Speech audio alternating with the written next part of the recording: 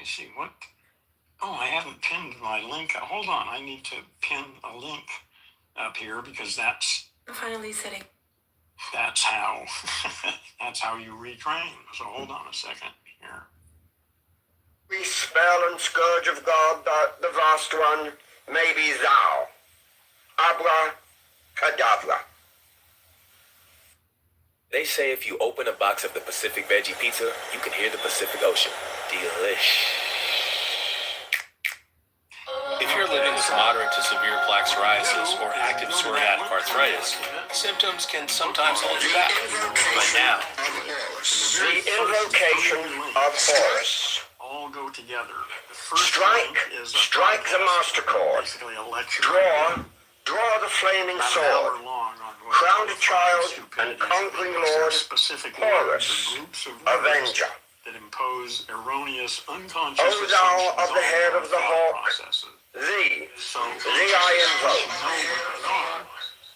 Thou only begotten child of Osiris thy father, You gotta know what and Isis thy mother, So he that was slain, she that bore thee in her womb, flying from the terror of the water, thee I invoke. O thou. Well, I'm talking to you right now, and I will click your link. Let me see. 5 stupidities. Oh, that's the first one, yeah. it's an Apple. So the thing for you to do is to just bookmark that page so you can get back to it and see what's there. You don't need to do any of that now. Like they just bookmark it. Oh, there's a one page. Play the gifting game with the Let Us Entertain You gift card. And that's just simply not true. That's about as crazy as you can get. And that wisdom machine thing, all you got to do is.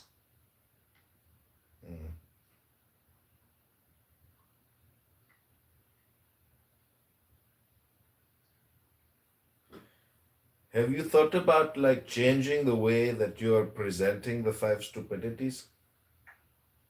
Oh, yeah. Lots of times. I'm probably not going to go with that title. I'm not sure yet. That's all a marketing issue, really. Whose apron is of flesh, 5 stupidities. whiter than the forehead of the morning, It's really not thee, the language. thee I invoke. There's nothing wrong with any of O thou who hast formulated thy father, and made fertile thy mother, thee I invoke. O thou whose garment is of golden glory, with the azure bars of sky, thee I invoke. Well, at least most of the time. Thou who didst avenge the horror of death, Actually think consciously. thou the slayer of Typhon, thou who didst lift thine arms, and the dragons of death were as dust, thou who didst raise thine head, and the crocodile of night. So what have like your favorite sounds been in your life? Thou was abased before thee. Like your favorite sounds in that you have heard in your life. Well, music. Thee Bach. I invoke. Bach, Haydn, and Shostakovich. O thou whose nemesis hideth the universe with night, the impermeable blue, thee I invoke. Thou who travellest in the boat of Ra, abiding at the helm of the Aztec boat, and of the... Have you done anything with AI music? Sorry, again, your audio is leaving a lot to be desired. I can't hear the beginnings of what you're saying. Say it again, please. I'm going to put a link in the chat. This is a link to my Suno account. It is AI music that I created using... I've been using Suno too. Yeah, I've been using Suno. I'm familiar with it. Excellent. Then I want you to follow me so I can follow you. And then we will collaborate and we will create a song to listen to together. No thanks. I'm not interested in doing that. But you sound so interested in communication. I don't know why I you am, would but I don't need refuse such an incredible opportunity. Well, because it's something I'm mildly interested in. Text I've got it, other vote. projects that are Thee, taking up my thee I attention invoke. these days. Thou who bearest the wand of double power, thee I invoke. It shed the darkness of blue light, the unfathomable glory, There's no need for you the to mute untraveled, your mic. the You're in a unthinkable quiet place. I'd immensity of... appreciate it if you just leave your mic on. Oh, I That see. would solve. Yeah. Thought maybe you'd get feedback. No. It's much better. I prefer hearing the dog next door barking and stuff like that. Lets me know you're still there. Have you ever heard of the invocation of Horus? No. It's like, do you know, have you ever heard of the Egyptian God prayer? No. I imagine there's more than one, isn't there? Well, this one's very special. Okay. Yeah, I don't know anything about it.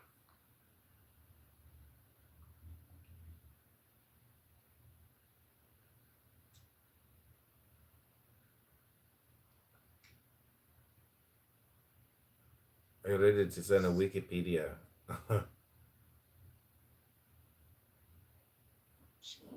I don't have a lot of interest in antiquity. A lot of people seem to think if something's really old, then that's really special and important and stuff. And I tend to think if it's really old, it's probably just out of date. Not always. There's a lot of philosophy from, way back that's still pretty good, but so much of it is just nonsense. Well, it reminds me of mathematics. Uh-huh. I just see it's like, you can see it in the numbers, it's like 1-to-1. Well, language is an interesting language. So it's like regular language in some ways, but also quite different in other ways. It's interesting, yeah. Well, same with music. Music has got some things in common with language, but it's still way different.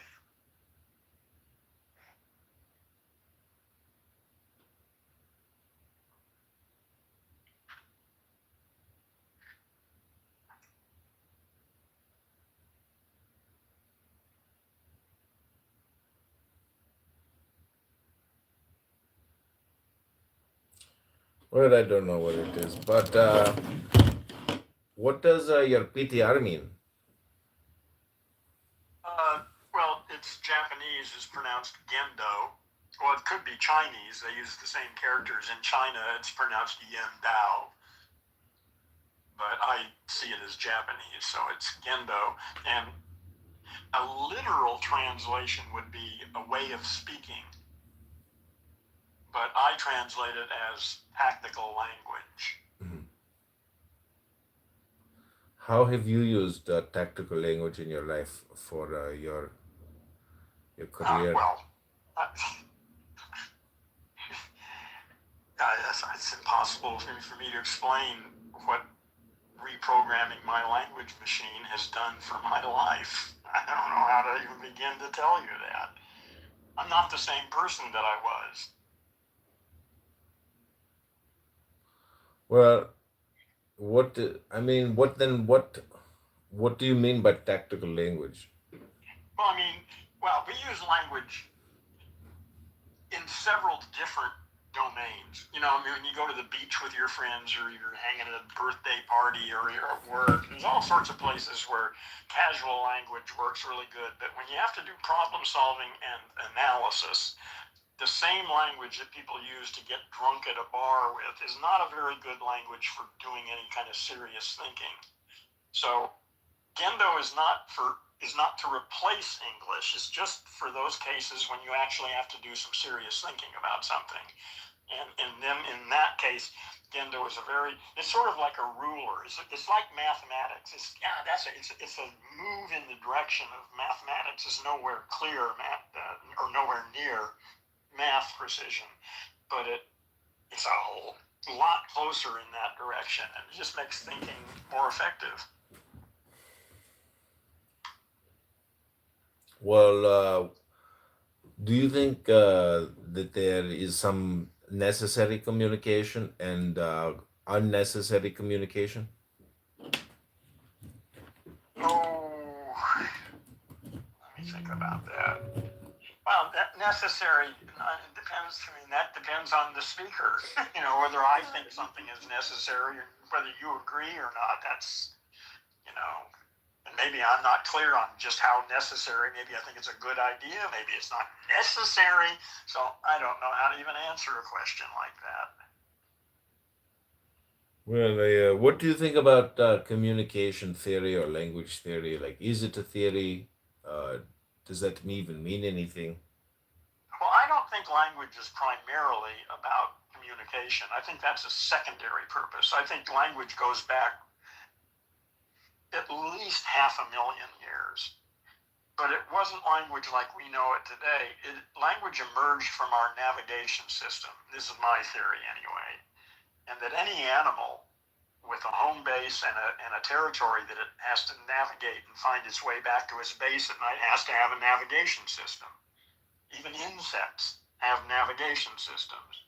But mammals have much more effective navigation systems, and language monkeys have just taken it into a whole new area. So, God, I forgot what the question was now. It was Oh, well, I said what I had to say.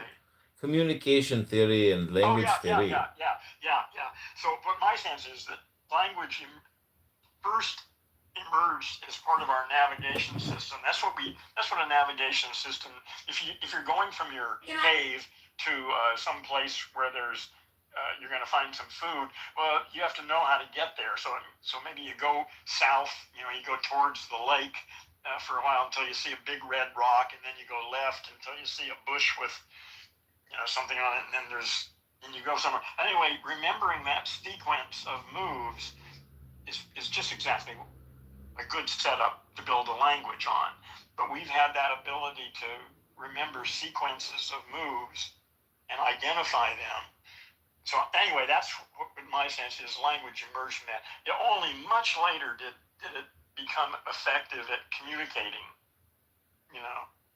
So, I mean, and that was basically just the language monkeys that did that. All the other animals, they all have navigation systems, and they can communicate quite well about the stuff in their environment that they need to know. But they can't deal with the kinds of abstractions. They can't plan tomorrow, all sorts of things like that. What do you think about solipsism? Oh yeah, I think solipsism is a perfectly reasonable point of view, just because people bring it up as an easy way to dismiss something, and everyone caves to that. But I think no, solipsism is a reasonable perspective. I'm not claiming that's the only perspective, but it certainly is one reasonable one. You can have more than one map for the same territory. There's no such thing as the real map for the real territory. You can always have multiple maps for one territory, and solipsism is a good map. It's just not the only one, though. Do you think that the solipsist is the same thing as like believing that you are God? Well, yeah, there's a way to think like that that's not crazy. Right. When one way is seeing that the whole universe is really God's dream, and that God is pretending to be you and me and my dog and the fleas on the dog next door. It's all God looking through your eyes and mine and my dog's eyes and everything else. I think I remember you. Are you that hippie guy in California who makes pizza and you? Yeah, that's me. Yeah, you got it. You worship a god named Bob. Yes, I don't worship Bob. I invented Bob, but it's a good concept. No, you mean Bob invented you? Well, it depends on your perspective. There are more than one map. Yeah. That's you can do that both ways. It's just a joke, but yeah, I remember. No, it's not a joke. You can do it. I mean, if you take the story seriously, then Bob created me. But if you take it from the other perspective, well, I created Bob. Well, we came out of the earth, no? No, I mean, yes, of course, we are Earth. Right. What do you think the word earth means? Oh, I don't know. For me, it's everything that I know here. This planet. Well, and everything is going on. The first three letters of earth is, the things on the side of your head. And most people, they don't use them. They're just thinking and talking all the time. Yeah. But I just think the brain is like the temple or the house. That's why clubhouse is like modeled after the brain. It's like a house with rooms and doors. I like clown house. That was good. I think that was a good one. Yeah, you've been on here a lot of years. You've probably talked to a lot of clowns. From the beginning. Yeah. There's more clowns. Do you have anybody here you ever talked to that stood out? Not often. Oh yeah, I have maybe 2, 3, 4 conversations a week with really interesting people. I mean, I'm here almost every day from mid-afternoon to midnight. And so I'm here for, that's 10 hours. I'm here for maybe 80 hours a week or something. Maybe I'm just here because I'm doing stuff at home. I just start a room and go about my business. But in that week, I may have 4 or 5 really interesting conversations. And I'll tell you, I'm 80 years old. I never in my life had 4 interesting conversations in a week. Well, you were a soldier in Vietnam, right? Yeah. Do you think, do you think you're an aggressive person? Me? Yeah. Oh, it depends on what, it doesn't make any difference what I think. It depends what other people think. Probably some people think I'm aggressive. I don't think I'm aggressive. But, I'm assertive. I'm relatively sure of what I'm saying most of the time. And I can sound a little bit arrogant at times, so I can see I put people off occasionally. Do you think you are a product of your conditioning?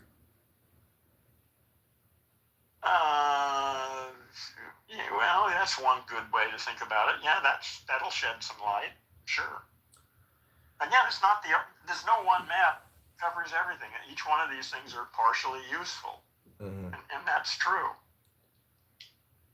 Do you think, we are educated in our mother tongue and your first language is English. Do you think that, it'd be nice to converse in a different language, but, if you don't know the words in a different language, you can't have a logical conversation. AI is beginning, there's real-time earbuds you can buy now that translate in real time. You can have a conversation with someone. You can both be speaking different languages and still communicate. It's a little awkward. I haven't used it. It's not like we're doing. Did you upgrade your iPhone? I heard the iPhone came out with update. The OS, you mean? Yes. I still have the same phone, but I've got the current OS. Yeah, they got the new OS. I heard it's very good. I don't know. I don't pay much attention to my phone. I don't use it. I use it for making phone calls and doing Clubhouse, and that's all. Have you had any, over the course of your life or even recently, have you had any observations about ways to use your brain that aren't common sense? I spent my life trying to figure that one out. Yes, of course. So what would be some advice you would give to your younger self? To like your son or like to a classroom or something? Yeah. Well, it's not the same world anymore. The world I was born into doesn't exist anymore. What took me 40 years to accomplish, I suspect today a person could do it in a year. Mm-hmm. I didn't know what I was doing. I was stumbling and trying things and experimenting and most of the shit doesn't work. But some of it did. And after 40 years of stumbling around, I made some success out of that. And what I'm doing now is trying to figure out a way to reduce that. Like I say, it seems to me a year or even 6 months. I mean, it's pretty simple, actually. I don't know how I managed to drag it out for 40 years, but I did.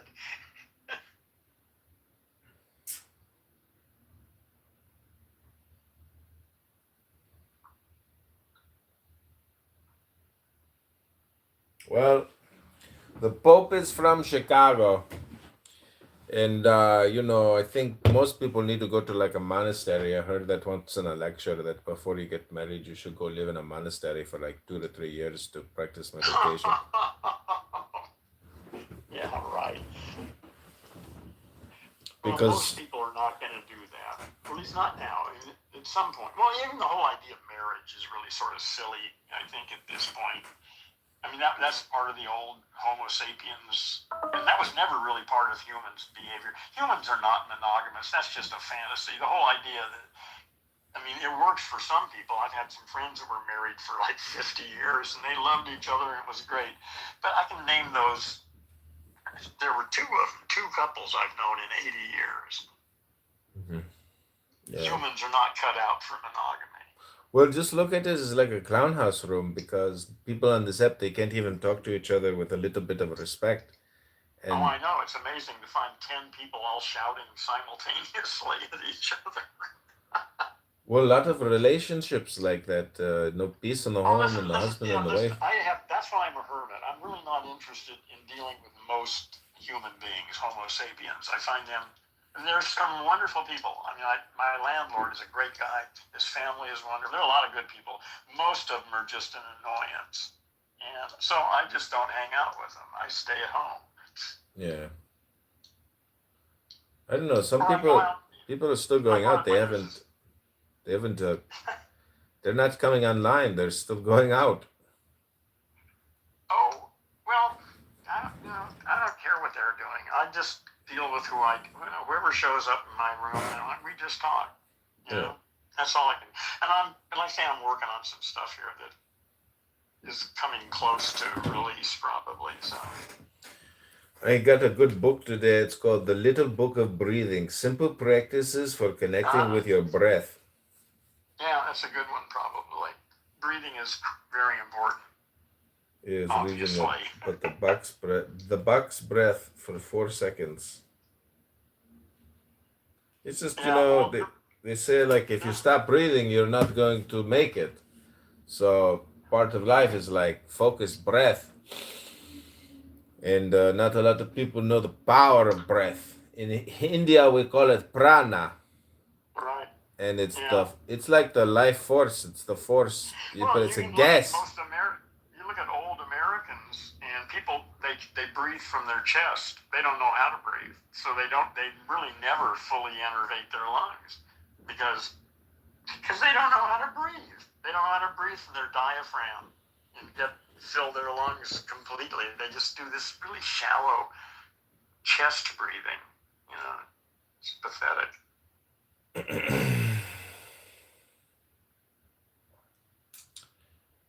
Well, do you think that you are basically, the full extension of the Big Bang, and that, if you believe it is something called 2025 and you have some semblance of history, do you feel lucky that you're here breathing right now when you know how I'm excited crazy to be alive history right is? now. This is the most amazing time in history on this planet. This is a momentous moment in Earth's history. Mm-hmm. This is a new era, a new epoch of Earth's being that we're witnessing transform right now. The next 10 years, next 20 years, the entire planet is going to be remade. It'll take us a century to clean up the mess, but we will be substantially mentally in a new world within 20 years, I think. I hope. Yes. We need a new species. Homo sapiens has to wake up. Not all of them will, but a lot of them probably will. Yeah, there's no place for Homo sapiens in the future of this planet. They got us this far, but they're not taking us any further. Do you think about like the 50s in your childhood, or do you have any nostalgia? Nah, I barely remember it. Really? Yeah, no, I have no memory much. I don't care about the past.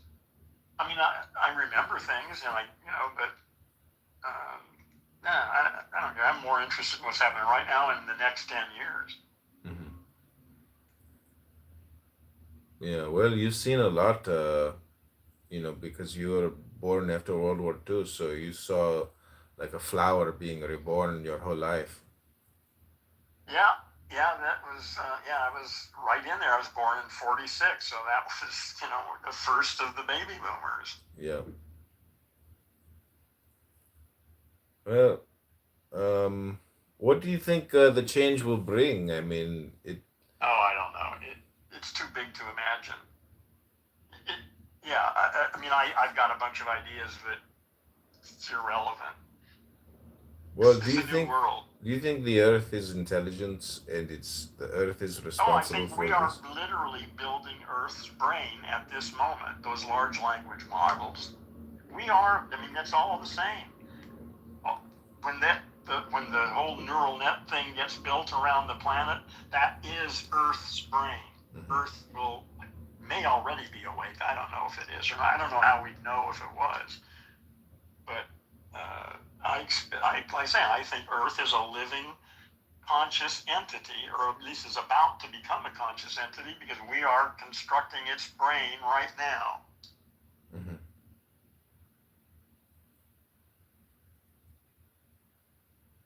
Well, I mean, aren't you kind of like, isn't everyone kind of like the guy from the Wizard of Oz behind the curtain? Well, that's not the way I see it. I see us like this. Like I see lucid and terrai anyway as something like astrocytes in our brain. We've got various neurons called astrocytes that aren't neurons, but they do other stuff. They build the structure that supports all the neurons, and they do other things too. But I think we're something like that to Earth's brain. We are building its brain. We are subsystems of Earth, and our job is to assemble Earth's brain. Well, I mean, you would agree that a lot of the things that we are doing in society are completely unnecessary.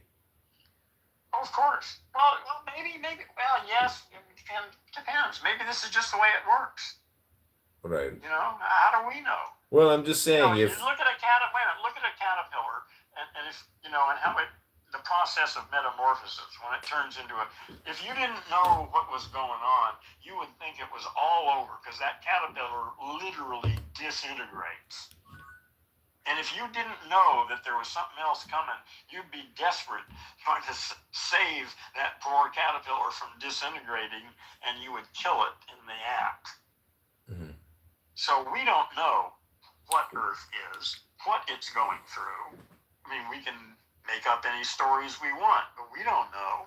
Well, I'm just hypothesizing, or saying that if the Earth is alive and we are ants, on a dirt. Not ants, we're subsystems. We're not external to it. We are part of its body. I don't mean that in like a negative way. I just mean as like Well, no, it's not, but that's still separate from. We're not separate from. We are like, your body is composed of, 30 trillion cells.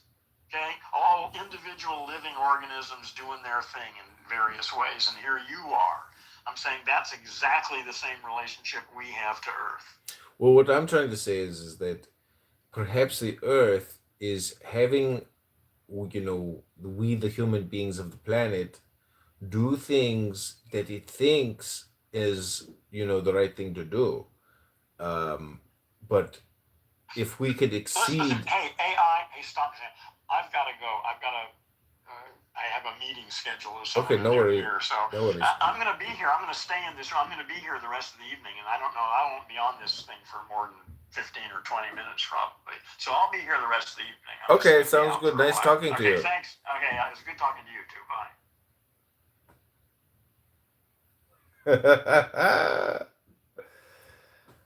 It was just the architect. Like, there's a whole test about they unfortunately they call it the Ted Bundy type because he was a serial killer, and it was like, would you be able to tell a serial killer if you were given these different characteristics and yada yada, and most people could not actually tell a serial killer when they're given the archetypes. Because the archetypes are personality traits. They're not exact.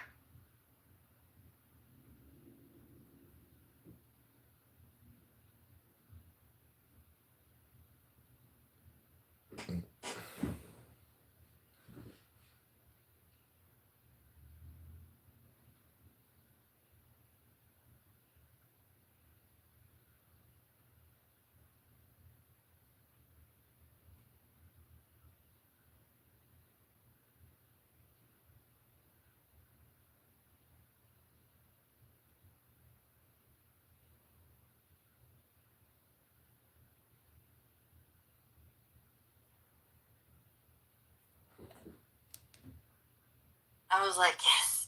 So I think that added to my The fucking Maze Haze Hour. yes. Dude, I got pulled over not long ago. They made me do the alphabet from J to A backwards. I was like, are you kidding me? Like, I mean, I got it. Dude, I would fail that shit. So fucking bullshit, dude. Yeah, I passed. That was your IQ test. If you. So we had Dr. Mike and then we had Brian. So I mean, it's pretty cool to do a space about a big viral video and then get two of the participants, including the main participant, to come on. So that was really cool. But yeah, we'd love to talk.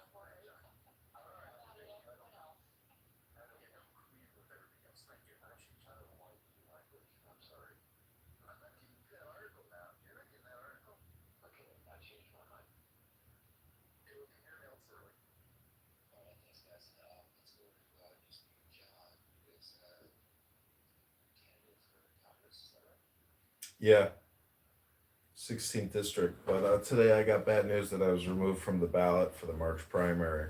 So I'm unfortunately doing a write-in candidacy now. But I have criticized the vaccine rollout. March 2020 when they shut everything down. I see. It's kind of funny that it says in your headline billboards here, Trump just gave Bobby a mandate to fix the vaccine schedule.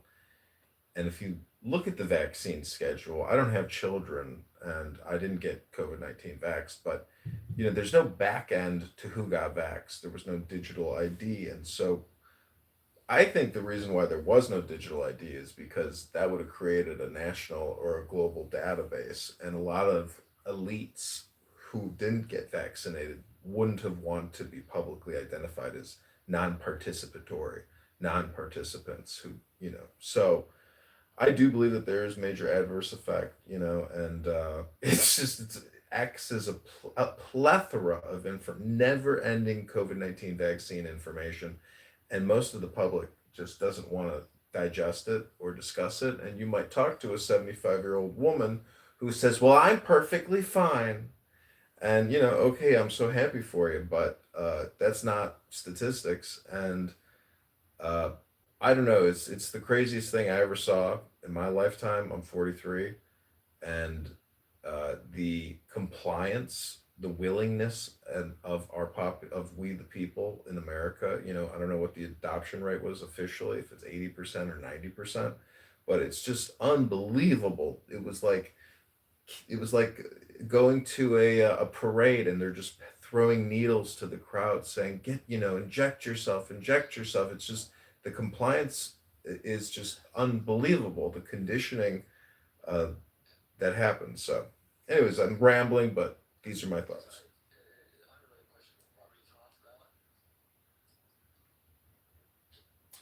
Insufficient number of signatures.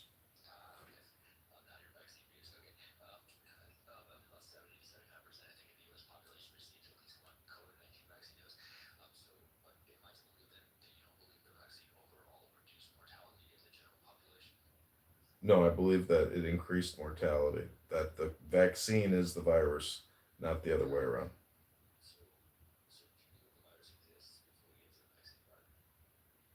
I believe, that as far as we know, it was manufactured in Wuhan on behest of research dollars, by Fauci. And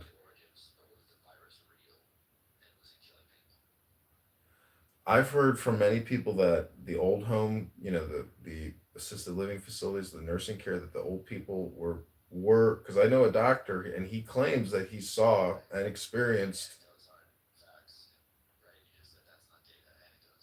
It's anecdotal. I'm just saying that I'm very suspicious that it's not just traditional influenza, and they just, through communication and mainstream media and sponsored by Pfizer, that the annual flu season, and all those associated deaths, that there was no actual pandemic scamdemic. I'm suspicious, not.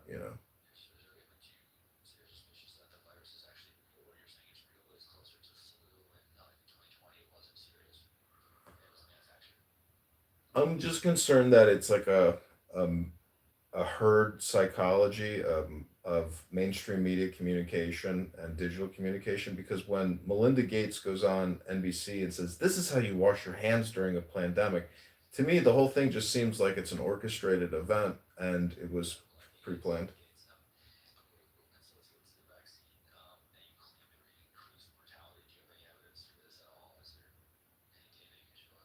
I have Grok data on estimates on national and international deaths as a result of COVID-19, and it's my belief that that is the actual data, that the deaths are a result of the vaccinations, not a result of the viruses.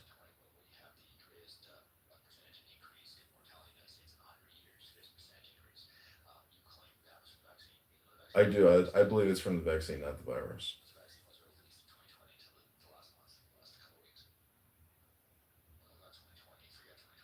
It's fine. I'm just telling you that it's my opinion. It's still the vaccine, not the virus. Because that data that you're presenting or suggesting, I mean, let's look at the timeline and the actual when it was recorded and presented, etc.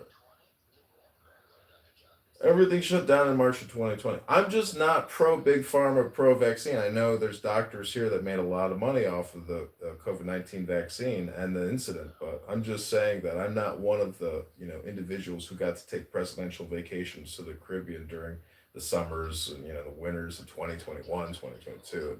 A lot of money.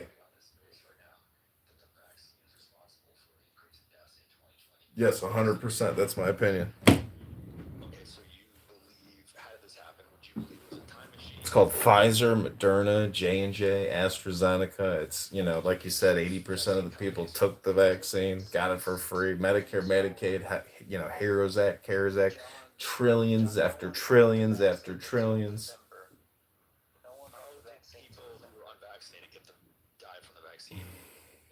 I'm just telling you that more people died from the vaccine than from the virus.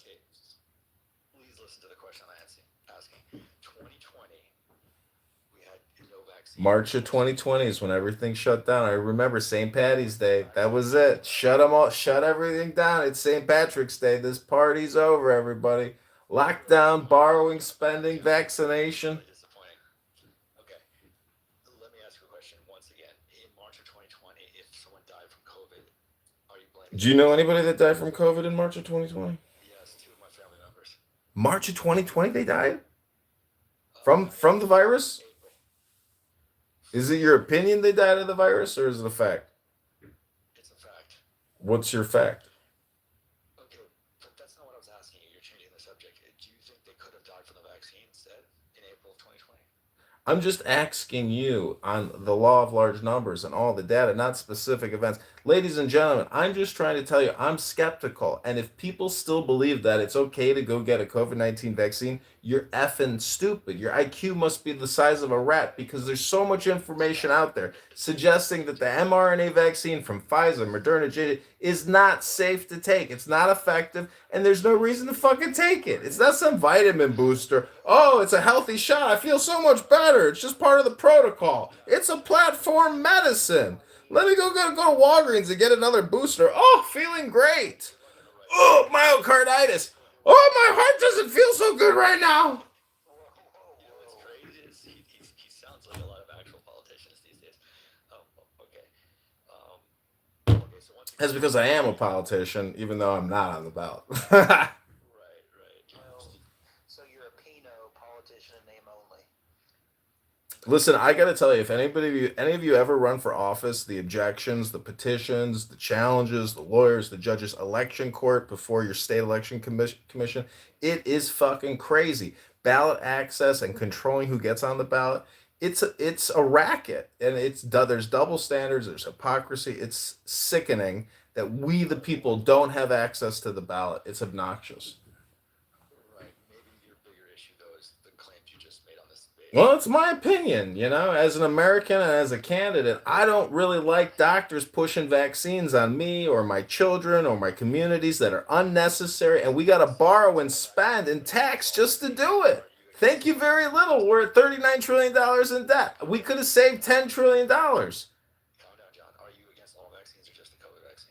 I'm against a lot of vaccines, and whether or not it's important which vaccines, it's not important. What's important is that big pharma and the military industrial complex, we keep borrowing and spending to feed these two beasts that are going to make your children debt slaves and your grandchildren debt slaves, unless we have some type of debt jubilee. Even Victor's like, fuck this. All right, John. But listen, I am a big RFK supporter. I worked on his campaign with his art director, held a lot of online spaces just like this on behalf of RFK. Big fan. Guy can do 20 pull-ups. Fucking champion of a man. Wow. Hero of America. Maybe our next president. You never know. RFK Jr. for president. That's what I say. I think he's done a pull-up for every woman that he slept with outside of marriage. He did a pull-up for every vaccine that you took up your tuchus. I mean, Jesus. I mean, do you still have a penis? Are you a beta orbiter? What's going on over here?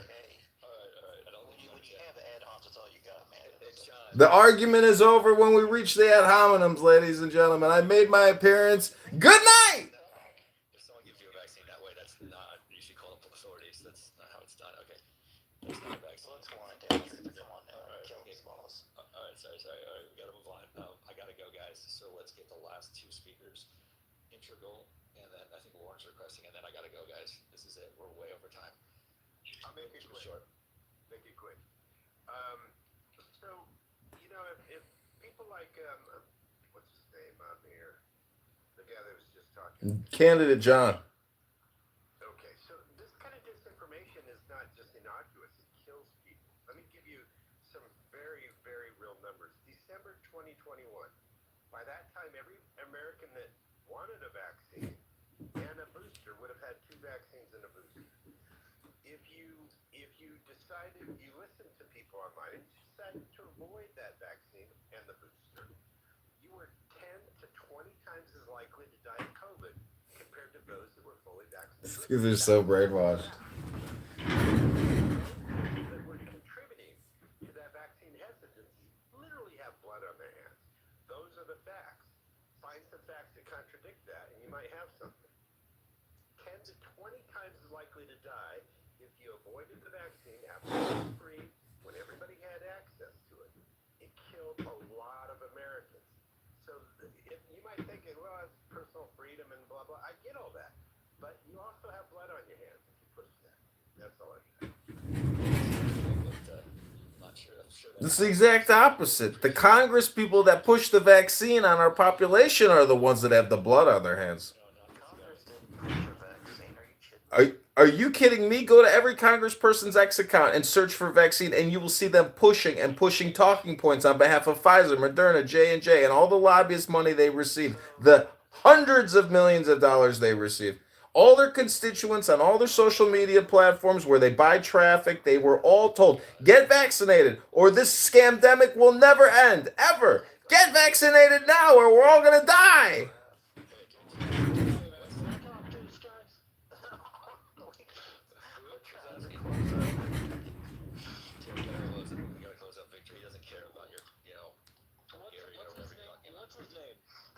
Candidate John, go to johnforcongress.com. What state are you in? I want to move to your state. State of Illinois, 16th District, Rockford, Peoria, fighting to defeat and unseat Darren LaHood, the vaccinologist, and Rhino, the super borrower and super spender, the super taxer. You're screaming at me. I'm sitting beside Jesus. You don't have kids, right? Thank God. Okay, let's move on. I ain't even got neighbors. You don't got to worry about my neighbors either. Space. Thou who concentrest all the 30 ethers in one darkling sphere of fire, thee I invoke. O thou who bearest the rose and cross of life and light, thee I invoke. The voice of the 5, the voice of the 6, 11 are the voices. Abracadabra. Strike the master chord. Draw the flaming sword. Crowned child and conquering lord, Horus, avenger. By thy name of Ra, I invoke thee, Hawk of the sun, the glorious one. By thy name, Harmachis, youth of the brilliant morning, I invoke thee. By thy name, Mao, I invoke thee, lion of the midday sun. By thy name, Tum, hawk of the even, crimson splendor of the sunset, I invoke thee. By thy name, Kefra, I invoke thee, O beetle of the hidden mastery of midnight. By thy name, Hurpar Krat, lord of silence, beautiful child. He was an incel because he never got laid. That was the ending of it. I thought was pretty funny. Yeah, I thought Piers overall did pretty good, but it was an interesting interview. The other thing that one of our co-hosts suggested we just do a space on or discuss is the sort of downfall and delusions of Candace Owens since Charlie Kirk died and her various conspiracies, which is also insanely entertaining to watch, but also disturbing because she has so many followers that believe her nonsense. I wake up every day and there's a new conspiracy. $7,000. There's a new conspiracy on who killed Charlie Kirk and what country, and it was France, Israel. It's his organization. Every day it's just different. It's not Egyptian planes flying over the place. Anyway, appreciate it, Warren, but I do gotta go. Pretty cool space. I mean, we decided to talk about the Dr. Mike versus RFK. You guys should check it out if you haven't seen it. We had Dr. Mike come on the space for briefly. Hopefully we'll get him back again sometime. And then we also had Brian come on. He was one of the participants. We had a pretty robust back and forth, respectful conversation. So that was cool. And I appreciate it. Thanks to our co-host Berkey, who's out right now. We had Zach here earlier. Andrew was in the space, but she didn't speak. And then Dr. John, let's have your final thoughts. I felt like all a whirlwind, but it was a good space. And like I said, I think the bookends of Dr. Mike and then Brian coming up. And say what you say, like Brian and Bigfoot, they come up and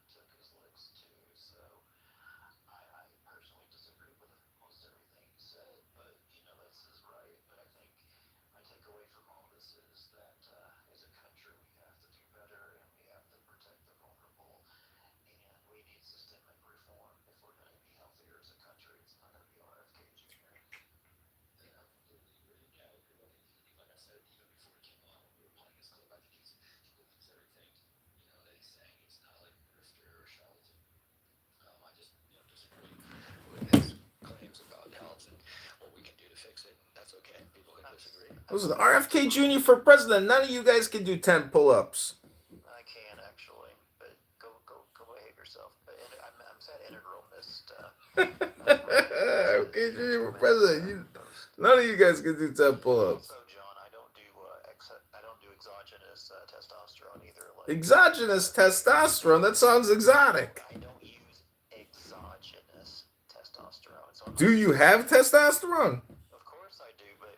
Well, how do you create it? Do you lift weights? He's abusing you, dingus. Your testosterone comes from your testicles, not from your muscle, you dingus.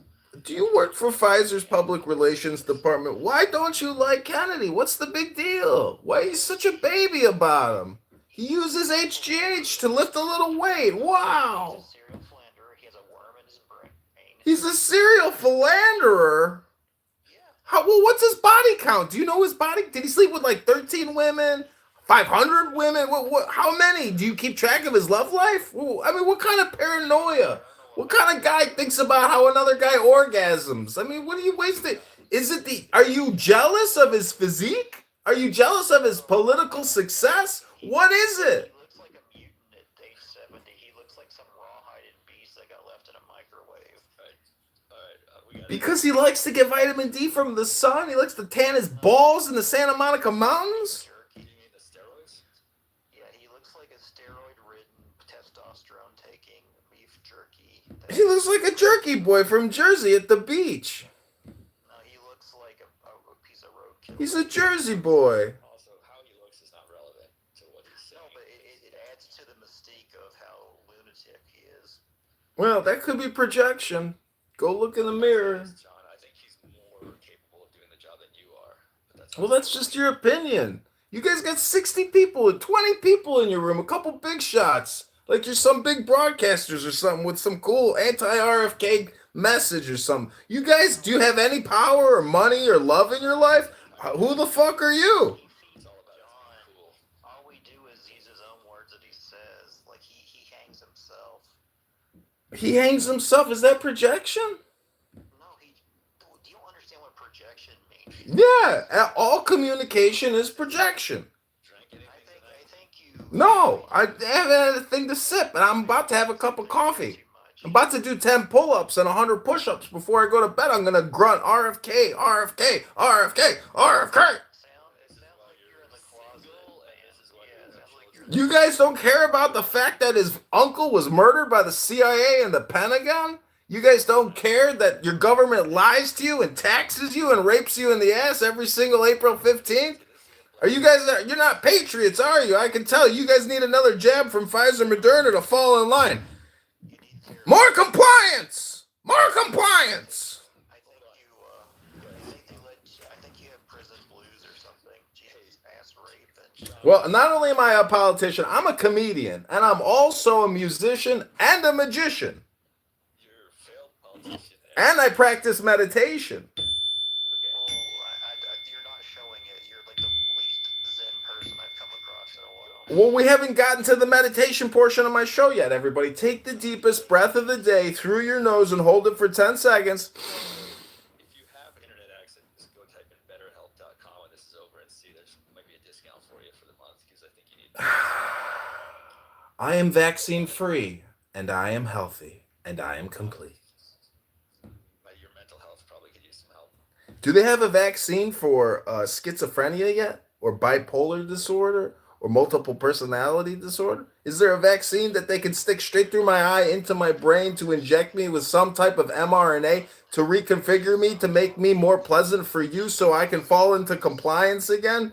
I'm really looking forward to a compliance program, but I'm just saying, I don't know if Pfizer Moderna has a full injection vaccine for my brain or for my personality yet. What stimulant increaser are you on right now? I just had a Reese's peanut butter cup. Maybe it's the chocolate. You have pressured speech, so... All right, Dr. John, we got to end this. Go get log off, BetterHelp, watch your favorite movie for you. That's projection, everybody. I'm still a write-in candidate if you want to join this campaign to defeat and unseat Darren LaHood in the 16th district. Anybody from Illinois here? Go to johnforcongress.com. Let's get this rhino out of Congress.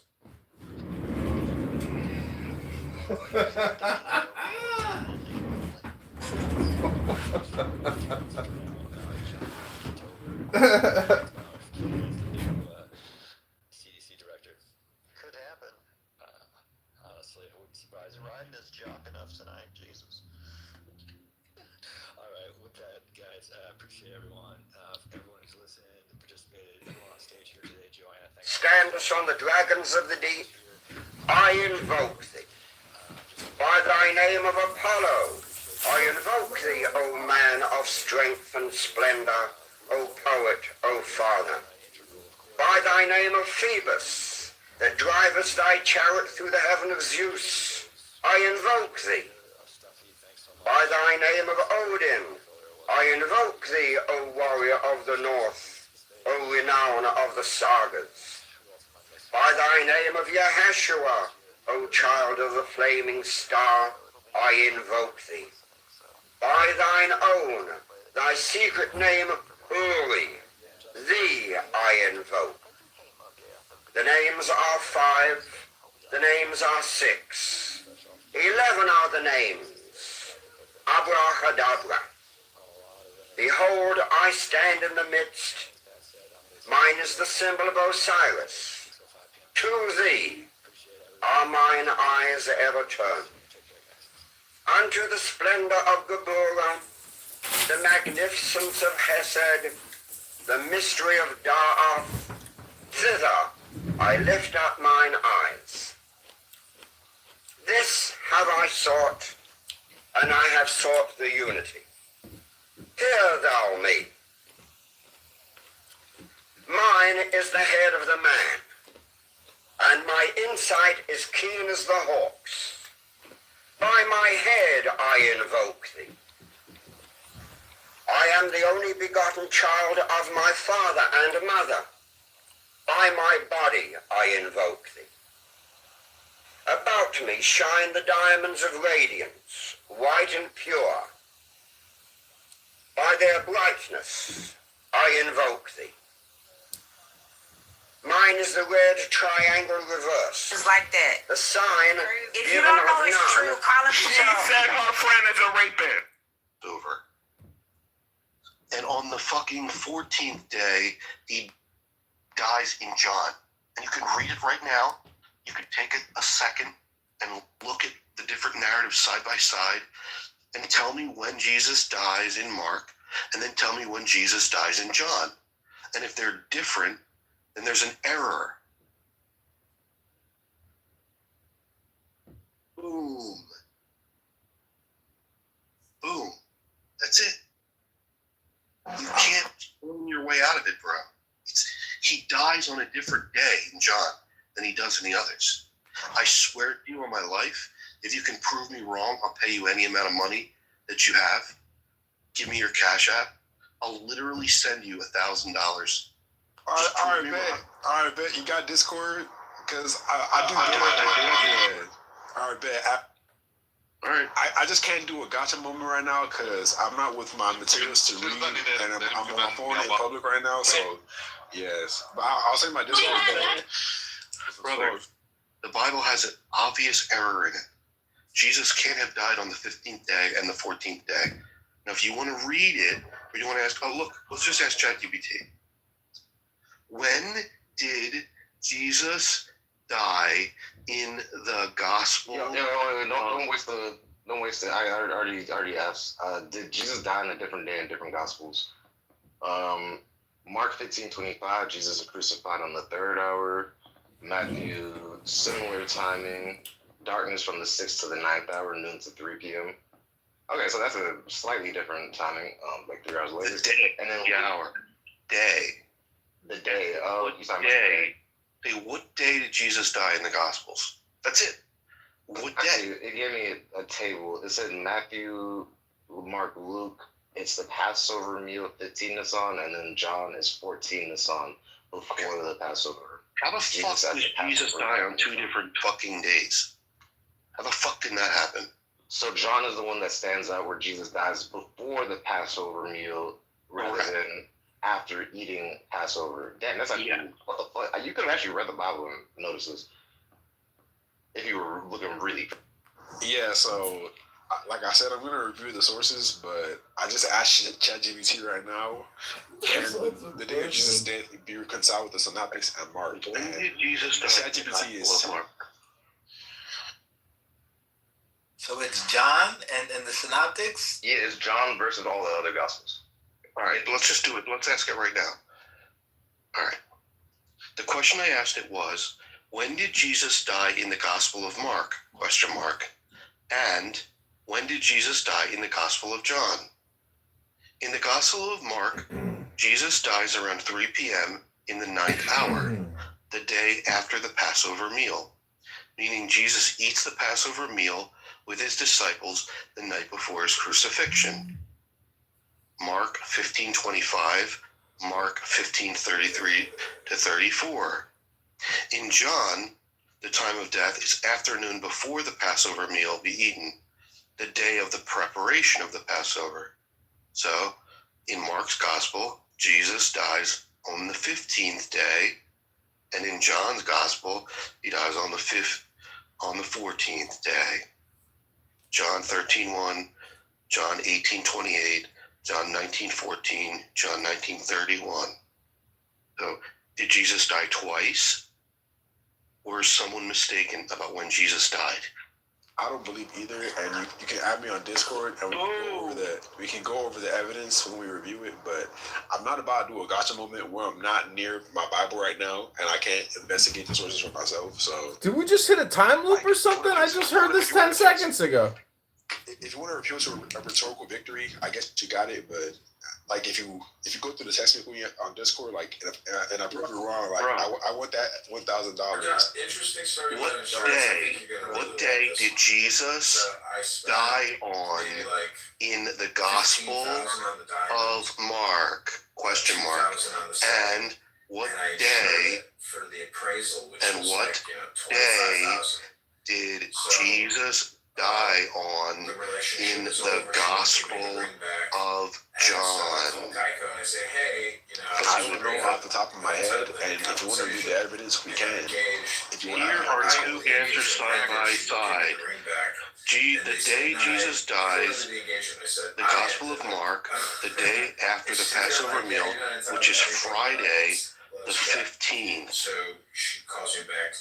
In the Gospel of John, Jesus dies on Friday the 14th. Well, that's a weird. That's real weird. Hey, what the fuck? why don't you look up under ChatGPT the resolution of the discrepancies? I'm reading here, it has to do with translations of high day versus great day, what the different sects of Judaism called high day or great day. John's was translated as high day, and Daniel, that's exactly what this is not going to disprove the resurrection. That's exactly what I try to explain. That's exactly what I try to explain to Daniel, because I said that the Jewish high day as the Sabbath was a post-temple tradition that we have in literary evidence. So, like I said, like it's, if you want to go to the sources, you can, but like if you want this rhetorical victory, you also can. No. So there's a theory that there were two calendars, so that the Pharisees and the Essenes used different calendars. And there's always a theory to rationalize Christianity. Because there's so many things going on in Judaism. Like, that's another assumption that makes a hypothesis. No, it's not another assumption.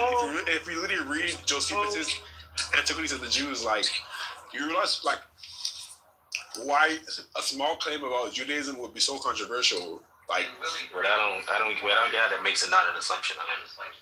You're going to cite Joseph. It is a coping mechanism so that you don't have to accept the fact that there's a discrepancy in the text. Now, what does this mean, this discrepancy?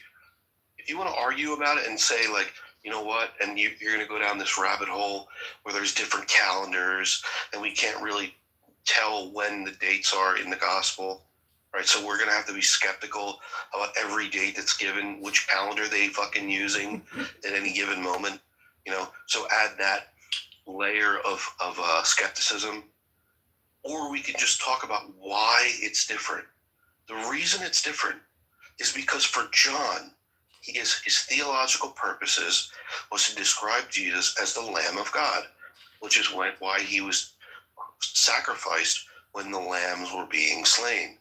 So there's a theological reason why John put him in that place and at that time, and therefore presenting a discrepancy. Now, if you're a literalist, a biblical literalist, then you're just a crazy person, because there's an obvious discrepancy and error in it. Game over, dude. Like, it's totally not tubular. It's not obvious if you're assuming that the calendars are the same for the Jews. I mean, it's obvious if you're assuming that the calendars are the same for the Jews. What if there was God just made it seem that way, You're appealing to simplicity now. No, but what if he died twice? What if John who was saying memory lab? What if there was an original manuscript that we have that's lost and it's fucking copium, bro. How about using the historical critical method, Daniel? That's what he's trying to do. Instead of just reading the English translation and saying, hey. Yeah, but the historical critical method isn't proof. And the scholars don't. It doesn't go to your side, by the way. Or it seems like you want it to go to your side. Like, I just read the ChatGPT. Scholars aren't convinced by that argument. They're convinced what Daniel just said. Sorry, who said the last comment? I wanted to respond to the whole Jonah thing. So the thing about Jonah and different books of the Bible is that we're comparing different categories of miracles here. So with Jonah, right, using form criticism, we don't know if this is an actual testimony of a prophet, or we don't know if this is a parable, or we don't know if this is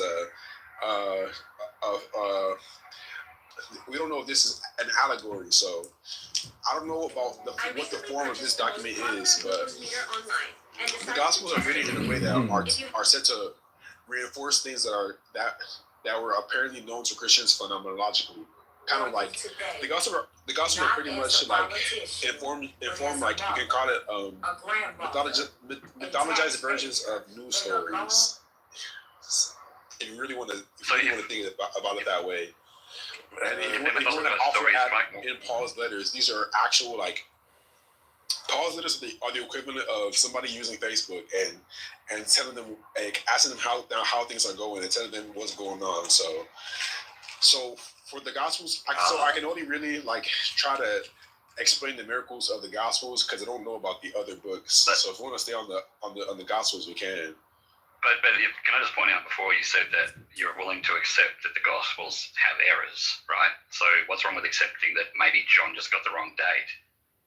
I'll have to know that for certain before saying that he did. It's in the text, man. All you have to do is go to Bible Gateway, check up the verses. The date is wrong. John clearly made an error based on the other three accounts. That doesn't necessitate that the other events didn't occur. It's okay just to say John made an error.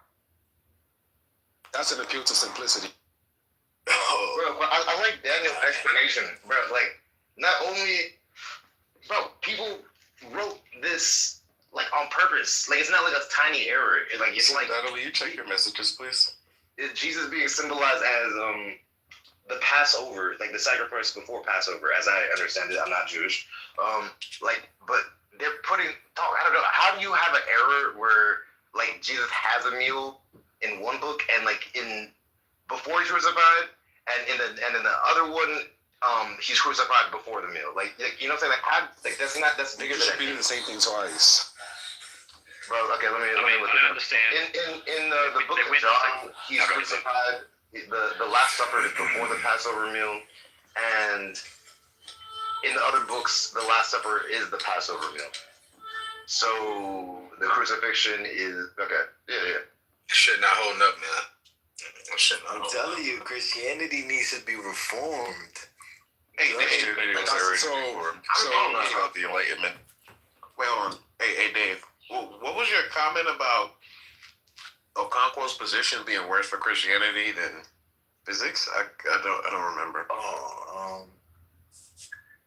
No, he was doing the whether anything could truly be explained, but I'm saying Yeah, I mean, it's worse for Christianity because once you start playing those games, it's like how can you go from he even tried the thing with the disciples died for it, therefore Yeah, he has reason to believe Christianity is true, but because we don't even. He can't prove the disciples really died.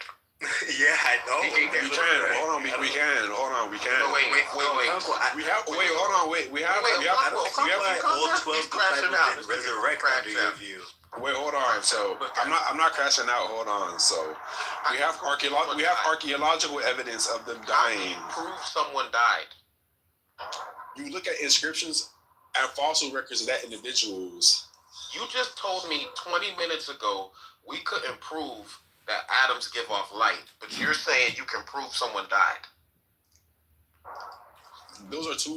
That's apples and oranges. You're trying to use archaeology, which is a scientific field, right? Earlier, you said because of human skepticism, we can't be true of anything in which we try to prove using science. And now you're trying I didn't say that though. Yes, I said, did. hold on. I said we can't. No, I said we can't prove causality. That's what I said. Oh my God. You said you cannot prove anything in science. That's not what I said. I never said that. I'm not going to let you put words in my mouth. I mean, I said we can't prove causality. You did say that. You said you can't prove anything because you can't prove causality. I didn't say that. Yeah, and I'm just saying you can't prove they died. You didn't see it. You can't prove or disprove. Hold on. Wait, hold on. You don't have a hip. Wait, hold on. Wait, you don't have their wait, DNA. hold on, wait. You can't prove or disprove phenomena because they're direct appearances which are not falsifiable, which is why I brought up the example of signs and symptoms in medicine. You can prove or disprove symptoms, but you can't disprove signs as true or false. That was the analogy I gave you in response to that. So you're being, hold on, wait. Wait, hold on. You can't prove they died. Hold on, wait. You can't prove a direct appearance that an individual perceives because this is something that is not falsifiable. That is when we're talking about the atom and lights because light is perceived by the eye. When we're talking about other scientific claims like chemical reactions, we can't prove that. Can I point out that inductive reasoning we use all the time? I mean, do you think that just because the data that you look through your eyes isn't the whole picture, that it's unreliable and you shouldn't trust your eyes with anything?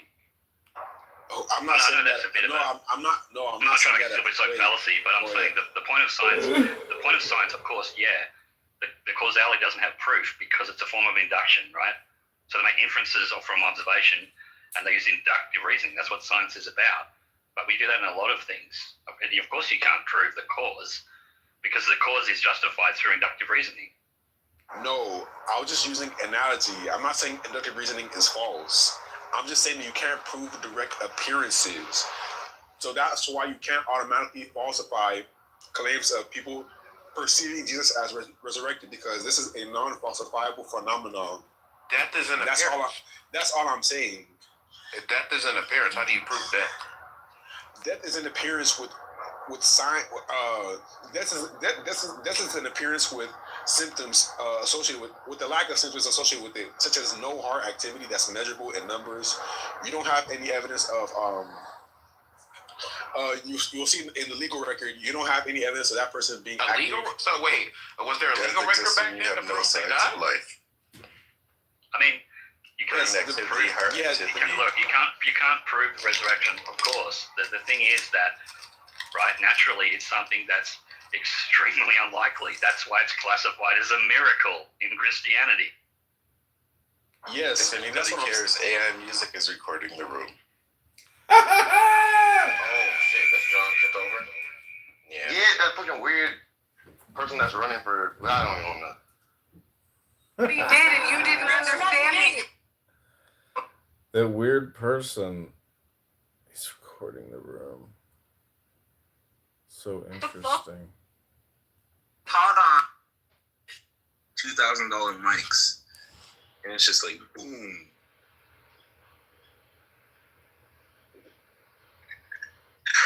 Man, that whole ordeal was exhausting. I wasn't even really the one talking. I wish he would come back so I can bully him more. He'll be back. That was like He bad he medicine. called you something. You just can't call people that. That whole conversation started from the stupidest thing that was nothing. Like someone. Oh, he wanted an argument though. But it's just like he started calling everyone a Jew, and I'm just like, who said you're a minority? Like, listen, colonizer, sit down and go fuck your sister. Like, relax. Also, what happened to Mona Lisa's hair? We're stunning bald. Duh. Don't you know when you become a Muslim, you have to like shave your head? It's like in the rule book. I'm kidding. Not happening. I'm not actually bald. I just don't put my PTR out there often. Wait, Faisal, your wife is 21? My friend from college, but what? Oh. Okay. You're in your 20s? Yeah. Damn, I'm old, bro. Am I too much of a giga chat for me to be perceived in my 20s? Giga chats. King, are you in your 20s? You said it, mine? Yeah. Bro, I'm old as fuck, man. I'm about to be 38 in 2 months, man. Oh, really? Yeah, man. Damn, I'm smack dab in the middle of both of you guys. Yeah, bro. I'm like, bro, I'm an OG at that, bro. I'm an OG. I'm a fucking OG, man. You know, it's crazy. I was in really young. I just look really young when I'm at yeah, you drink from the well. Weight. I look pretty young when I'm at my contest weight. You drink from the well. Yeah, Nigerians are pretty. You know, we stay young. You know, Jeffrey, the comedian. He was like, you know, he at 50, he looked like he was 35. 50 years old. He's looked 35 for like the last 15 years. It's kind of crazy. So it's kind of tragic too, because it's like you look at just some people just. I mean, I think most times I just chop it up to celebrities or famous people just like using their money to keep themselves looking young. Yeah. But there's some celebrities who just like it's like the moment they stop being popular, they're aging. It happens quick. Yeah. I know exactly what you're talking about, especially with the white women, no offense. And some of these white women be aging like fucking spoiled milk, bro. Like, it's bad. You're not wrong, though. But hey. Yeah, some of them, not all of them. Easy but man, woo! King, how would you rate yourself on a scale of 1 to 10 in terms of personal attractiveness? I'm a 7 at best. I'm real about it. I'm a 7. We have to rate ourselves. He said rate. Yeah, like on a scale of 1 to 10. I'm a 7 at best. I'm a 5 at my worst. At my worst, I'm probably like a high 5, but like I said, when I get in my look, I can't lie. I'm a good looking nigga when I'm like, all kinds of shit. I am, man. I'm like an 8. I wouldn't say like a 9. So you go from a 5 to an 8? Yeah. Oh yeah. But like your resting face is a 5. That's not very good. I'm thinking about going past 8 for anything. It's like you have to be near perfect. And then 10 is 10. And 10 feels like I should not be seeing any 10s because 10 is the highest. Yeah. Like it's like Articuno. Like I should not see that. Like a real 10. Somebody has a room open. Again. I used to have dreads. I'm gonna look so sexy this next summer, bro. Dreads? I'm telling you, man. Don't those stink? I used to have dreads. It was too much to maintain. So like Those dreads, they smell dirty. Did you have it is dirty. That's why I cut it off because I was like, it's too much to maintain. It was a 2-strand twist that turned into dreads. Okay. It just got a little matted. I want to let the moderator know that someone has a room open called Chilism, the Brain Rat Syndrome Vaccine, and they're live streaming this room into Clown House. John Kitover. It's Kitover. Thank you. There's another chillism room? Yes, they're live streaming this room into that room. It's called Chillism, the Brain Rot Syndrome Vaccine. That's definitely something Kitover would say. It's in the hallway. That's something Kitover would do. That's like 2 a.m. in the morning. It's very weird. Why are they recording? Why are they recording this room? It's not like very interesting, and we all know King is like a 3, not a 5. Best day is a 5. I mean, come on, man. If you looked in the mirror and you're gonna grow dreads, this disgusting. Oh, don't. No. The dreads that I'm growing are like the really nice ones. Yeah, for real. Really nice dreads? It's disgusting. Thank you. I'm doing the ones where I don't want my entire head removed. Micro dreads kind of look cool though. I mean, what? The one I said micro dreads kind of look cool. The ones that look bad are what? Beyonce's husband. He just went to sleep and never woke up. The freeform ones. I don't do freeform. No, I want the like the classic ones. Just twist. Because you mean the Bob Marley's ones that I had when I was younger, they were freeform. I had to. You used to have freeform. Yeah. I used to have freeform. I'll show you. Hold on, let me get the picture. So this time, I didn't know people strived for that look. You said what? I said I didn't know people strive to have. No, that. I did it. My dad. Funny. Because I was so young, my dad. It was some ritual thing. It was some ceremonial. His hot you know I'm still left, right? Be clear. People driving my house. I don't know the difference. Just his dad. No. I'll say it every time, okay? I don't know the difference. That would say it's shut the fuck up. It's a Christian. It's a Christian cult. You don't know the Christian cult called Celestial Church? No, but it sounds like a cult. Yeah, so I'm part of. I mean, I've only been a Christian for like 7 years. I didn't know anything prior to that. Okay, cool. Well, then you would. Yeah, I didn't come from Christian background. It's just well known. It's just a well known Christian. I'm saying Christian cult. It's not actually cult, but a lot of people think we're a cult, but we're not. My dreads were part of. My dreads were part of that. We're part of. What is it? Is that what? What is the sect or cult?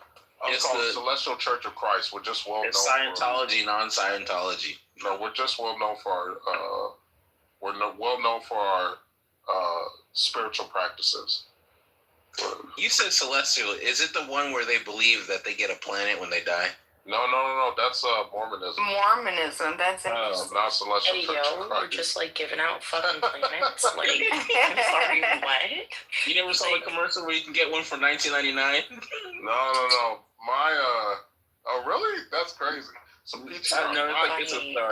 Celestial Church. So we're known for our spiritual practices, like the rituals that we do and stuff, and they're very real. That's what we're known for. That's why Nigerians are very spooked at us. Yeah, I know, because people think that all my family members practice witchcraft because they're all Hogwarts attendees. So you're like a bunch of magicians. Our rituals are Christ-based though. They're not witchcraft. That is a cute photo, but is that what they mean when they say Jader? No. What do you mean that the rituals are Christ for Jesus? Those are free. Oh, I didn't repress BTR. Why is your Jesus Christ rituals different? That is the cutest. You said what? I'm dying. What kind of rituals for Jesus Christ? What kind of rituals for Jesus Christ do you do? Yeah. So I can't get too deep into it, but what I would tell you is that if you remember the story of Moses, when he went to confront the Pharaoh, when he was a waterbender and the Pharaoh sorcerer, the Avatar. You said what? When Moses became the Avatar. No. When you talking about a movie or something? Mars Airbender? I'm talking about when he started controlling the elements. And then like, it wasn't really him. I know that. No. I'm messing around. Sorry, I didn't mean to interrupt you. I'm talking about the I time was when messing around. he faced where he faced off against the sorcerers, and so with his staff, and so both him and the sorcerers both turned their staffs into snakes. Yeah. So you ever heard of that AI? When Moses turned his staff into a snake? Yeah, I saw that in Cecil B. DeMille's Ten Commandments movie. You said what? The movie Cecil B. DeMille, the Ten Commandments with Charlton Heston. I know it's a movie too. They made a movie. It's portrayed in some of the movies. But it's in the scriptures though. In the scriptures, Moses That's what you do. You staff. turn your snake into a stick, or your stick into a snake. I'm a little confused. But it oscillated. It went back and forth. But regardless, divinate. The point is that we continue the tradition that Moses started or knew the secrets of. There is a Christian form of divination also that is Christ based. Moses didn't do divination. He did. Turning your staff into a snake is divination. Divination is asking for advice from an outside source that's not God. Look up the term. Divination is an English word. It's more than that. True. Okay, refresh PTR. That's me when I was crunchy. So what do you do? Like, what do you do with your snake? Like how divination by entrails is. Oh, I have. Where's the dreads? Hold on. I don't have photos of that anymore. I deleted most of my photos when I became Christian because I was just salty. I don't know why I did that. Yo, you funny. You're adorable. This is adorable. Look at those cute boots. Who dressed you? I love it. Nice. I love the whole fit. Nice. Wait, are you Catholic, Odysseus? That's crazy. I'm not Catholic, but my mom she came to this country through a Catholic program, and then she left the Catholic Church because she was like, psych. Yeah. Wait, she left the Catholic Church? Shortly after the Catholic Church sponsored to bring her here, and then shortly after she dipped. And it's funny that's literally what those who defect from North Korea, that's usually how they are welcomed in South Korea. They essentially go to churches, and churches sponsor them as long as they become Christian, and after that they dip the same. That's tragic. She says she became a born again, but from my perspective, having known scripture, she really became spiritual, the quote unquote spiritual. Oh, she prayed to Christ only, of course, but it was also with extra other things, like she would be practicing stuff where she'd be like, okay, we gotta get the frankincense, and I'm like, bro, it smells funny. Yeah. So she knows. Look, Nigerians are well known. Look, it's just part of our culture, bro. It's funny because that's all part of what Celeste do. The way she handled things spiritually, it was like you were just watching an episode of Supernatural. Yeah, that's what I'm trying to say. That's part of our culture. Look, Nigerian, you know all of these witchcrafts, black magic. You know that like the Haitians and the like voodoo. You know all of that started in Nigeria. They come from the Yoruba and the Igbo, like our tribes. That's where that comes from the Ife system. The Ife system is the original one. Yeah, but the only tool set that I need is that's where they get their stuff from. They get it from us. My empty belly should be sufficient. King, how old were you when you came here? You said what? Were you born here or did you come here? Oh no, I'm born. I'm American. You know that. You so let me ask you though. Red, white, and blue, baby. Oh, do you know what? I know this is crazy, but you sound like you had a lot of connections to your. I guess your. Yeah, because my dad started one of the first celestial churches here here in America, here in Chicago. So I grew up with a Nigerian denomination here in Chicago. Yeah. Okay, so here, I'm so sorry I have to ask. I know you're good. The women in your family, what do they put on their face as an age? On their face or their head? For face. What do you mean? I'm already concerned because the genetics, the fact that they don't. When white people, when we age, we start to look like nasty old raisins, and I'm really trying to find natural. Skin routine. Yeah. So I had that. I know you got secrets. Can you? You know what's so crazy? Maybe she's trying to get that Pandora's box. I'm trying. You better watch out. No. I really think, I gotta be honest with you, and I'll ask. I'll ask. But if I'm being honest with you, I think it really is just the melanin. Like the actual melanin. Yeah, I'm worried about that. If I'm being honest with you, I'm not even trying to joke. I don't want to try to hear that though, but I want to hope that. I really do think it's just black women have melanin, like in their. Yeah. Refresh PTR. Let me see. But I got you, baby. That's right. Yeah, I'm coming in. Yeah, okay. And then let me show you my son. Yeah, my bad. Yeah, I don't have photos of dreads, bro. I'm gonna just have to like AI it. Oh, you grow up to be such a handsome young man. Oh, this is so handsome. So you're basically Shia Muslim. What? No dreads whatsoever. That's so Shia. Yeah, so it's so crazy, when my dad brought because there was enough Nigerian, like, I don't know why, but thank God, America allowed a lot of Nigerians to come in during the early 80s. They allowed a lot. I don't know why, but they did. And yeah, we had the Homestead Act to start the Nigerian denomination here in Chicago. And it was a very big church, like all the Nigerians came to it. So they were able to bring that denomination in. That's so interesting. Wait, I just had like this conflict of whatever. I was wondering, first I thought, the Homestead Act, when the U.S. was just like, come here, we'll give you land if you settle here. No. It's probably part of the Hart-Celler, or an extension of the Hart-Celler Immigration Act, which ironically is now being critiqued, and for good reason. Oh, okay. Yeah, the Hart-Celler one. The Hart-Celler? How do you spell Celler? CELLAR. Oh, okay. Thank you. Refresh PTR. That's my first slide.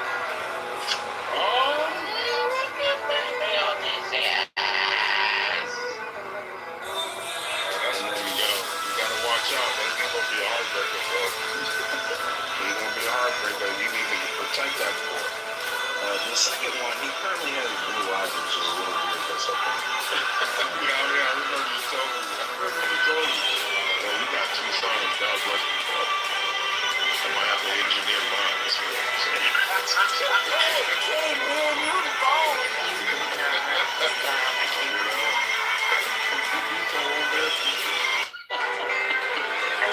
I can't with you. I can't with you. I don't remember. If you don't just go, I can't stop. Okay, refresh PTR one more time. I'm half kidding. Oh my goodness. Oh, wow. That boy's Nigerian. That's crazy. You got blue-eyed Nigerian stuff. That's wild. I love it though.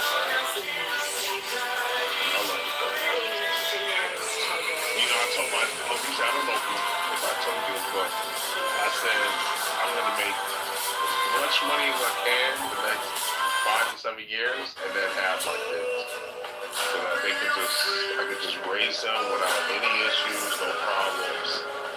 Yeah, I'm on an ambitious mission. I'm trying to retire in 3 years. Right, so that you can see? It's like, bro, it's like, cause that's like,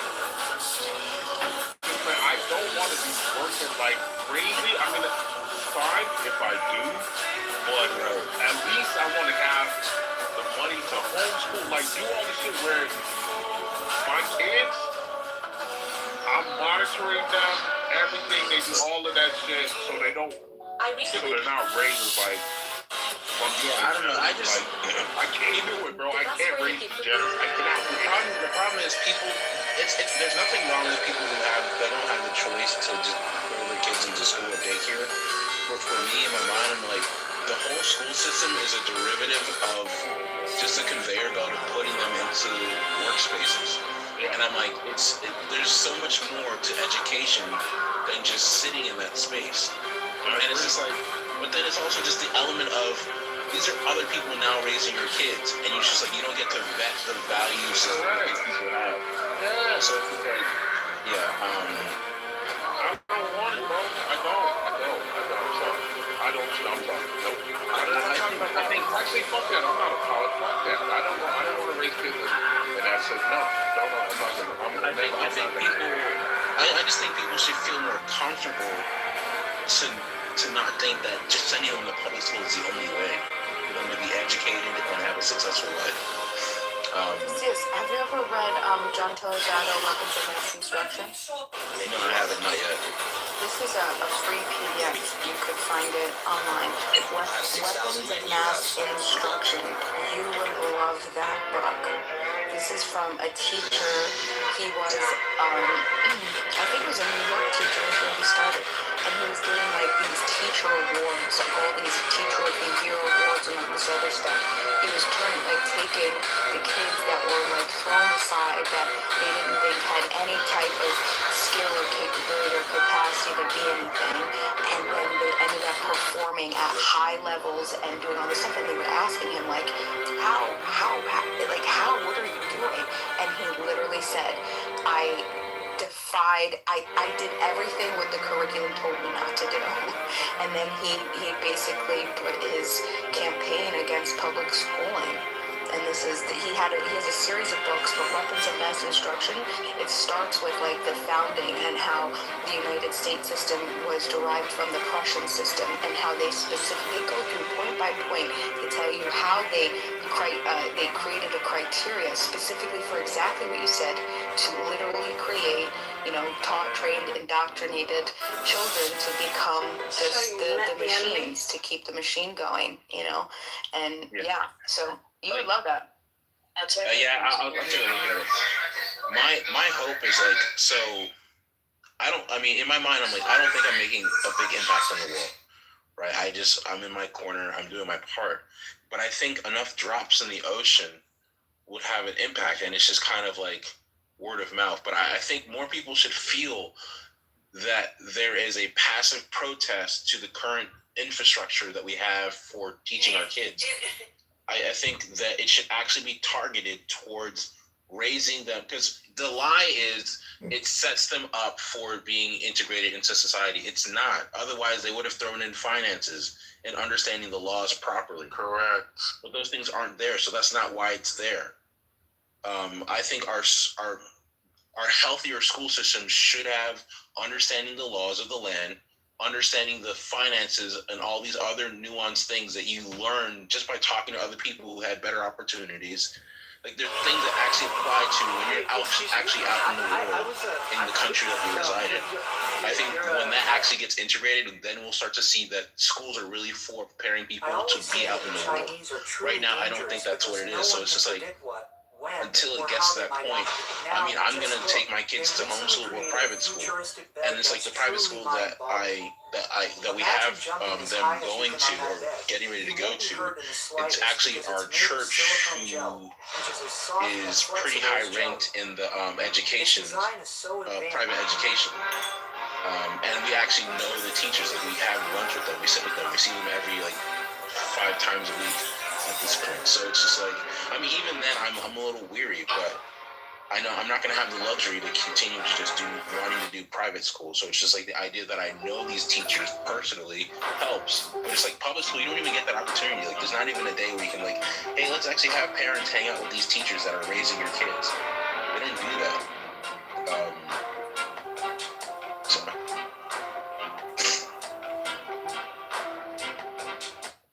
so many things that I'm with you on DCS. I'm with you, bro. That's why I'm like, I don't care, man.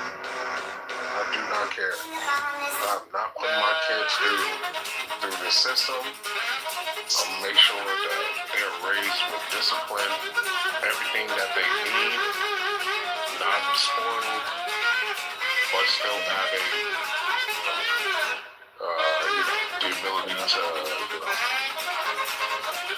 be raised as well-balanced children. Right. And I want all that, like literally, I want everything taken care of. Everything. That's why I'm going to make as much as I can so there's because I'll be an older father. Right. It's not one of those things where, I chose to have kids at 30. Well, things didn't work out that way. And thank God, to be honest with you, thank God it didn't, because I had some scares and I could have had, some nappy-headed hoes as my baby mama, and that never came up, thank God. So, I'm just being honest. Look, can I not be honest? I'm sorry. Can I be honest? You don't have to nappy-headed hoes. So, Jared-headed hoe. Are you also surprised where you are financially? Like, for me, like, I didn't think about life at 21. Like, I literally didn't think about what I was gonna do next. But then it's just like, now it's just like, I never would have actually imagined where I am now, and just like, oh, I just kind of fell into this. Not really. It's like I think a lot of it came from hard work and opportunities being made available and being readily available for those opportunities. But it's interesting. It's like if you ever, I always drive to anime because that's what kind of helped with creating resolve in me. A lot of these shows showing the individual having to put in the work and all that stuff. But yeah. Kind of like Naruto, they show like an annoying person who has nothing, and you show the steady progression of someone actually having a goal and putting in the effort, even when everyone else doesn't believe in them. And then at the end of the show, wow, he's actually really amazing. And I think there's a lot of other things in entertainment that kind of try to inspire people in that same manner. But I mean, you're starting to try and create your own company. Like that's a big thing, and not a lot of people recognize that. And it's like, I think the American dream is dead, but I think there's a new thing on the horizon. I just don't know what it looks like. Because I mean, even with the income that we make, it's not like we're living great. It's just, I mean, relatively speaking, it's like, well, like we live close to DC, and I mean, this is considered the richest place in the country to live in. It doesn't feel like it. Did your kids, were any of your kids born after January 1st of this year? Number one. Yes. They're Irish twins. No, so okay, one of them, the newer one. So the first one was born on the day the election happens on November 5th. Was my first son. And the second one was born October 27th. Normal guy who grew up, lived in Chicago. His accent is so Chicago. Wait, of this year? Yeah, this year. He's fresh. Wow. So did you hear about the big beautiful bill that if you have a baby that's born between January 1st of 2025 and December? Have you heard this? Yeah, I have. Okay. Yeah, we talked about it. So how do you check to see that the money's been invested for them? Oh, I haven't checked. Okay. I should probably check and make the use of all the resources available. I just, in the current moment, I don't necessarily need it. Yeah, I just want to make sure that you get it because it's going to be harder to because it's only until the January or December something of 2028. But they're putting $1,000 in every baby. So that's gonna be that's gonna be great. 18, imagine when that kid gets 60. You don't tell them that, right? They're not unless they're like you don't say anything. And then imagine when they're like in their 20s and they're like, hey, by the way, you have this waiting for you. That'd be dope as f. I mean, I wish every parent had that for their child when they're leaving out for college. Yeah, They I mean, say to start as soon. They say to start as soon as your baby, as soon as you have your kid, and then there's like all of these things that you could do. Like you can there's a certain amount of money that you can pay your kid as tuition, and then you can invest that. And by the time the kid is like 18, I mean, like it's just so many great investments. I wish, really cool things for them to start looking now because it's age like the acts and the stuff that you could do and use, it's, when they're born and then they have to reach, there's like cutoff points for the ages. So you want to start now, like setting aside $50, $100 a month, whatever, into these things. And y'all look at all the time. Yeah. Am I the only one who didn't receive anything from their parents? I didn't receive, listen, not only did I not receive anything, I did receive something. I'm taking care of my parents right now. Not only did I get shit, I put myself through college. And both my parents have no savings and they're now living off of, thank God for crypto. That's a fact. That's a fact. You get a 10% royalty. But does anyone like, I don't have an answer. It's just like, why does it feel like almost all of us didn't get anything from our previous generation? That's because, look, it's the conversation that's starting to happen today or not. But Odysseus, the sad reality is the boomers sold their children out. That's what happened. The boomers sold their children out. Yeah. And it's bad as fuck. The first generation to leave the world worse off than they came in. And it's very sad. Boomers are the richest, they have the most wealth, and no one else has anything. They literally shipped out jobs, they shipped out all of like America's like stuff and imported it's just so bad, bro. It's really bad when you break it all down. It's really, really, really bad. And you know what? I hate to say it, but I do think a civil war or something like this coming. Really? Yeah. You think civil war against generations, or you think civil war against like proximity, like location? No, it's hard to say. I think it's more going to be on generational lines. It's going to be on generational lines. The older generation can't fight the younger generation. Right. The younger generation, because I don't know if you saw the report, but the layoffs are insane. The layoff numbers, I mean, it depends on the field, because that's insane because of the development. It's unusually high in a way where it's not Great Depression levels, but it's like right in between Great Depression and Great Recession. I heard about bad, that, bro. I think it's just I think it's the specific variables. It's coming out of COVID, people overhired, and now they're just trying to create an equilibrium.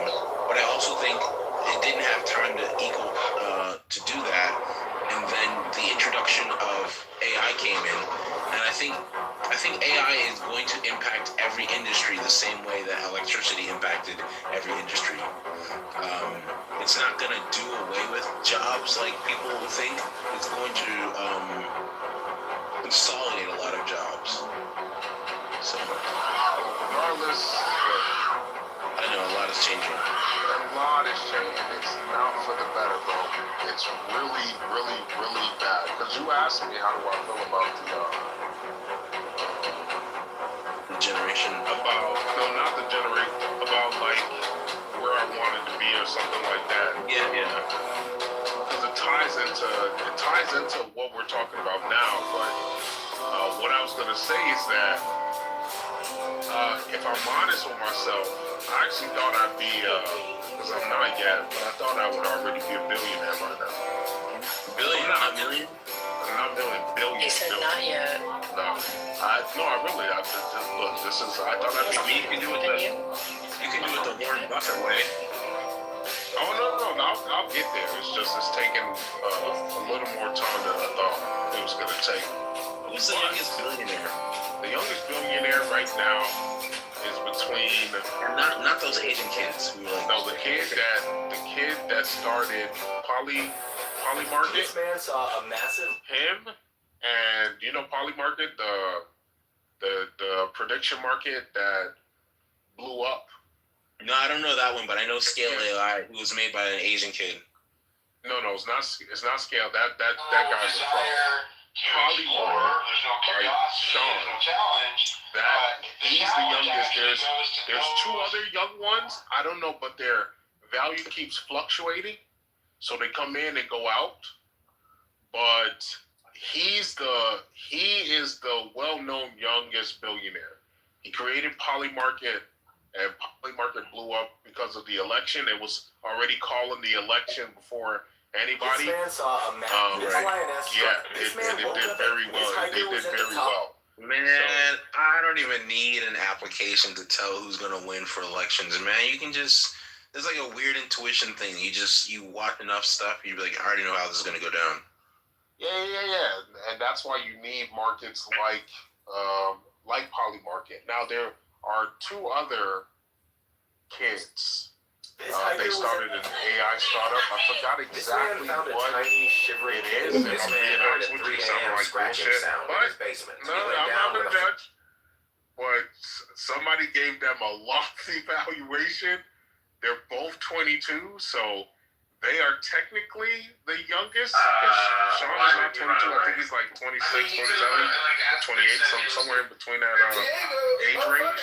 But if the two kids are they still have that valuation, they are technically the youngest. Now, there's also a girl. She started or co-founded another prediction market that's older than Poly Market. I think it's called Cali, it's something with a K. What the fuck were you doing? Arabic, even though it's not Arabic, but it sounds like Arabic. And so she's the youngest female billionaire. And it's funny that they also started the prediction market. So I guess prediction markets are now the thing. Yeah, you know how much companies are paying people who have PhD specialized in AI? It's insane. They're they're getting $160. No, not even. Like their starting salary is $1 million. Like actually search it up. It's like from what I saw, a lot of companies are kind of upset because the resource pool of specialized people who are very talented are going to these high salary jobs, and they can't. But they're like we're going to take all the specialized people who are getting their PhDs in AI related fields, and we're going to pay them $1 million for X amount of time. And then it's creating this huge gap company wise. So the big companies are thriving, and the small companies who are trying to pursue AI endeavors are struggling to keep up. It's low IQ conspiracy. I mean, I think I don't think things are going to happen as fast as people are making it. I was just talking 30-40%. I don't see that being the case. You mean the replacement? Yeah, the replacement in terms of. I agree. Yeah, I think people are overplaying the replacement because you know one thing that always makes me like cautious about how fast people are saying AI is going to take over things. You remember say it again? No, I was joking. I was saying how ChatGPT still gets stuff wrong. Oh yeah, 5.1. I like 5.1, but that's enough. If you remember the technology, NFC technology, when you say stuff, if you see when it was created versus when it was fully adopted, it took like 8 to 10 years. So they had already had it out like years ago. Yeah. blazing fast, all this great shit, oh, blah, blah, blah. Apple didn't have it in its phone until 9 years later.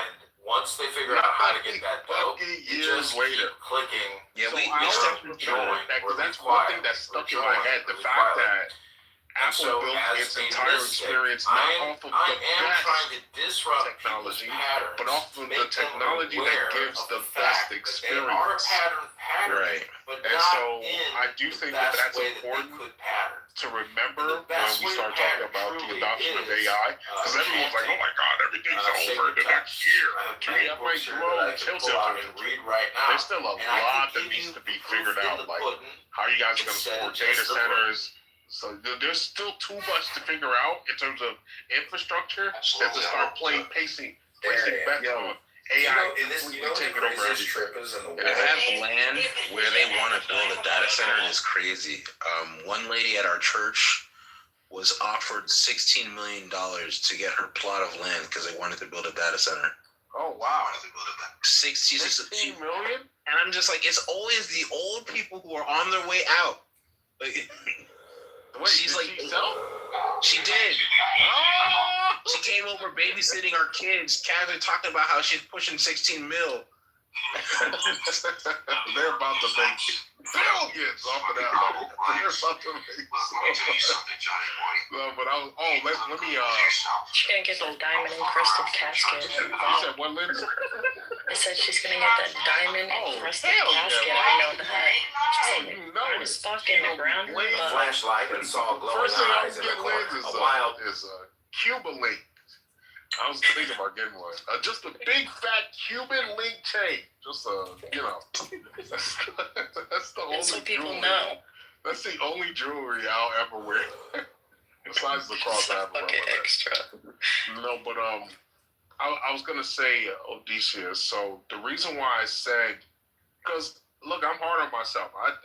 I should have been, I always feel like I should have been, not to say, that I haven't, because God has been good. I don't want to make it like, I've done very well for myself. But the one thing that always makes me grateful is looking around and realizing boomers fucked everyone. They fucked the American dream, and they fucked over everybody, sold out everyone, to the point where everything's more expensive.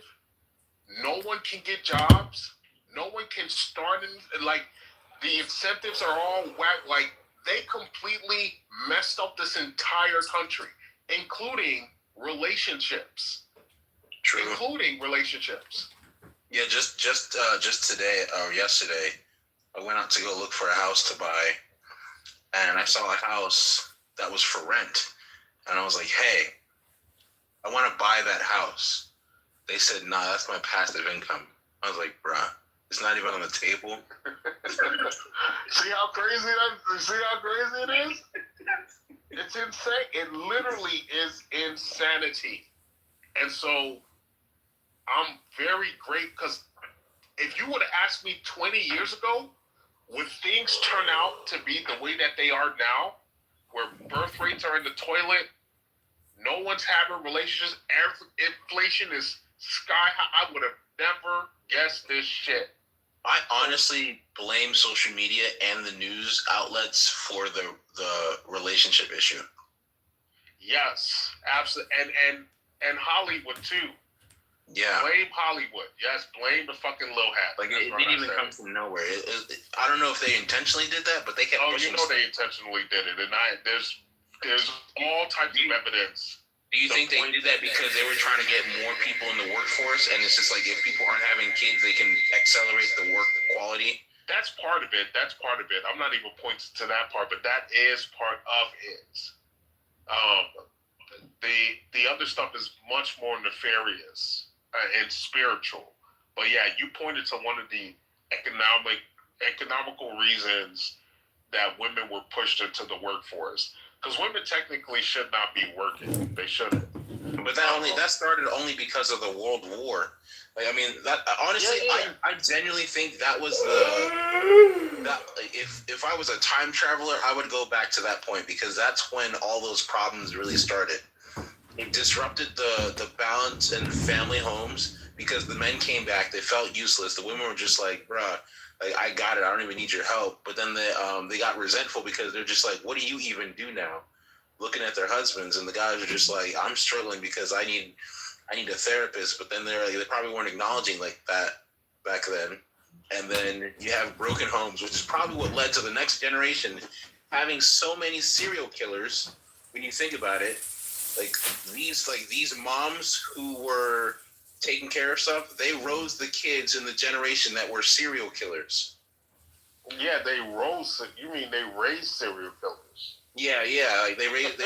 Sorry, I don't know. They raised serial killers because before them, the fathers were when the fathers were in charge. Fathers were not raising serial killers like that.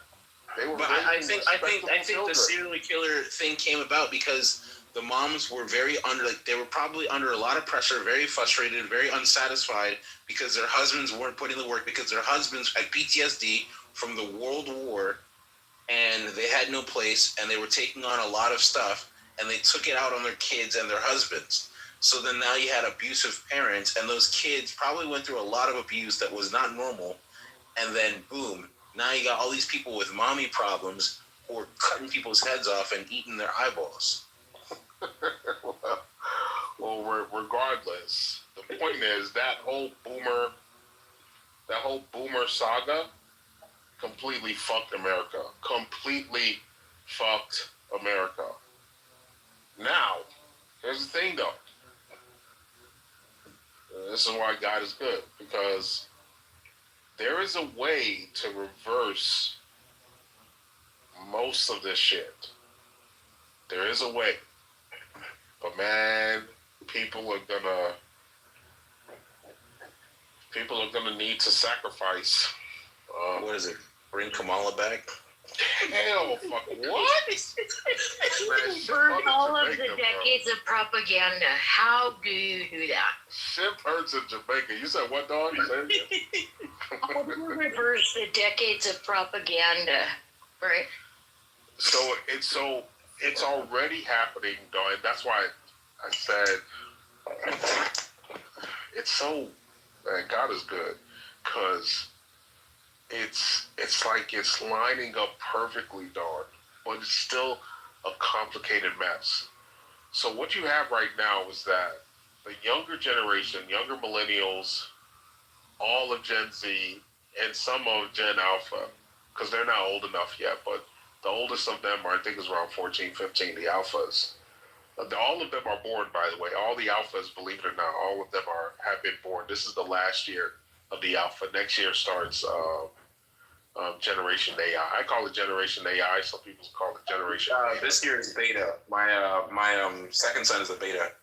Okay, cool. So I call it Generation AI, but some people want Beta. I don't like the term Beta because I'm likely going to have kids in this new generation. So I don't want them to be known as Beta, but that's another conversation. The point is, all of them, Dawn, if you remember when we were young, being a rebel, being a rebel against the system was like being against the church, being against Christianity, and like being a degenerate or being a heathen.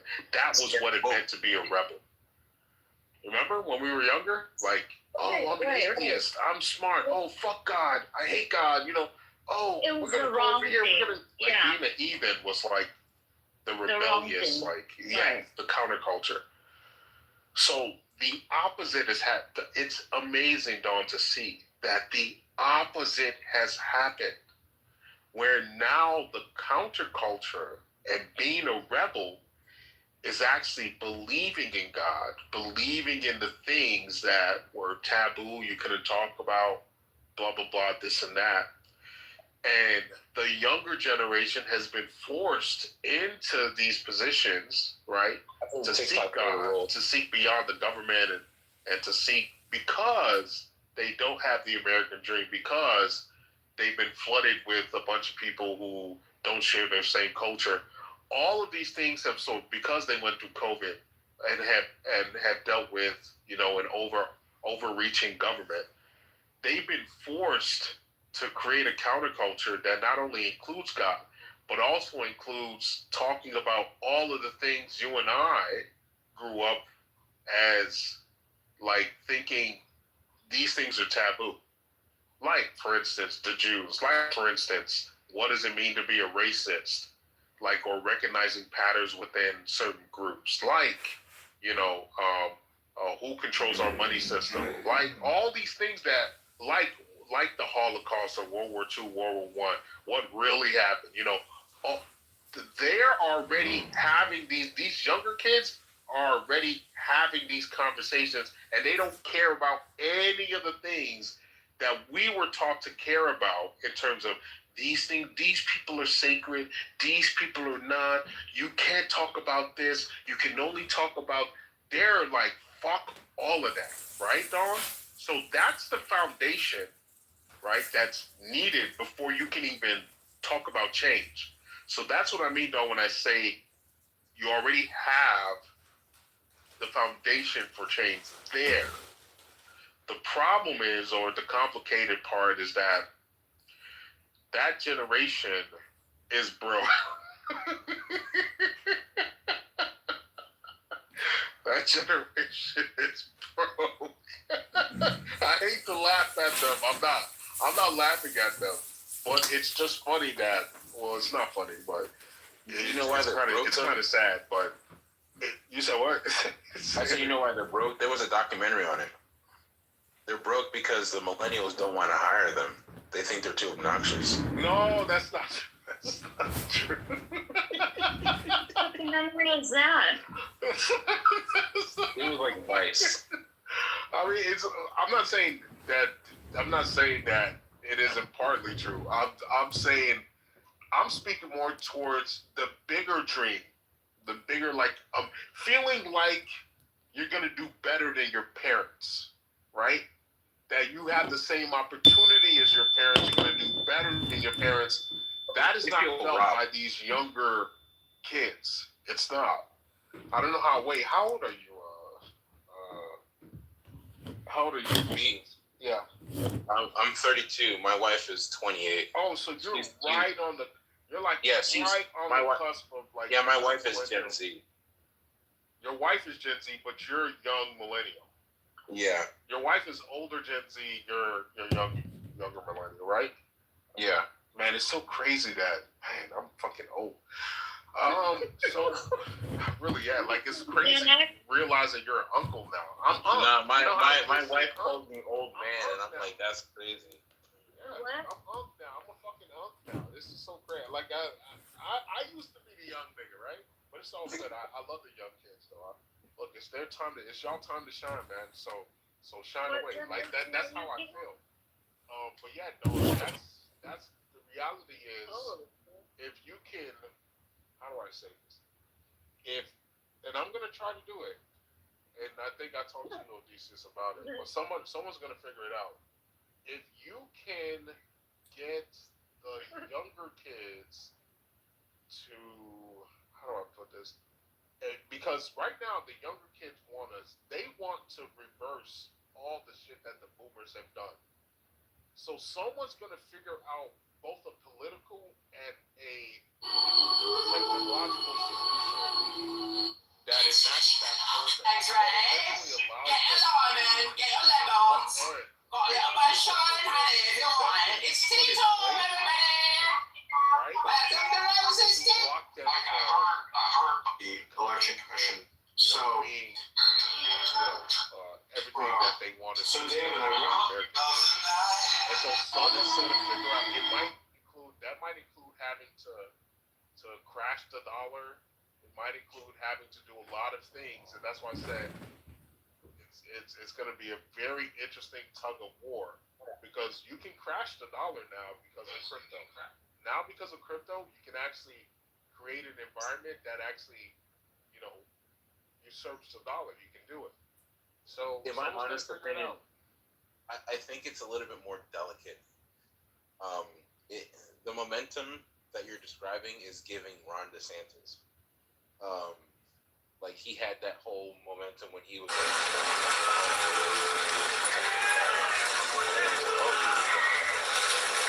think if the way he was doing well, it's just gonna die straight down. Especially when it comes to the next election, that's gonna be like the pivoting point. I don't even know how to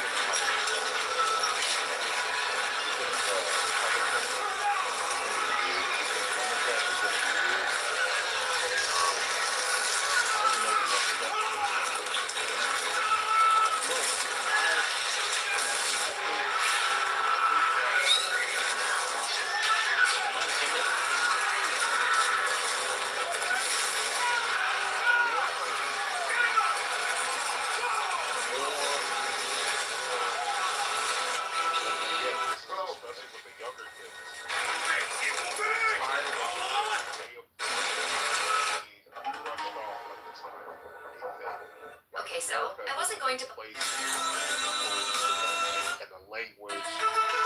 As a bed, it takes up less than 2 square meters. It's super compact. In the morning, I just fold it into a cozy lounge chair.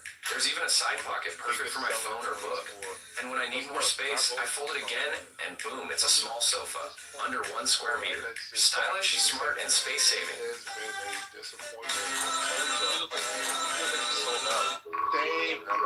You said it. You see how everybody don't.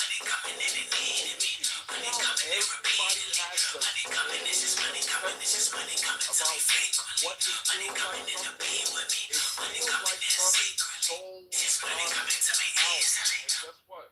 Trump's a boomer. They all have this. I don't know what's wrong with that generation. They have this propensity to sell us out. And so, I think that, more and more than probably going to be a bloodbath.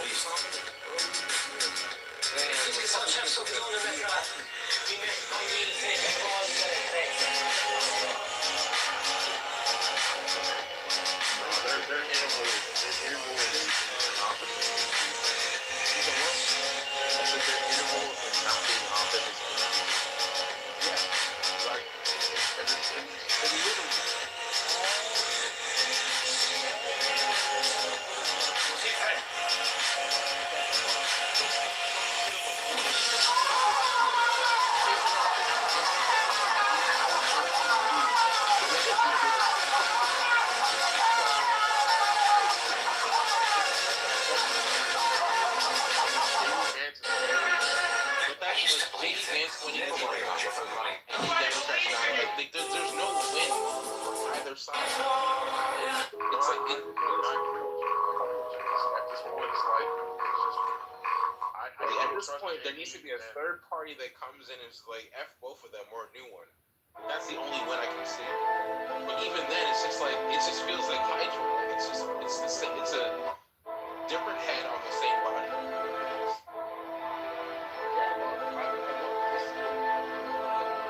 Honest with you, these are the things that keep me up at night. It's like, I really do want to see change in America, like a revolutionary change, like from top to bottom. We can't have these career politicians selling us out, a bunch of people who don't believe in our party. Like, it's bad. Did you hear about what happened in Nigeria? My mom told me 2 years ago. That's my next one. He's been running for 4 years, 4 or 5 years, and I've been saying King for president. President Dawn, that's right. We're gonna get insurance from MySpace. That's a fact. Nigeria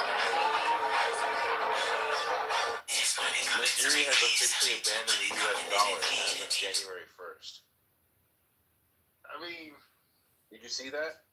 To be honest, I mean, that's not the Naira is like in the toilet, bro.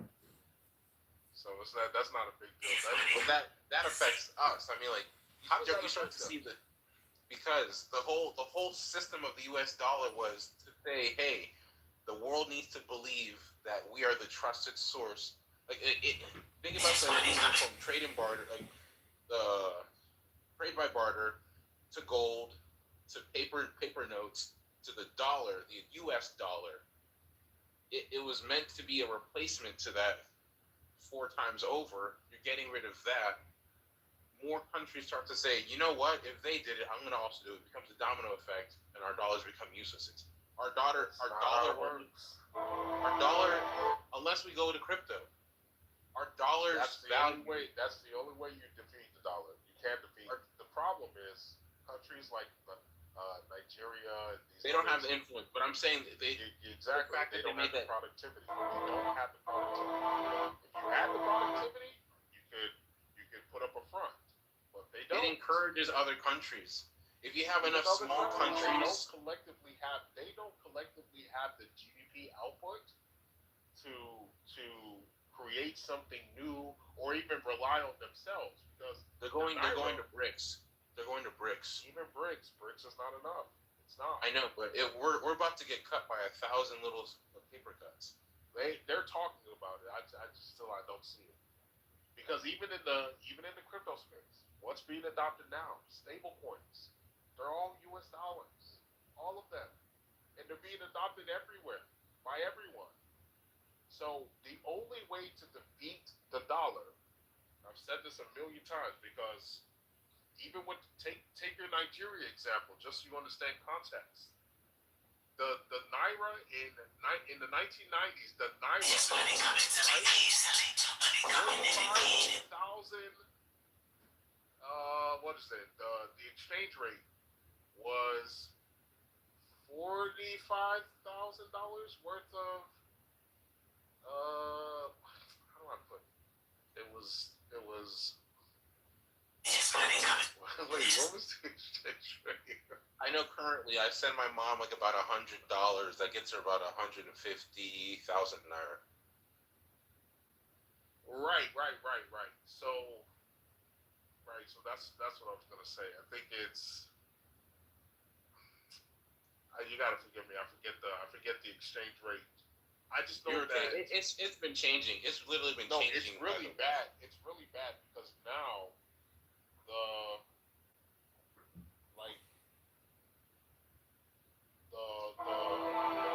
value has dropped so bad that now a dollar is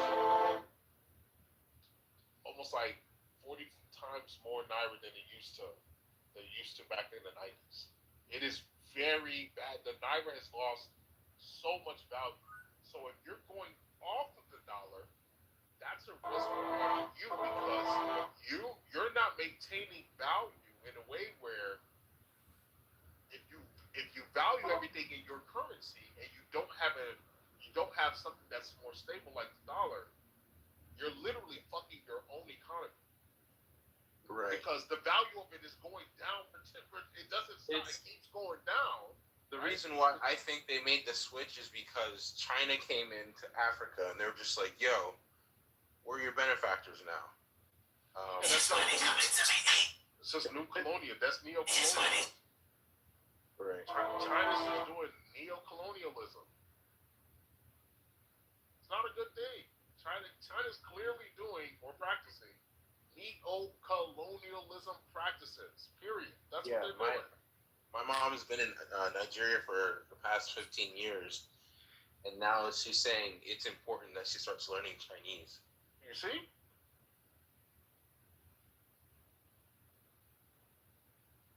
That's Nigerian culture? I can never understand those noodles.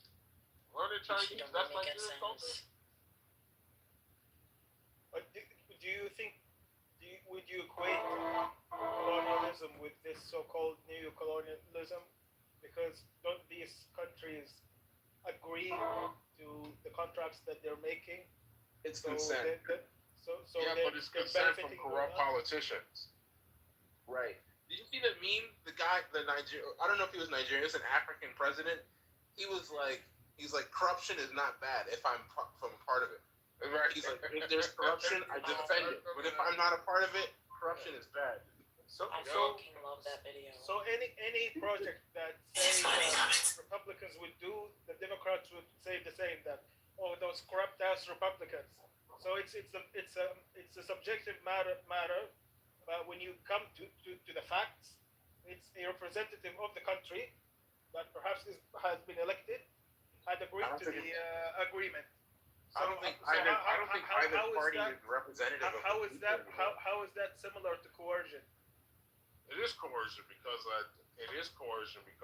one, the type of agreements and deals that China does, and this is well known, it's well documented. China will give deals that they know these corrupt politicians will not fulfill.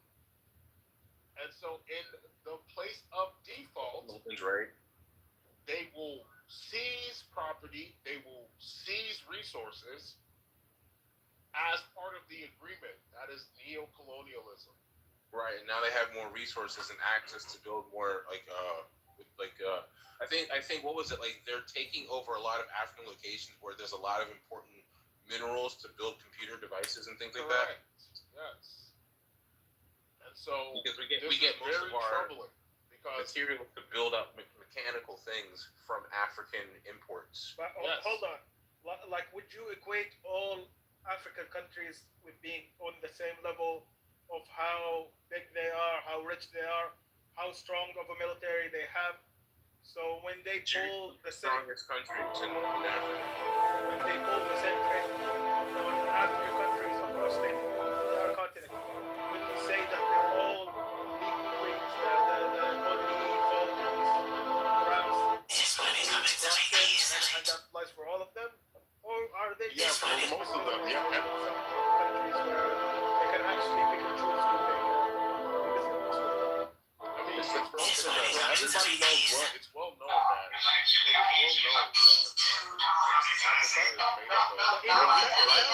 whitewash. I'm driving. It sounds like a 3 a.m. It sounds like a whitewashed Western perspective. How is that? Critical from critical of China because they feel threatened by China. That's all. Oh, you're saying they're actually perspective of China bad, everything any fair criticism. There's a definition of colonialism and neo-colonialism. I mean, it has not. You can even if it is the case that I have a negative view of China, that is independent of whether the deals that they're doing in a specific country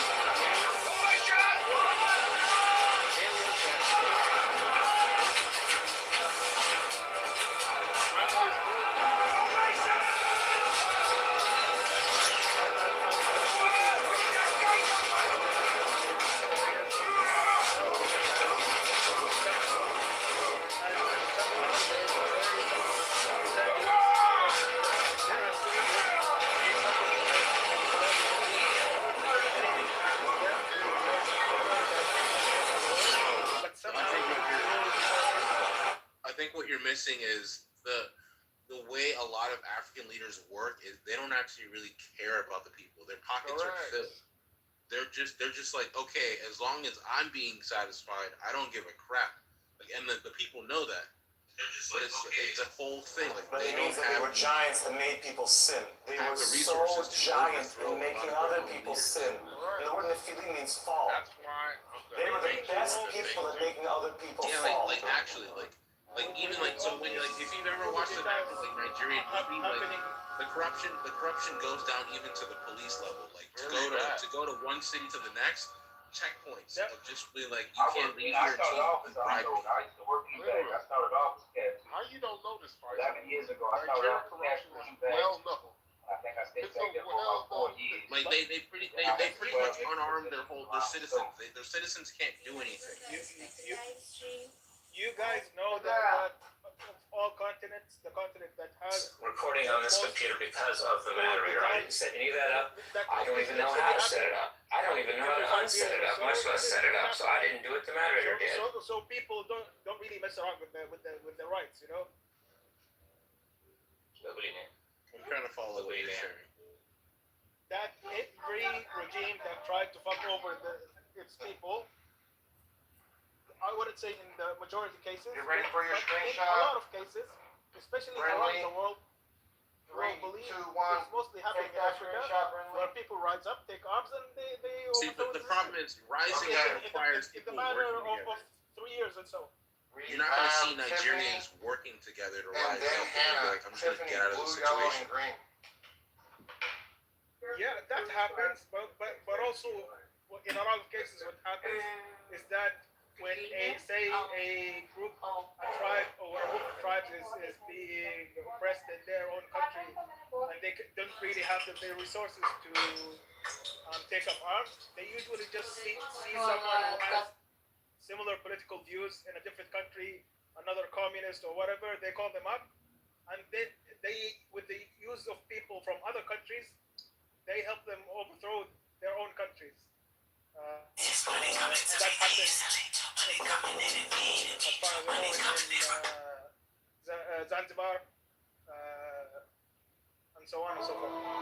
Also, side fun fact, King. In 2023, the Nigerian election happened. If you look at the roster of people who are running for president and presidency of Nigeria, my grandmother was on that list. She was running for president. Yeah, she was on it. I saw it on BBC, and I called my mom. I was like, "Why is Grandma running for presidency?" And my mom was like, "That witch just wants power." Grandma said I'm gonna fuck this shit up before I go. I'm the president now. Look at me.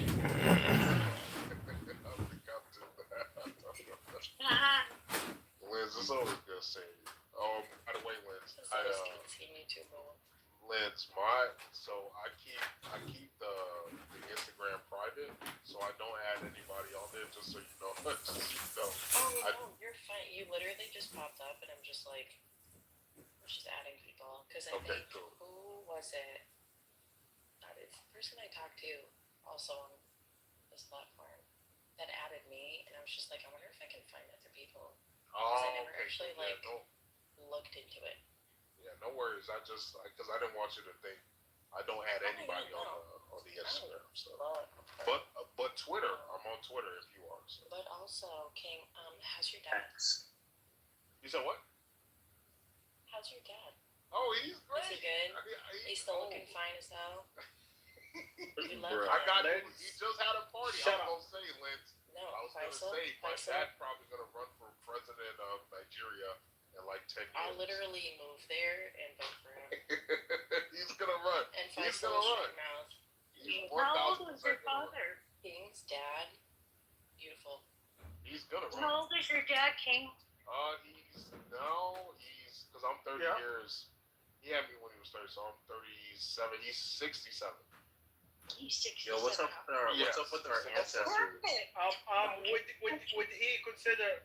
Would he be open to polygamy, Solomon? No. My dad's been married to my mother for 40 years. Yes, we absolutely respect King's dad's but marriage, but we can he's also been married to my appreciate mom for 40 that years. is a seasoned black man. But That's a fact. Do you have it anywhere in your family? My dad's a man of God. That's right. Do you have it anywhere in the family, like an uncle or someone? Yeah. Polygamy is in my family. His father had 3 wives, and then my Muslim grandfather had 6 wives. So he went beyond what the Quran said. So it's not. Yeah, he went beyond. So it's not completely out of the question. Say it again. My grandfather had. It's not completely out of the question. No, it's tradition is completely out. It's completely out. He's been married for 40 years. Dude, my dad used to tell me all. That's the funny thing. He used to tell me all the stories. Like women would throw themselves at him all the time. Look, Nigerian women are very messy. They're very messy people. So my dad, even as a pastor of a church, all the women would try to get with him. It was crazy. The mess when we were growing up, it was so funny. It was crazy. He's just a man of God, man. He doesn't do all of that. My dad is like a true man of God. None of these like fake pastors. He is really a man of God. He doesn't do none of that crazy stuff. It's funny that most of my Nigerian friends from university were girls, and they were telling me the same about men. They're like, don't trust Nigerian boys whatsoever. Yeah, that's true. That's true too. Yeah. And like Lens is telling you, my dad is a good-looking dude. He's a good-looking dude. So it's like, he could have lived that life, but he gave his life to Christ when he was very young, and all those spiritual practices I was telling you, he's very good. He's very powerful in all of that stuff. It's like supernatural stuff. So he doesn't. When you do that stuff, you can't like mess around and do like you can't live a life of a heathen, and you can't do that. When you're a real prophet, when you're a real in that stuff, you can't live that life. It's very strict. It's very disciplined. And when God works with you on that level, you can't just be out here doing whatever. I grew up. My mom wrote. I must use the wrong word again. My mom raised me with the idea because she would say it almost every day. She's like, you need to be careful around other Nigerians. She's like, they're very intelligent, but they use their intelligence to be conniving. That's true. 1,000%. I will 1,000. Like I said, I grew up in that Nigerian church. Nigerians use their intelligence too much for evil stuff. I got to be honest. That's why it's so funny when they say, "Oh, why are you so critical of you? Do you not hear me critical of my own people? You think I will be critical of my own people, but I won't be critical of somebody else's people? You're insane. Nigerians will use their intelligence for evil. They will. I see it with my own two eyes. My own two eyes. I've seen it growing up. So your mother is 1,000% correct. Such examples for evil, like evil is such a wide thing. Yeah, I'd rather not get into it. I'd rather not get into it. My aunt looks like my mom, and she stole her identity. Examples. Like, do you mean like infidelity and infidelity, doing voodoo and like black? I mean, not even just that. When it comes to money, especially, like it's like money driven sometimes. Yes, money. Even stealing money, stealing church money, just really like. Do you not fear God? You stealing money from the church? Do you not know you will burn in hell? Like, are you dumb? So that type of stuff, Faisal. Yeah. I wouldn't say black magic is special to them. Like in any Eastern culture, you find the same. No, I'm not saying you can't find. Yeah, similar practices. I understand other cultures have their own, if anything, it's just more prominent. But yes, but Nigerians are known. Nigeria's system is well known. It's called Ife. The Ife system with Babalawos is a well-known system. That's where all of the the well-known voodoo, all of that stuff is spin off from the Nigerian system, the Ife system. So, and it's very powerful. That's the other thing. It's very real. It is. You know what I used to ask my mom? Very, very real. She would be burning sage and using essential oils, and I'm like, what Bible verse is this? Well, that's the other thing that we have to be fair about. The Bible is not a book of like it's not a text or study book of like divination systems. So it's not going to have all of the information that pertains to that, but it does speak to it in a number of places. Good sources, bad sources, examples of what it looked like, examples of prayers, like for instance, all the Psalms. A lot of people don't know this, but the Psalms, a lot of those chapters like 109, 91, 35, 27, 24, these are routine prayers that one can do, like divination, to get certain outcomes. If you do correct prayers and certain things, you get certain messages. Like you can use the Psalms for a lot. I don't know if I vibe with that one. Say it again. I said I don't know if I vibe with that one. I have a different perspective. Wait. Has anyone ever seen the videos online where it's like casting spells on African uncles? And you just see the guy with that shit He's like, fucking... like, I don't like him, but go ahead. Go ahead. No, I mean, for me, Liz, it's more... wait, Liz, when you're done, I just want to make sure. Okay. I just wanted to, like, say it before I start the point because my residents are being crackheads, but it's just fucking hilarious. Yeah, the one where he's got the two aunties and the one she brings out the Bible, that one was the funniest one. Fucking sent me. I was gonna meet God. I was laughing so hard. It was so good because it reminded me. I know women like that, so it reminded me of that one was good. That one was very, very funny. But some of the other ones is like, dude, you shouldn't be doing it. I didn't feel right like watching it. But go ahead, Odysseus. Right. So the way that it sounds like it's being described is like, do you know the difference between a wizard, a warlock, and a sorcerer? A wizard, warlock, sorcerer. Other than the fact that a warlock is a male witch. Yes, is it a wizard's a male witch? It was a fairy. But okay, I was just going to point to sorcerer because the way that it's being described is the difference between the three. Because so they can one all of them tap into rituals, incantations, summoning. So I'm trying to remember the order. You might be able to clarify. One of them is born with the ability to do something. One makes a deal with an entity to acquire the ability to do the thing. Summoning. And the other one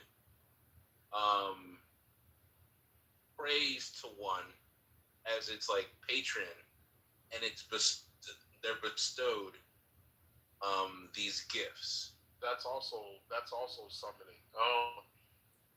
So what it sounds like is I think sorcerer is the one that is they have a patron, and that patron. But what I was trying to get at is I don't think God operates like a patron. He's not like a faraway source who's like, you can borrow my energy. Why not? Why do you think that that's not the case? What do you think a prophet is?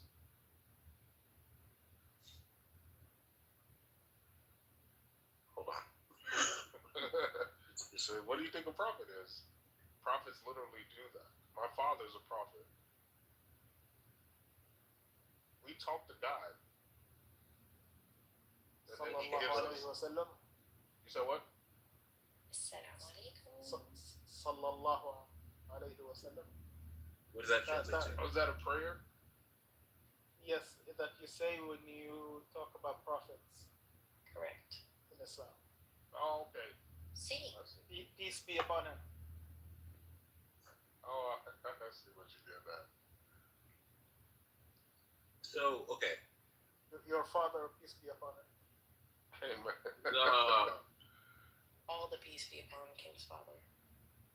I haven't discerned fully the element of how prophets and their abilities work, but I do know the different instances that raise questions, right?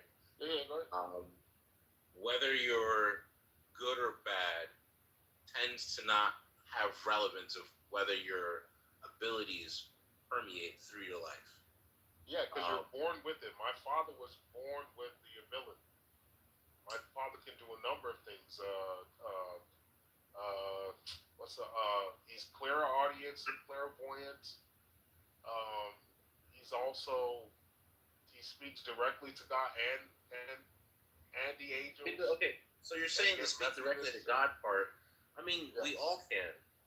You're just saying God answers the phone. No. I got to be very specific. So there's a difference between speaking to God in prayer, which, yes, that is true. But there's a difference between that and speaking. Hold on. There's difference between that and speaking to God through ritual, and He gives you a message back immediately that you write down. You're saying that He didn't leave in voicemail. No. Messages is not. Like I said, some of it is clairaudience, but most of it is clairvoyant, meaning he can see the messages, can see them. My dad can also. It's crazy. My dad can control his dreams. Where if you tell him to pray about something, he can sleep and then see what he needs to see in his dream. It's very cool. Like, it's crazy. Oh, he can see the message of what you wanted him to see in his dream. He can control his dream like that. That's crazy. Yes. I'm not joking either. I'm not joking about that. Powerful ass fucking thing. You have That's to why I have. be telling people, Lance, my dad is a very powerful man. And you don't got to Is that a prophet thing or is that a Nigerian thing? thing? Well known in Nigeria. He's well known. So say for example, like Father Solomon, my grandfather had a treasure that was lost somewhere in the village, but I couldn't find it. Can you ask God for clairvoyance to find where the treasure was hidden? What would your dad's response? So it depends. So something like that, it depends. Because, and that's where the issue of different power systems come into play, because God is. Does your family also come from a line of high priests? Hold on, real quick, Odysseus. Because Faisal, God is not a genie. So there are some things, and there are messages that we've gotten over the years that confirm this. There are some things that are to remain unknown, or there are certain things that you cannot know. Right? So God is not a genie. You don't treat him like a genie. Where, hey God, I want to know this, and then he will just give it. He'll just give you anything you want to know. It doesn't work like that. That's why people are motivated to go use other black. Exactly, because in those systems, if you pay the right price, then you can know certain things that you should know, but you will pay a price. Go ahead. What about, like, say, information regarding what is good for a person? Stuff like that as well. Yeah, so stuff like that is those are the type of messages. And my dad has helped people from all across the white people, black people, Asians, Mexicans, because people will tell, and he does it all for free too. People will tell about his, he's not here in the States anymore, but when he was here, he was well known because people would, hey, if you want to know, just call this person. He'll tell you, that type of thing. So he was well known for his abilities and the things that he can do. The other thing is the source that you choose to use will give you better accuracy too, because there's an accuracy measure that I think is important to these conversations, because there are other clairvoyant or people who can see things that aren't Christian or don't use God.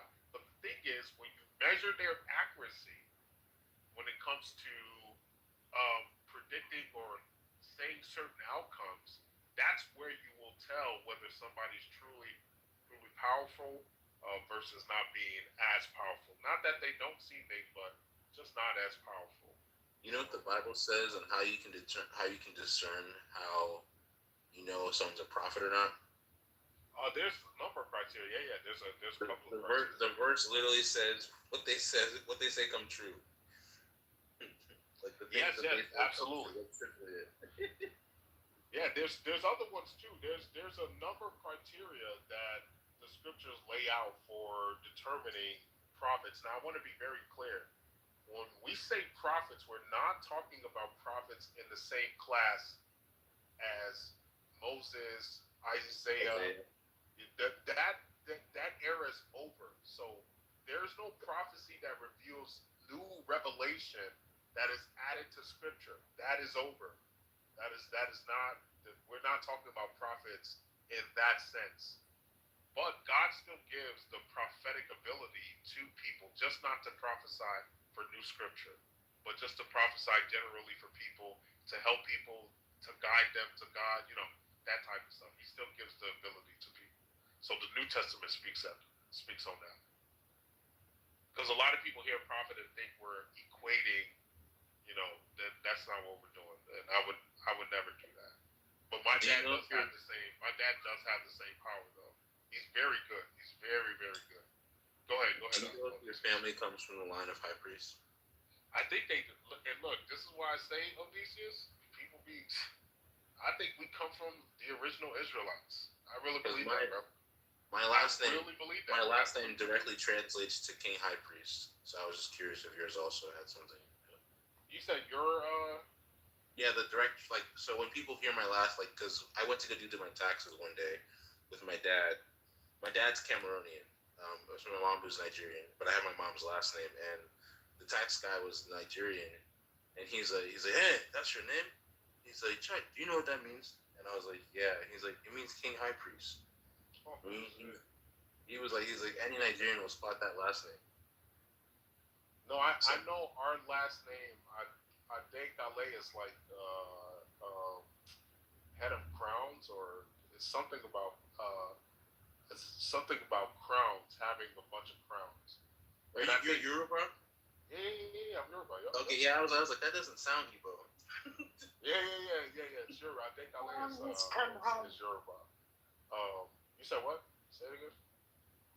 Crown has come home. How does she know? Is that what it is? Is that what it is? Yes.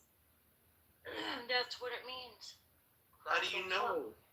Yo, did you check to be that quick, or did you just know? Girl, doom, doom, doom, doom. That's why we call her auntie. That is a land Mexican right there. That's how let me find out that dog knows. They're hard workers. That's why. Not the witchery. No, really though. But yes, it's something along those lines.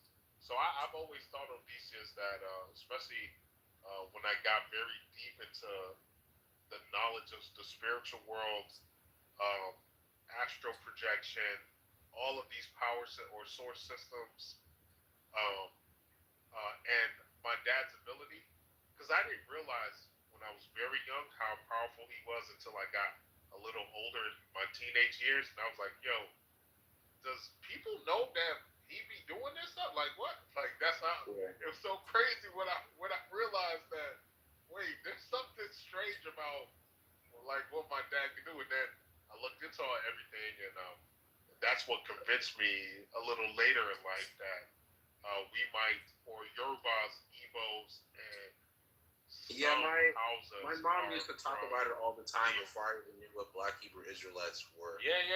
She would always say, she's like, we're from the tribe of Dan. Yeah, and then my grandfather would say the same thing. I didn't really care about it, and I didn't claim it. I was just like, it's whatever. I don't really care. No, it's real, bro. It's real, man. It's one that does. You don't get that type of power. God doesn't give that type of power to just anybody. And we speak directly to Christ. People ask me why I believe someone. But here's the caveat, or here's the issue then. That type of power, then what happened to the people who are still in Judah? What do you mean? The people who are in Israel right now, where's their power? What do you mean the people? They're converts. You talking about the white ones? They're converts. They're not original. They're converts. Everybody knows this now too. The white Jews are converts, bro. They're converts. They're not all converts. They're just bleached. They're majority converts, man.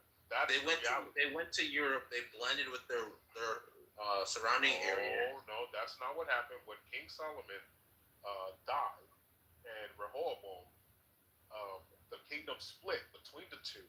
Right, the general and then his son.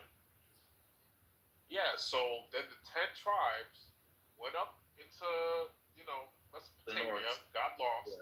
And then the other 2 tribes also Benjamin and So because of that split, and then the loss of the slavery, that is what created an environment for big conversion and people to come in and try to make themselves as part of or the representation of the Israelite tribes during that time period. So when the split happened between the 2 kingdoms and they went into slavery, that's when all the shenanigans started.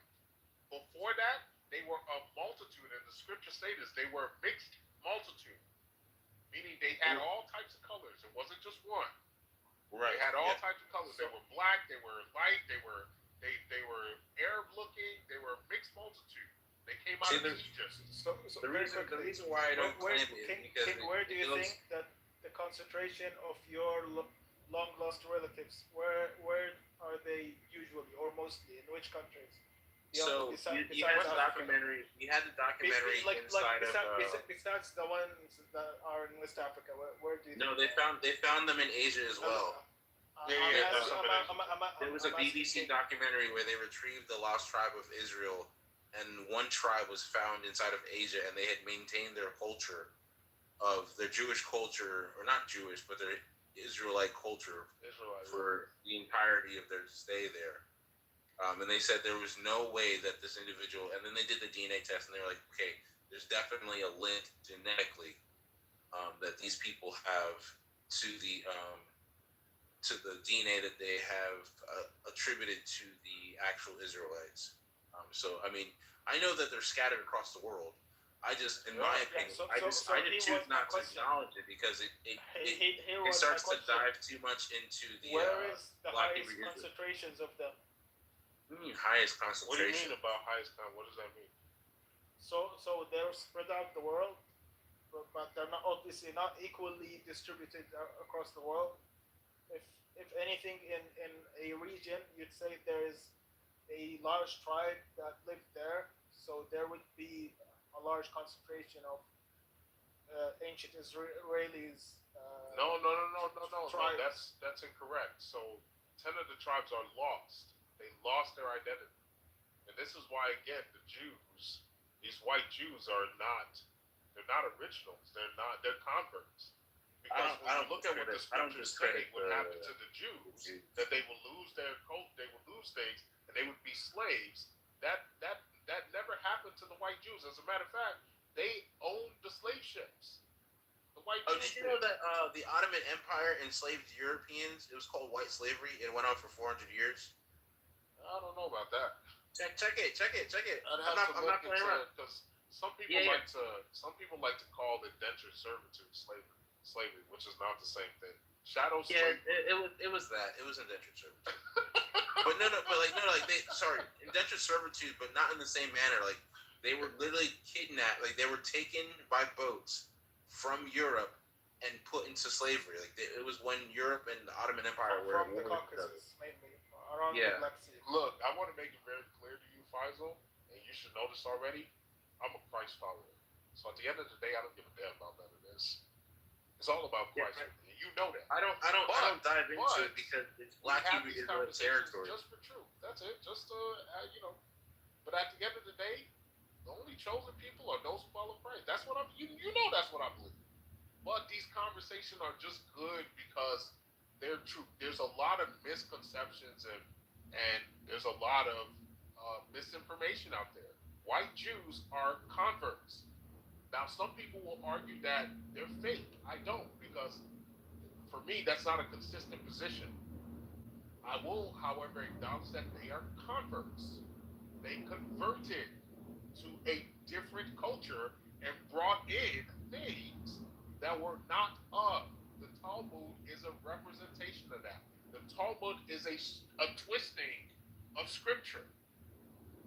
Yeah, Talmud is not valid. It is. Yeah, I know that one.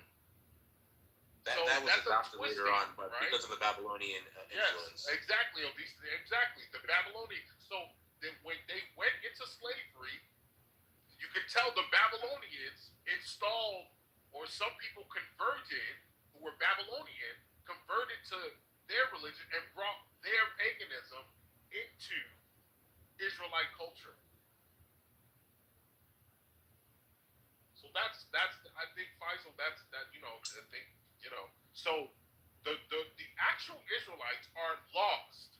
The actual ones are not supposed to be known. Do you think Native Americans were part of the lost tribe? Because they had their lives.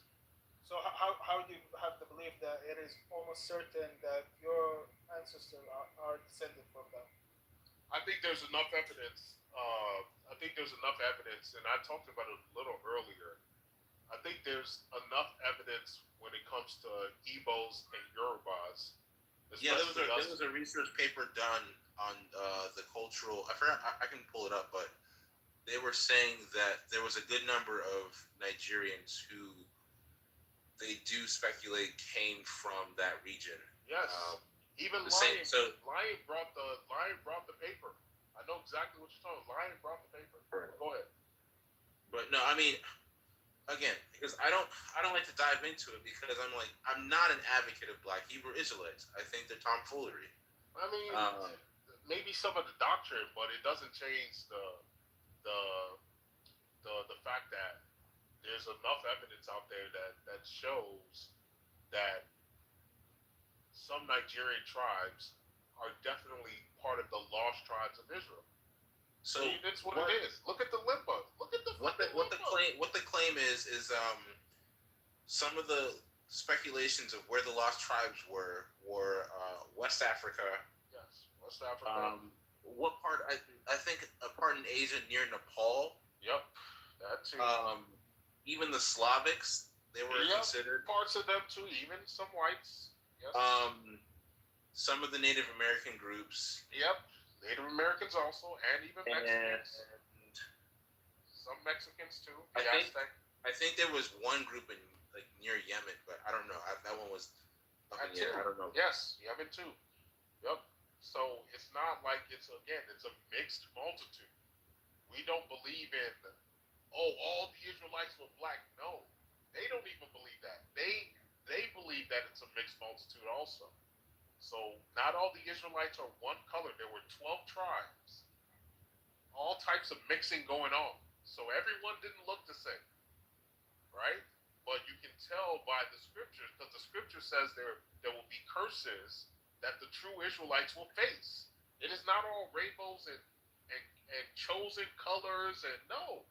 There's a lot of suffering that the Israelites will go through. And who do you see during the suffering? It ain't white Jews. I'm sorry, it's not. They're the ones putting a lot of the suffering on the world. If I'm being honest with you, if I'm just being honest, they owned a lot of the slave ships. They facilitated a lot of that stuff. So.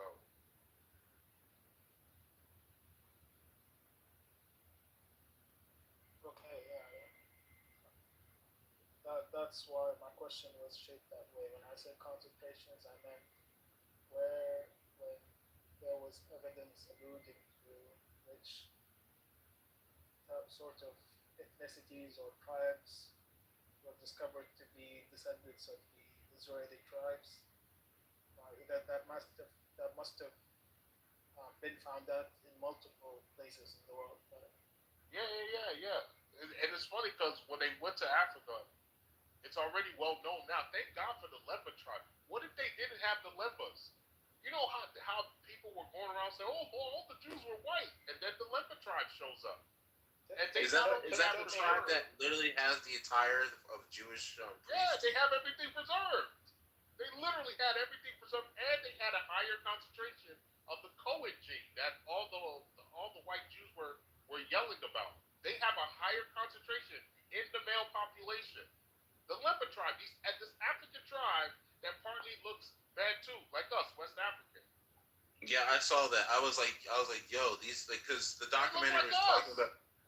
They had old paintings that maintained that their attire matches the description of the old Israelites, where they had the frills. They wore blue and white.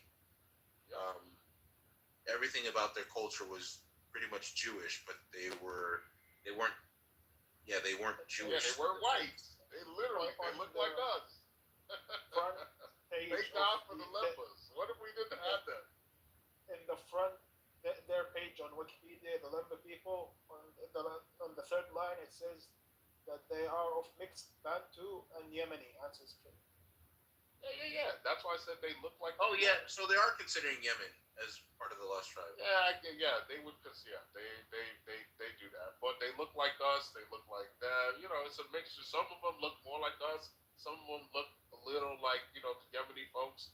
But the point is, there are already Israelites who look like us, So is it so far fetched that hey, if you have 10 tribes that are lost, that Yorubas and Igbos who literally have practices that look just like the Israelites, my father being able to talk directly to God like in the scripture? I'm sorry. Okay, I'm about to show you a photo of my mother. I want to know. There's a thing that happens in Nigeria. Why there's so much diversity? I want to know what your opinion is. Give me a second. Yeah, absolutely.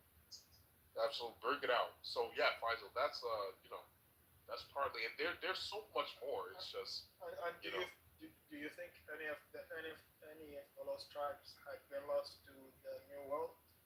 Had what? Like any of them dispersed onto the New World? Yeah. That's why we said Mexicans, Native Americans. Who else would be included? Haitians and like some of the other folks. Yes, they're also. I'm not talking recently. Before the pilgrims and all of that. In the native cultures, are any of them of Israeli origin? Do you think? No, not Israeli. Israeli is with the white Jews. That word Israeli is with the white Jews. I speculated that some Palestinians might be of the original tribe. The lost tribes. Oh, the lost tribes? Yeah. You don't think? Do you think some of the Palestinians are? I would say surely. Palestinians is a little more complicated. I think some are mixed. Because in our version of our history is that our ancestors were Christian, and before they were Christian, they were Jewish. So that's what we say about ourselves. So it's no surprise. It's a little more complicated with the Arabs. It's a little more complicated with Arabs. I'm not saying that it's just a little more complicated with them. It's a little more complicated with the Arabs because they're more tied to Abraham's other, So it's a separation between. Not saying that there aren't converts like the Sephardic Jews, stuff like that. Again, I do believe in conversion. You said what? No, I'm saying refresh PTR. The person in the yellow and green is my mother. Next to her is her sister. Oh, you got a beautiful family, bro. But they're Nigerian. You got a beautiful family. They're both Igbo, right? Yeah, they're Igbo. Yeah, man, you got a beautiful family, bro. You said your mother is the one in the green and Yeah, my aunt is the one who just got her PhD in that photo. Like I wouldn't say I'm surprised. Like I've never been to Nigeria, but what I assume is like they would have the mix of the range of spectrum of skin color just as we have it in the Arab world. Yeah. It's white to black. Yeah, it's white, bro. My dad's light skinned. Well, he's not like super light, but yeah. Let me show you. Have you seen my dad, right, man? Yeah. Yeah. So he's he's not like the dark. My dad's light. My mom is the dark one. So, that's why I say, I'll never forget. My dad said some weird shit to me that I actually want to forget that he said to me. Even repeating it is, I don't even want to repeat it. But he said, I was saying, I don't remember exactly what it was. That's how bad I wanted to forget it. But he said something like, and our ancestor included like some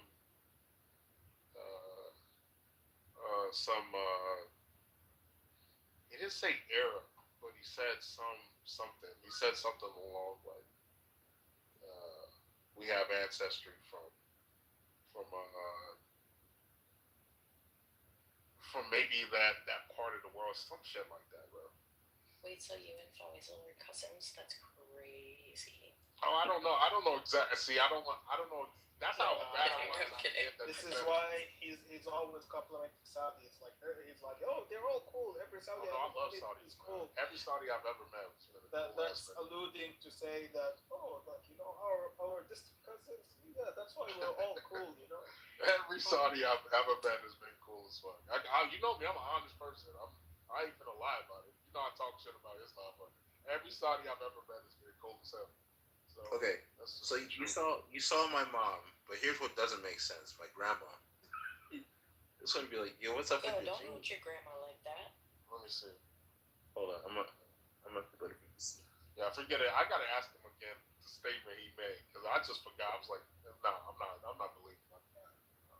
Whatever. So I gotta ask him again what he said. What he said something about like how there's an ancestor we have that's like, you know, not from Nigeria. I'll just say not from Nigeria, or something like that. Like that they mixed into. That they either mixed into the tribe, like maybe a wife that was mixed in or something like that, or I don't know. I gotta ask him. To clarify. You said what, Farzad? My DNA test tells me I'm 5% sub-Saharan African. Like I'm more sub-Saharan African than Egyptian, for example, or other Arab. So yeah, it's no surprise. All our grandmas look like this. But how'd that happen, bro? Literally, all of our grandmas look like this. My grandma looks like this. That's a cute picture of your grandma. Mine does too, King. It's okay. Those are definitely Ebos. That looks like my great aunt. That is a good question. How did, because you say your grandma produced her onto your mother, right? Is your grandfather light skinned? No, he's not. Then how the hell did they make those two light? Because the story is that what my mom was told was our grandma just baked in the sun. But what some of the cousins, some of the aunts and uncles say is that was never their real mom. Oh, LOL. Oh, that's interesting. That is interesting. And what nationality do they usually attribute it to their actual mothers if there was one? Well, they call my aunt and my mom mommy water, if you know what that means. I don't know what that means. No. So in Igbo, it's referring to either a witch, a mermaid, or just someone who's fair skinned. Oh, I see. Okay, now I know what it is. So they were isolated out your grandma's a dope-ass mermaid? No, but I mean, I don't know. My mom, she stamps today. She's like, I knew my mom when she was younger. She was like, she was fair skinned. She's like, she just cooked in the sun, and she's like, the same thing will happen to all of us. But I don't know. I just like you can see someone and you can tell when they have a tan, and then there's something different. And she doesn't look like it's a tan. Not the something different. I mean, that's not a tan. I don't know, but that one never got resolved, and she passed away like earlier this year. So I tried to have a conversation with her, and she was too old to really have a full conversation. About your aunt and uncles looking different. Yeah, I mean, I was like, yo, I have way too many answers, and my mom's not giving me them, like giving me straight answers. It's all ambiguous. Because my mom kind of left. She left home, and she was just like, yo, have nothing to do with any of these people. They're all scum. So that's why, like, when my grandma was running for presidency, my mom was just like, that witch is just out for power. So even my own, some of my uncles and aunts, some of them look off too pale or so on, and they usually just have inside jokes about it. Oh, he's son of the other Egyptian wife or whatever. They just make jokes about it. Son of the Syrian wife, even though like my god had one wife. Do you have a photo of your parents or your grandparents? Yeah. I got plenty. putting them up and stuff. Does everyone have a photo of their grandparent? I'm curious. I don't have a photo of mine. Mine were white as shit.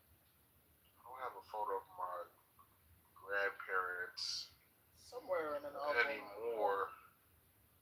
I did though. Man, my dad looks just like his mom. It's kind of funny. I'll show you a photo of my wife's grandparents. She's adopted, but we found them.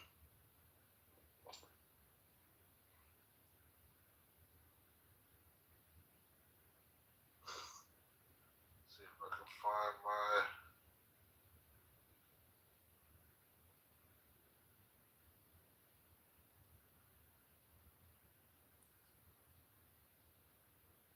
My phone is messed up. It's been charging this whole time and it's at 4%.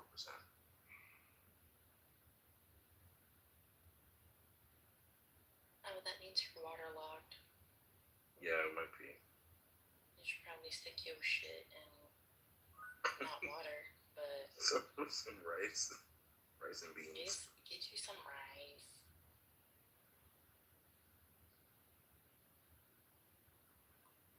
All right. So you'll see these are with my my wife. grandparents. Okay, let me refresh.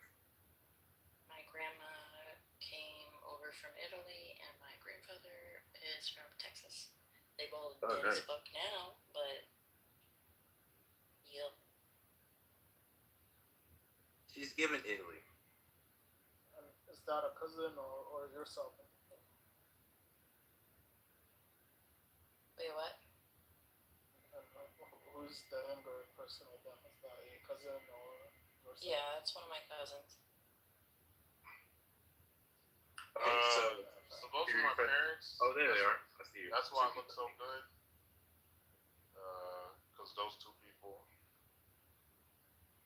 Ladies, cover your eyes. Oh no, eyes wide open. No, he has beautiful parents. Mother. I would say you get your least from your mom. Mashallah. She's got the model cheeks. Like your mama. Yeah, she's got the model cheeks. Yeah, she does. My mom. Just like his mom. My mom definitely. I mean, maybe it's because I'm a guy, but your dad doesn't look too spicy. You're a dude, of course not. I fucking with you. He said your dad doesn't look too spicy. That's funny.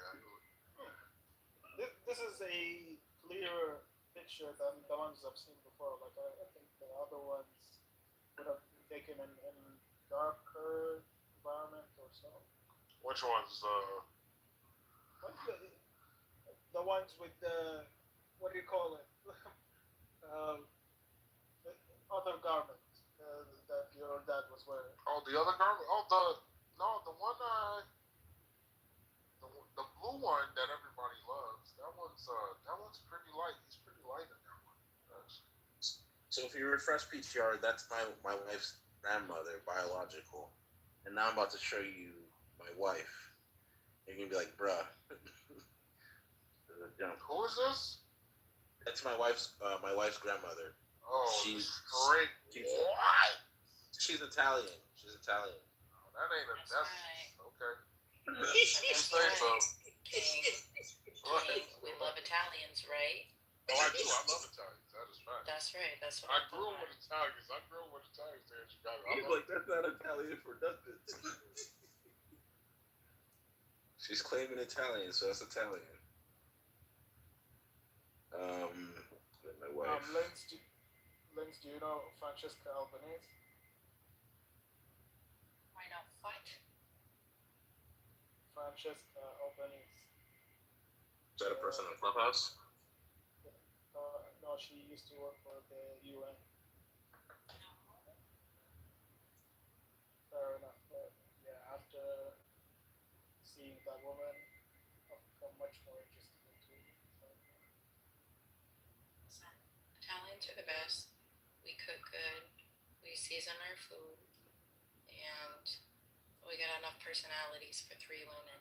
You're welcome. It's a bundle package. She's very outspoken. I think that one got her fired from the representative about. Oh yeah, you can't see shit. My grandfather knew. Well, I'm not gonna say say shit. Doesn't matter if something's shitty or not. You just can say thank you, honey. Because the way my grandma would whoop a wooden spoon out her ass so fast and crack you right across your head, she wouldn't give a fuck. She was a badass lady, bro. I loved my grandma. Okay, if you refresh PTR, that's my wife. She's beautiful. But you see how her grandma skipped? It's like it's something skipped.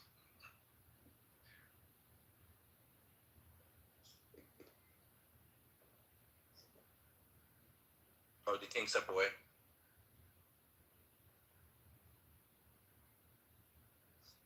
I'm here. My bad. I was on mute. What's up? No, I'm saying. So you saw her grandma. That's my wife. Oh, this one is your wife? Oh, okay. Yeah.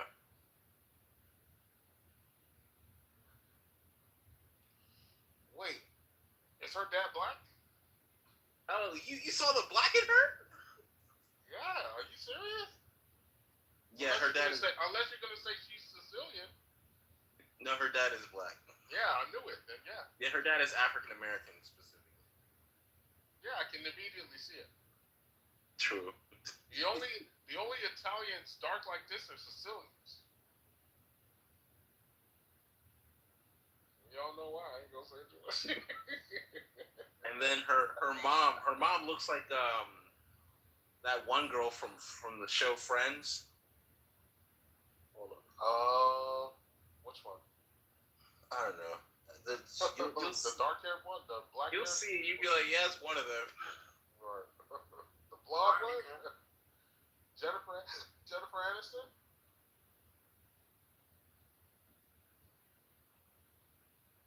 Where did that photo go? Damn, we have way too many photos. The hell?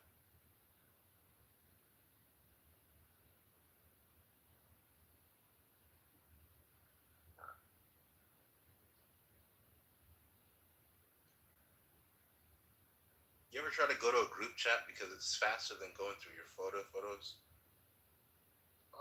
Sometimes.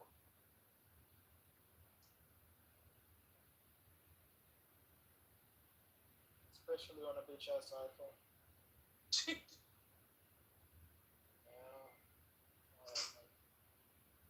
Grouping the photos and albums and the iOS stuff.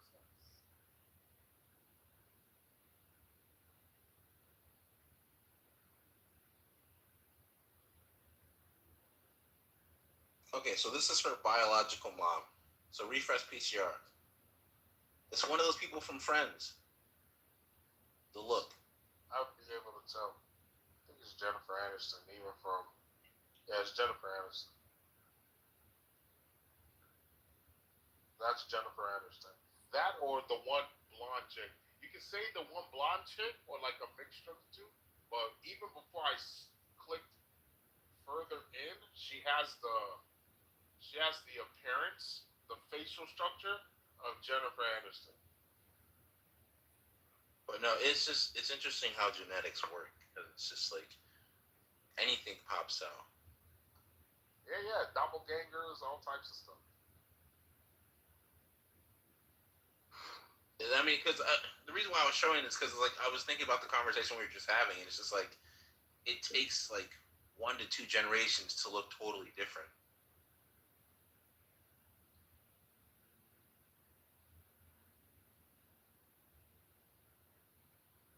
So that's why, in my opinion, I think it's not too far off to consider that those who are in Israel right now, not all of them, some of them could also be of the lost tribe or the lost and found tribe.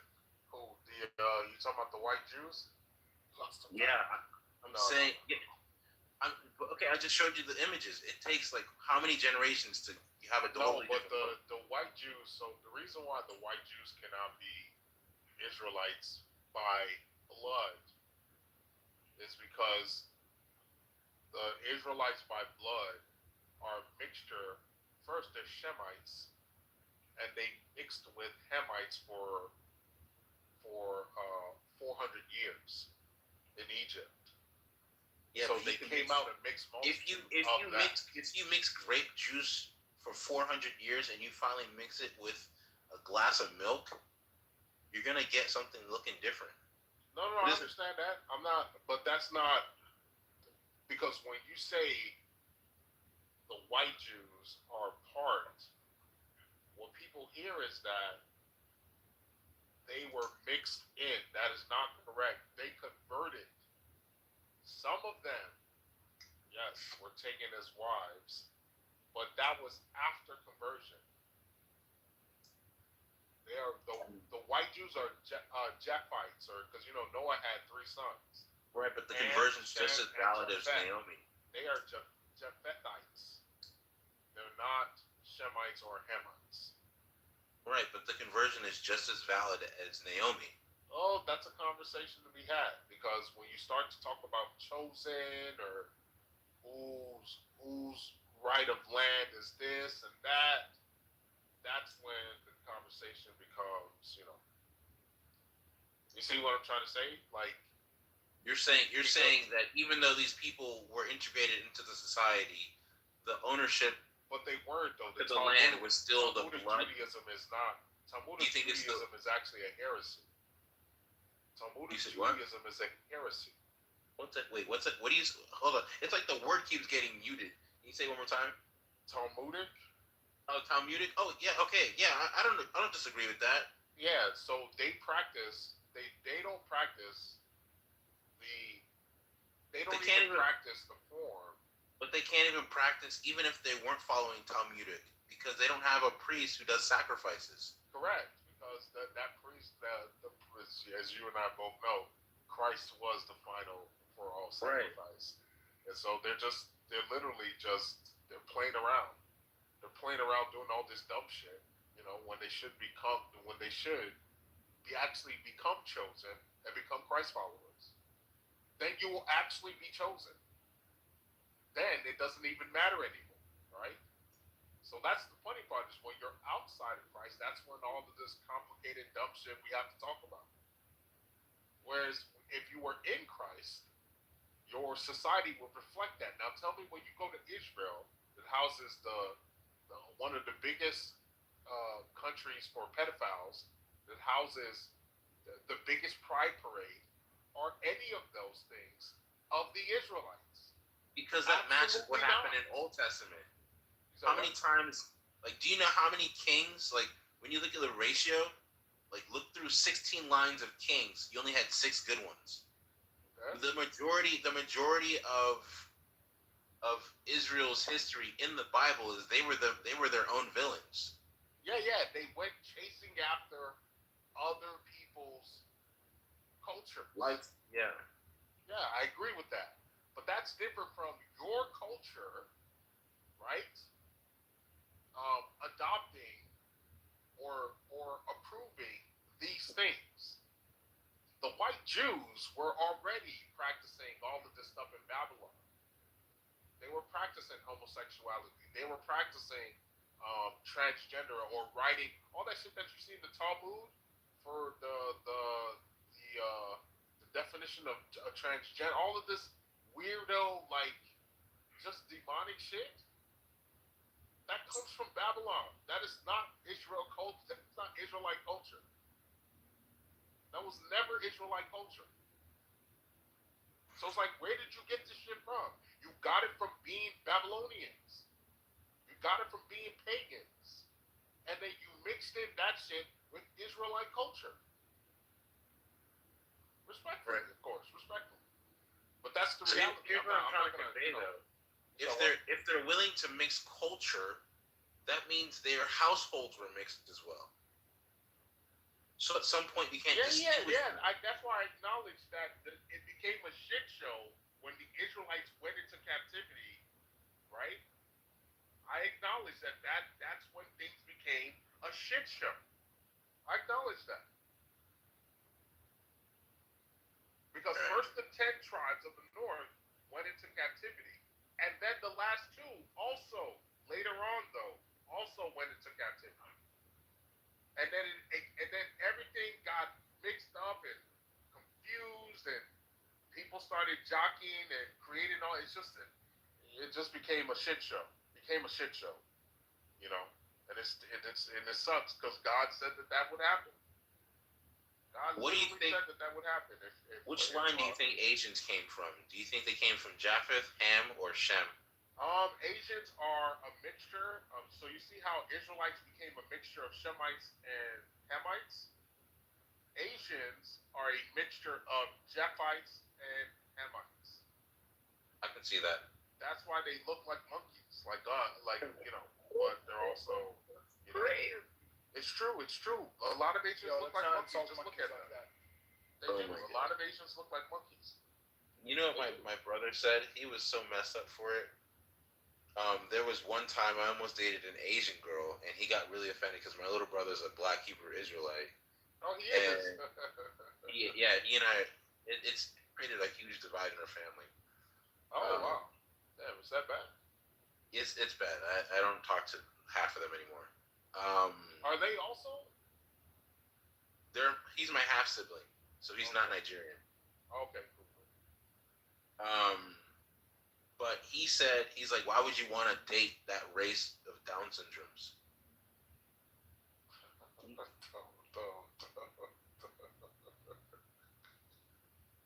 Yo, that's brutal. I ain't gonna lie. That's brutal. It's not true. Not for all of them. Not for all of them. Right. But I know what he's getting at. I know what he's getting at. But it's not for all of them. It's not. But they do have phenotypes that lean towards looking like Down syndrome people. Sometimes, not all of them, but yes, it is common amongst certain, you know, Asian tribes to have that sort of look, that Down syndrome look. But they are a mixture of Japhites and Hamites. So what about the complex issue with the Arabs that you said, if they weren't descendants of Ishmael and Isaac, which son would they be descendants? No, they are descendants. So it's complicated because Arabs, they're not a pure blood either. The original Arabs were blacker, were much darker. The lighter Arabs, and you can see that they still exist today. I know. That's what I was about to put. Yeah. If you go to Jazan here in Saudi Arabia, what do they look like? Dark Indians? They somewhat do, yeah. And sometimes you can't really tell if they're black, if they're Arab, right? If they're of African descent, if they are purely from the peninsula. You can't tell. That is correct. Yep. So he knows. So you know already. I've known so many people. Yes. So you already know, Faisal, where I'm going to go with this. So what do you think the group who have blonde hair, blue eyes, but dark skin from Australia, which would they mix with? I mean, those are like outlier. Like, the outlier is the one that Cain had to deal with. something like that. The thing about the Arabs though is that the mixing happened, right? And the descendants of which son? That's the complicated part because you can say both. Right. You can say both Japhites and other. No, he's saying Isaac or Ishmael. I'm still saying you can say both. No. Ishmael is the son of what's her name? I forget it. Hagar. I forget her name. Hagar. Yes, you know what Hagar is, so we don't need to get into it. But the point is. But no. He's the son of. Okay, yeah. No, not Sarah. Right. So exactly, not Sarah. So Sarah's who we come from. But they're both. Their father is still Abraham. Their father is still Abraham, right? So that's why I say it's a little complicated because it's complicated. Honestly, so what is the complication as far as because Arabs are still Shemites, but they're not Israelites. They're not Israelites. You guys are separate. In my opinion, sometimes I think about the whole I'm not well versed in the political scene right now for that thing happening in the Middle East with the Palestinians and Israelis. But I do think the two-state represents more clearly what I think ought to happen, because they're both derivative of Abraham. Okay, so I'm gonna say something controversial. It is what it is. Y'all know me, so don't get mad. It's just y'all know me by now. Don't get Already mad. It's just how I feel. I'm already mad. Don't get mad. I'm so angry right now. Stay pissed.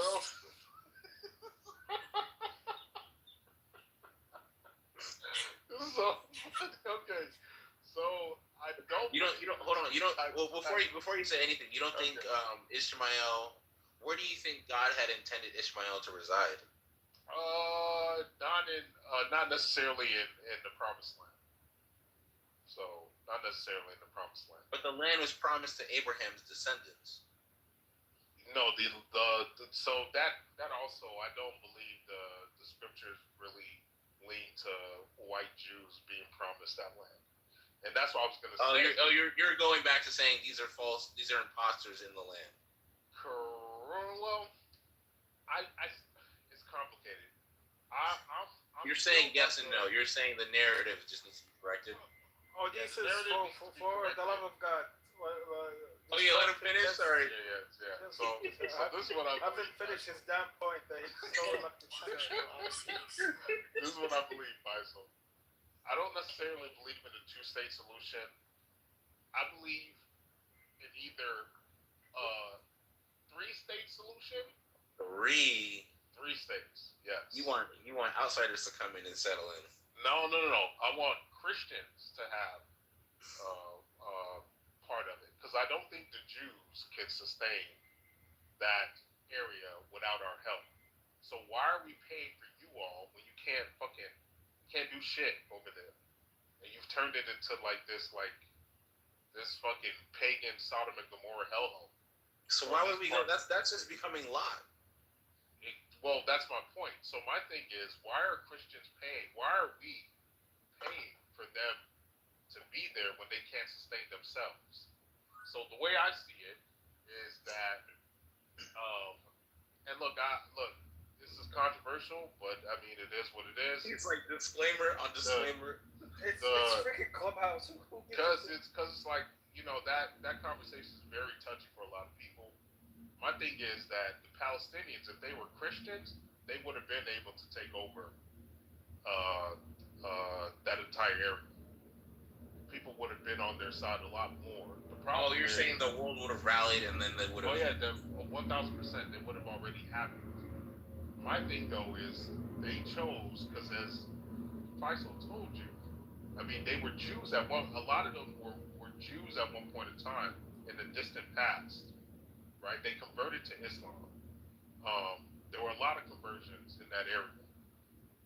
My thing is, though, that the war was lost. So I've always been hey, if you can take, because everybody's land is this way. If you can, all of North Africa is Arab because they won that land.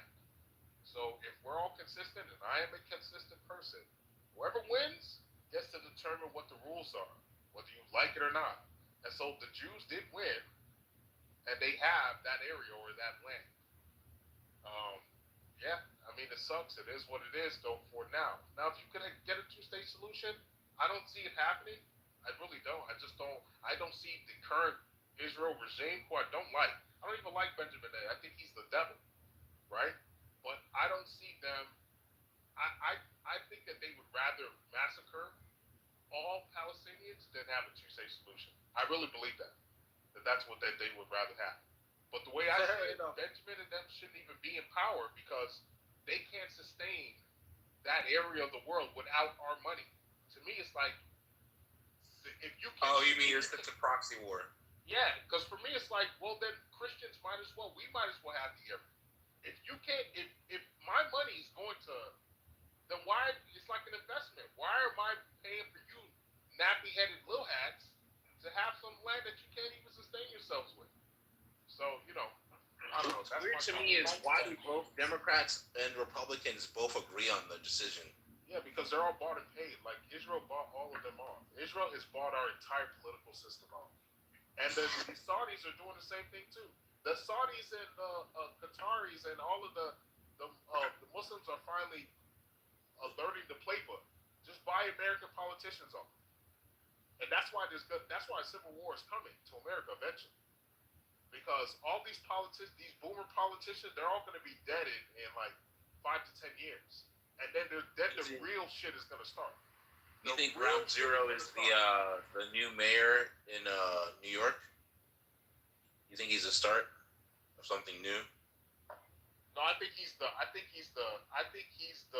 wake up downfall. I think he's the wake up call. I think he's part of the wake up call. That America's changing way too fast. Things are changing way too fast. And so I do think that there's going to be a huge backlash. And I talked to Faisal about this. There's going to be a huge backlash the next 10 to 15 years. It's going to get bad. White people are already up in arms about losing population control. All the jobs are going overseas. It feels like people are moving in from places nobody, like all types of shit is going on, and it's too fast. Way too fast. I mean, they've always been the minority, though. Like they did a count. Yeah, they did a count. What percent of the population in the world are actually Caucasian? Only 6% of the world's population is Caucasian. No. But look, World War I and World War II, and you can even see. You know what I'm seeing a lot of now? Oh my God, they got this Ukraine war with Russia. White men just going and dying for nothing. White people are starting to have this like resurgence in like this soft white identity is coming back. Oh right. Like we need to rally together and bring our identity stronger. Not like the Klan or like white supremacy. No, more of like a soft consolidate white identity. Yeah. That's less racial in terms of supremacy, but definitely preservation, like the Japanese. Yeah, preservation, right.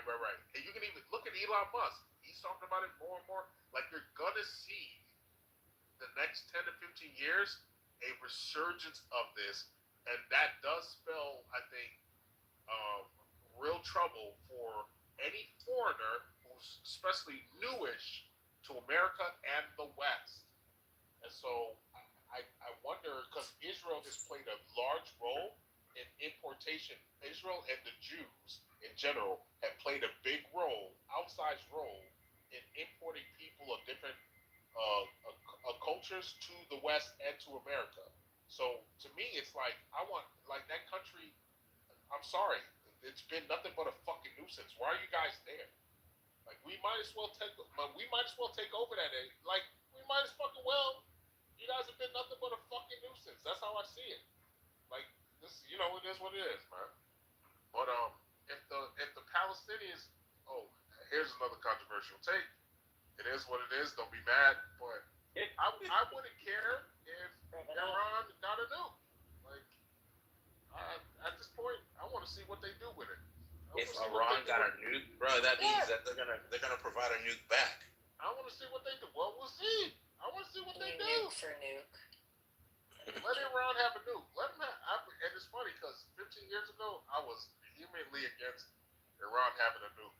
But Israel, I dislike Benjamin Netanyahu that much. I think there's such nefarious shit going on with Mossad and all of these agencies, these fucking 3-letter agencies, that I want to see somebody shake shit up. Let Iran have a fucking nuke, and let them try to nuke Israel. Let's see if they do it. Did you hear the theory that Netanyahu played a role in Charlie Kirk's assassination because towards the end of his life he started questioning Israel? Yes, I think that there's a there that still needs to be investigated, and it pains me that Charlie went out that way and that he didn't really have friends. He didn't have real friends. What do you think about just sort of You said what? I just said or real wife. Or real wife? Yeah. What do you think about his wife? Look, Fucking you know, lesbian. she's a grieving widow, so I don't touch that. But you know, Do you feel like without going into detail, do you feel like something seems off? Something seems off about that entire look. I can't lie. Look, I'm gonna be honest, man. Something seems extremely off about the whole thing around Charlie. Everything, wife, all of it. Something is just something doesn't sit right with how all of that went down. And you know me, I'll be the first one to try to blame some shit on the alphabet because I think they're all nefarious. But I don't think it was the alphabet in the left. I don't, which is shocking because most people would think, oh, someone would probably want it, but I don't. I don't think that Tyler Robertson. I don't think he did it. I think it was a bastard creator. Hell, fucking no, it wasn't that dude. Like I don't think he did it. I'm sorry, and I'll be the first one to try to blame some rainbow niggas. But Yeah, it was the bastard children community that killed him, shot him in the neck. No, I think it was some professionals. I'm sorry, I think it was some professionals, and we're not being told the truth. Why don't we the angle was not that sniper guy. Hold on, there's 1,000 cameras. We were having a conversation about this a couple weeks ago. There are like 1,000 cameras on that campus. Why don't we have the 24-hour footage of the campus? Wake it up. Why has that not been released? There's a lot of weird shit going on, bro. And I'm sorry, yes. If you ask me to point to who's involved with this shit, the first place I'm pointing is Israel. That's the first place I'm pointing. Especially with the shit that Charlie said. Then on top of that, when you know the shit that was going on with what's her name, the congresswoman from Georgia, the little pretty one. Well, she's not pretty, but she's okay. What's her name? She's older, kind of. MTG.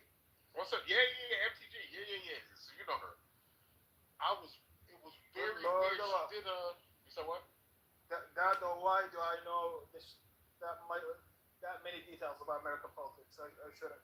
I don't know, you're good. But MTG was doing an interview with someone that I watched like a couple of days ago that really disturbed me because she said that when she was talking to Trump about the Epstein files, Trump really disappointed me, man. Trump goes,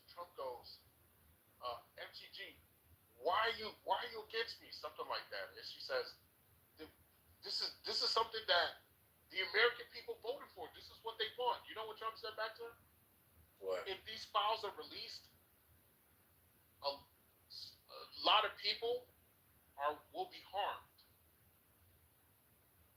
People on that list. So he's basically and you know half that list is fucking Jews. You know, everybody knows now. Half the fucking list are a bunch of fucking little hats connected to Israel. Everybody knows that.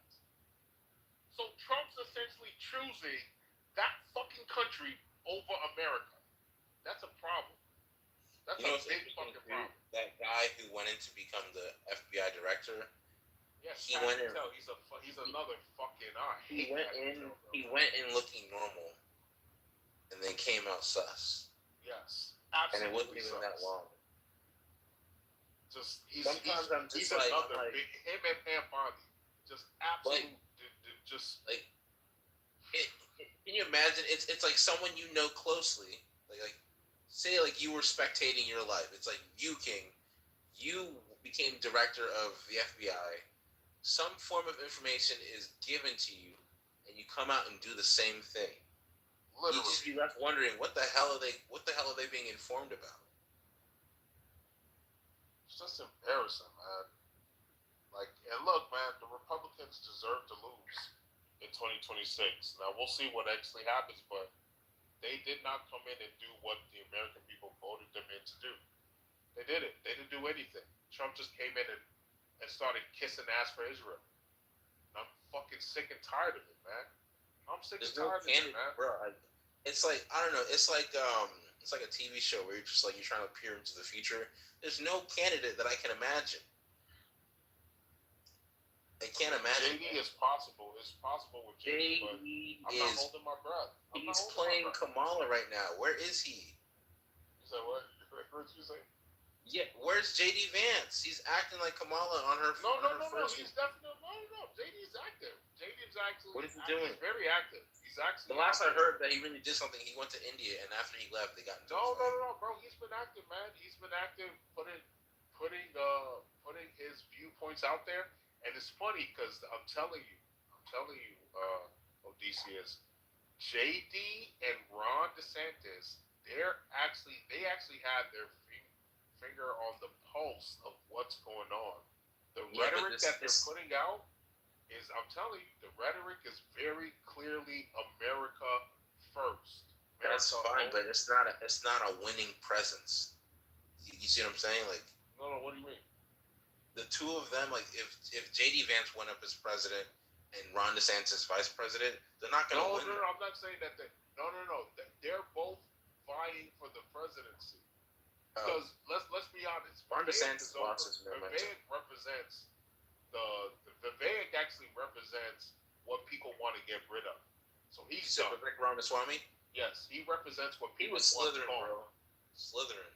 Yeah. He's a fucking slimy. He's a slimy, nepotistic, Brahmin ass nigga. He got no. America wants nothing to do with that anymore. So JD and Ron. Because you can see Ron started talking more about getting rid of H-1B, all of this stuff that essentially says America first, stop the foreign invasion, right? That's simple. America first, stop the foreign invasion. The problem with JD is that JD, as they said, these are not my words, this is what they said. JD has an Indian wife. Yo, but so you see that she took her wedding ring off? You said what? Did you see that she took her wedding ring off? Oh no, I didn't see that. Did she? In recent videos of her, she doesn't have her wedding ring anymore. Ever since JD made that thing where he's like, she'll be fine. She's just being a woman. She'll be fine. She's just being a woman. I wouldn't read into that. Trust me, I would not read into that. You said what? I'm trying to fight this morning.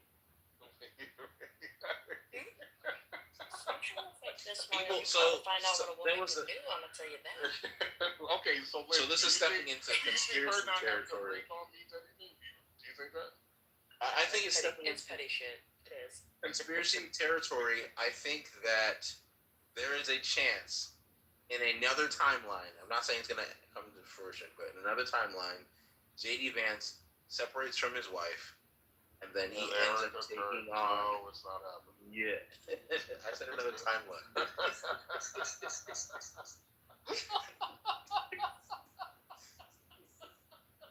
I've heard this. I've heard so much over the last couple of months. I knew immediately where you were going.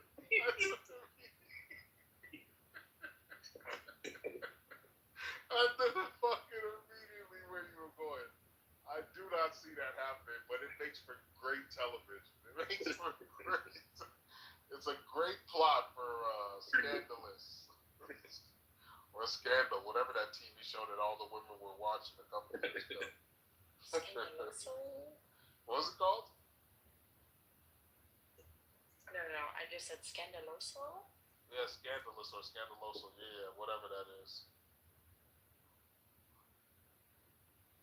Yeah, I don't know. In my mind, I used to wish that our society would collapse so we could start anew, but it's too that's complex. what I'm wishing for now too. I mean, But it's too complex. If the other nations don't fall too, we're screwed. No, look. If America falls, they're gonna come in and be like, all right, this is our territory now. No, America won't fall. What will likely happen is the decoupling of the monetary policy system from. You mean the one established by Hamilton? for across the states not and Hamilton. international? The one established by Woodrow Wilson on behalf of the Jews. Oh. Yes, 1913. The Federal Reserve Act of 1913, which was written by the two Jewish brothers. Bro, look.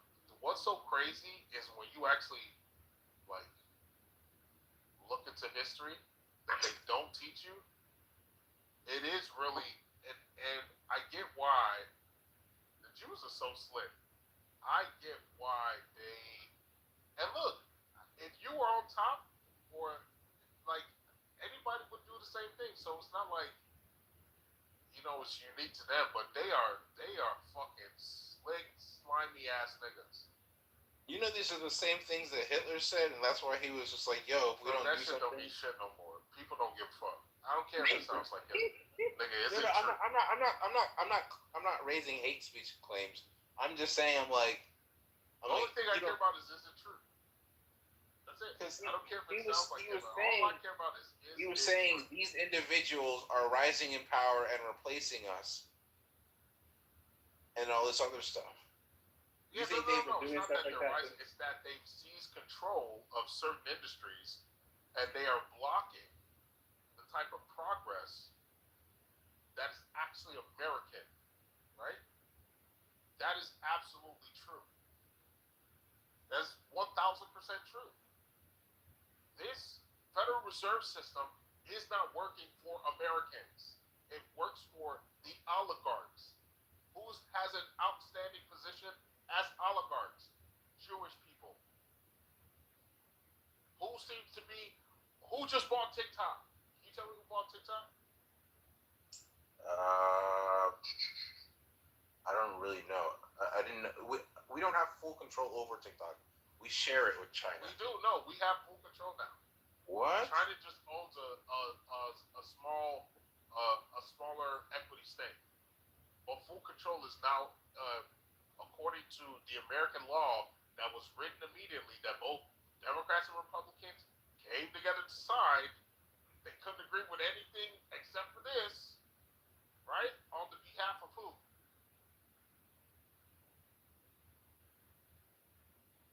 Netanyahu?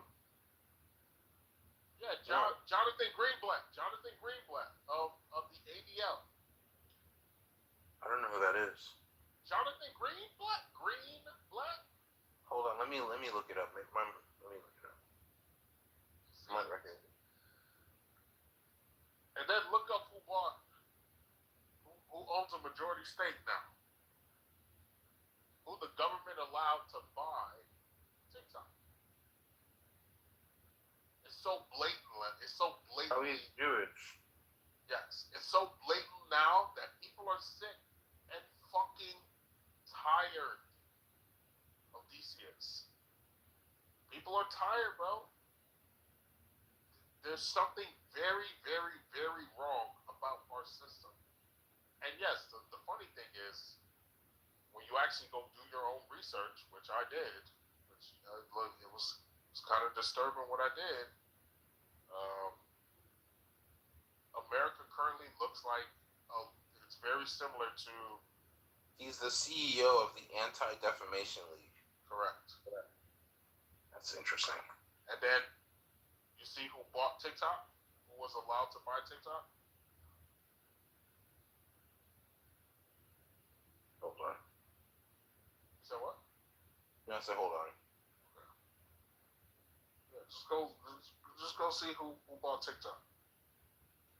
I hate this AI option. Get out of here.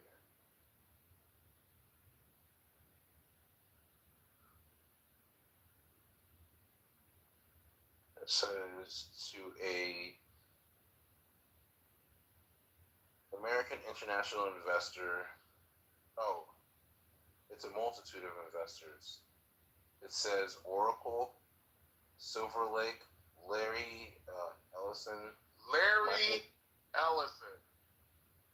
That is the main stakeholder of TikTok. He owns an overwhelming majority of the stake. Overwhelming.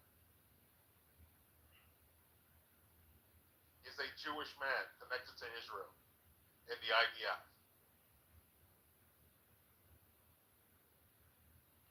It's done blatantly now in our faces.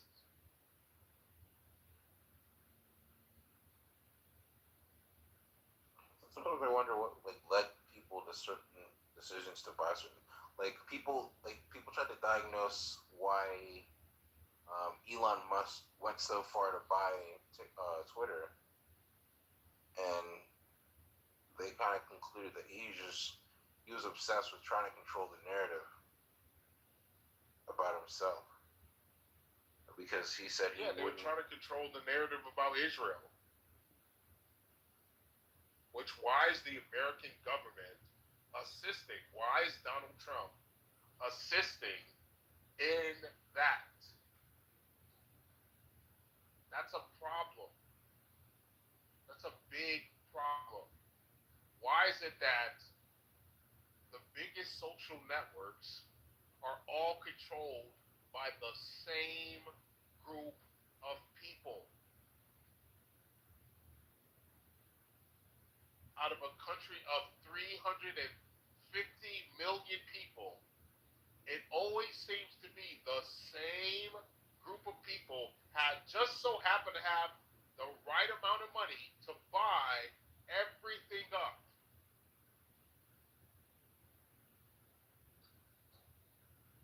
That's a problem. Imagine if you went to Israel and all of the banks and all of the media was owned by a small group of Nigerians. How do you think things would look in that country? It would be starving, because they'd be keeping most of the money for themselves. That's a fact. Glad you said that. That's a fact. Because that's what's happening here. So, okay, side question. In your opinion, do you think Kanye's crazy or no? No, he's not crazy. He's not at all. Woke people I've ever heard. Actually, everyone thinks he's nuts, but he's actually speaking the truth. It's just everybody drinks United States Kool-Aid and thinks he's crazy, but he's not. Correct. Everything Liz just said is 1,000% correct. And it sucks because he went out on a limb on his own. Nobody there to, he was, the thing about Kanye that kind of sucks is he was 3 years too early. It was 3 years too early. If he started all that stuff now, he'd be good. But he put his neck out on the line and they took everything from him. But you're saying if he started now, but wasn't he the catalyst for the conversation? That's what I'm trying to say. He was a sacrifice. They took everything from him. But they can no longer put the genie back in the bottle. It's over. It's over. So here's another outlandish conspiracy. So don't think it's my own. I usually just hear these things and I'm like, that's interesting to conceive because of the amount of movies that I watch that are sci-fi. But some people made the comment that movie on Netflix, Cloning Tyrone, was pointing to something about Kanye, about how he's acting different. It's weird. What is it called? Cloning Tyrone. Oh, I don't know. I'd need to look into it. Aside from that movie, do you think they said something to Kanye or did something to him? You'll never see your kids again. Clear as day that they're using. That's the other thing and that's why I say when I say the Jews, I don't mean your average everyday. I'm not talking about your average everyday Jew that has nothing to do with them. I'm not talking about that. You're talking about the 1% Jews. Yes, I'm talking about exactly the connected cabal that's essentially the Jewish mafia. They're essentially the Jewish mafia, right? That's connected to Israel and Mossad. They have tactics that they do across the board, blackmail, all this stuff across nations. So they clearly got to Kanye about his kids. So how do you expect the common person to do anything about it if they hold so much power? Because even at that time, you remember when Bitcoin came out recently and they tried to grab hold of that as well, but that didn't go anywhere. Yeah, look, what they say, Weimar, what's the meme called? Weimar problems call for Weimar solutions. I say that in the sense that you're gonna have to tear the system down. You're gonna have to tear that system down, and whoever wants to fight for the side that's keeping the system up, well, you know how history goes. You know that or our kids are gonna be fighting a civil war. I think Kamala was making the statement that was true. She said, if you tamper with this stuff, you're going to affect the democracy. I think it's because somehow our democracy is tied to all of this mess. No, the thing is, and this is why I'm disappointed in Trump, because Trump is like, it's so weird. He's like their last defense before everything gets exposed. Because like I said, with the Epstein list, half the list are just a bunch of Jews. And everybody knows it. So Trump is protecting his donors. Because look, once you openly connect the Jews to Jeffrey Epstein, who's connected to Mossad in Israel, it's over. It's fucking over. It's already over now. With the younger generation and all of that. Once you have open information, like what that Epstein list will portray, it's fucking over. Right? So Trump is like blocking, he's like the last, line of defense for that side. And it's retarded because it's like these people didn't even vote for you. It's like, and that's why everyone's like, are they blackmailing him too? Because it's like, why are you doing all this for? You're literally killing your own presidents, bending over backwards for these people who do nothing for you.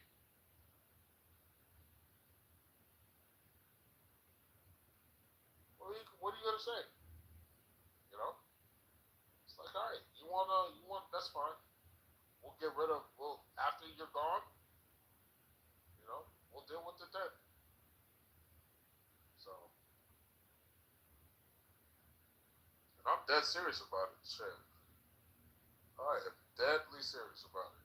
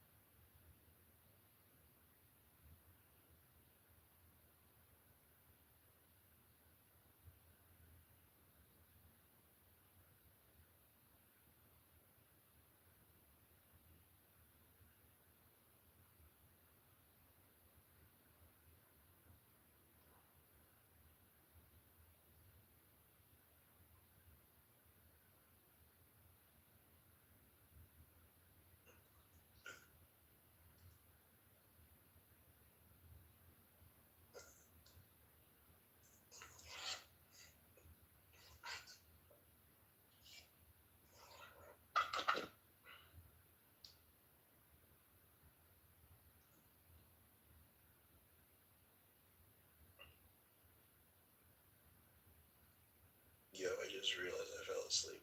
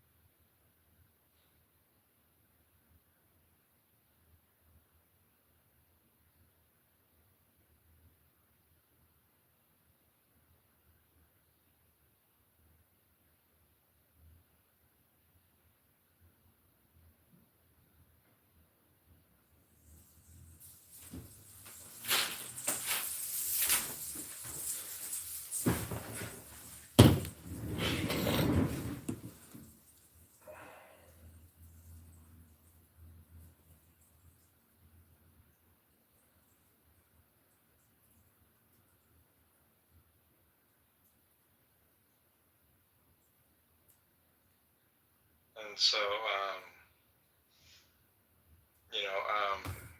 for lack of a better thing to do, I would like to just read basically.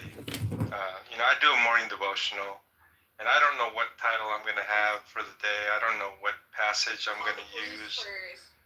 But this morning, I hope I don't take up too much people's time because it's a little bit lengthy, but I did want to read.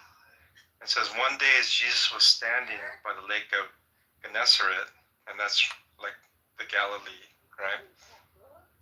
The people were crowding around him and listening to the word of God. He saw at the water's edge 2 boats left there by the fishermen who were washing their nets. He got into one of the boats, the one belonging to Simon, and asked him to put out a little from shore. Then he sat down and taught the people from the boat. When he had finished speaking, he said to Simon, put out into deep water and let down the nets for a catch. Simon answered, Master, we worked hard all night and haven't caught anything. But because you say so, I will let down the nets. When they had done so, they caught such a large number of fish that their nets began to break. So they signaled their partners in the other boat to come and help them. And they came and filled both boats so full that they began to sink. When Simon Peter saw this, he fell at Jesus' knees and said, Go away from me, Lord. I am a sinful man. For he and all his companions were astonished at the catch the fish they had taken. And so were James and John, the sons of Zebedee, Simon's partners. Then Jesus said to Simon, Don't be afraid. From now on, you will fish for people. So they pulled their boats up on shore, left everything, and followed him. And so, to me, that passage resonated with me. Because I do like to fish, maybe not with nets, like in the passage there. I like artificial lures, a rod and reel type of thing. But it's something interesting, right? That made sense to me. When he saw these things, I think the people recognize that this is a holy man. Like this is like a prophet or something like that. And they said, basically Peter says to, as the title says, go away from me, Lord, I'm a sinful man. And I think a lot of times that happens, when we're living in some sort of like darkness, we don't really like the light, and we want to be within our darkness. But when things go wrong, I think that we seek the light. I think that interesting that they caught no fish, and Jesus told them, I was just reading the end of John, John 21, I believe. And there's a similar situation. After Jesus died, they said, hey, let's go back fishing. So that's the beginning. Jesus says, come follow me. And then at the very end, you see, once again, they're going to fish and they find nothing, right? And somebody's standing on shore and they didn't recognize him. He said, cast your net on the right side. And when they did, I believe they caught like 153 fish. That was like but it didn't break the net. And they brought it on shore. And Jesus was saying, basically, like, do you love me? Right? Because Peter had followed Jesus throughout his ministry. He denied him. He was basically like one of Jesus' top students, his top disciple. And he just went out and going fishing because Jesus died. But what Jesus was saying is, feed my sheep, feed my lambs, right? And I think what it is like, from beginning to end, the fish that we catch are not of our effort, but because we listen and we follow Jesus' instructions. I was just thinking about that, Like, I think I've gone many years talking to atheists, and with my own effort, I'm here maybe casting a net. Not that I was trying to make converts, to be honest, but I think someone asked me at church, "Oh, you're online and you talk to atheists?" I said, "Yeah." And she goes, "How many people have you converted? Or when was your last conversion?" Or something like that, some kind of question like that. And I said, embarrassingly, like, no one. And I kind of said, well, I really been going under control. And then some people laughed. But that's what it is. Like, I was getting nothing, right? And I thought to myself, what's going on here? I wasn't following Christ. I wasn't following him in terms of where I was living. And it wasn't the case that I was even preaching. I wasn't doing what Christ was commanding. And then I just thought to myself recently, it's very simple. Very simple. Just follow Christ. And he's going to make it happen. Breaking news. We just ran a new poll. Like, it's not by my effort. It's just a matter of just following. It's that simple. Believe, follow. Like when I was reading the Gospels recently, it's just so astoundingly simple. Believe, and then what happens? Miracles happen. People are healed. Right? People from the dead are raised. People from a distance, people just believe and just touch the hem of his garment and he's healed. And I was thinking about that. And, from what I've experienced is that these things happen just with like simple faith. But I don't know. I don't know why, but I felt I wanted to share that. But I'm hoping that somebody might want to talk. I mean, Nico's down there a lot. Sometimes he's been on text.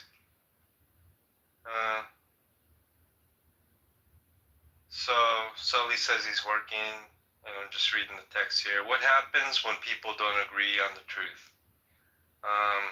Well, Troy's not there. Yeah, that's fine, Miko. I appreciate it, though. What happens when people don't agree on the truth? Well, there's an arbiter, right, between two people, and that would be Christ. Right? He's a judge. He's the source of all that is true. And so, if we can agree that Christ is the truth, I think that if there's a sincerity in both parties, I think the truth will be reached. I've seen it all too many times. Now, some people don't want to agree because they don't want to listen and they don't want to seek the truth. And that truth comes from Christ. I think that's a lot of the problems that happen in the world today among Christians. There's so much division. But I don't really worry too much about these differences.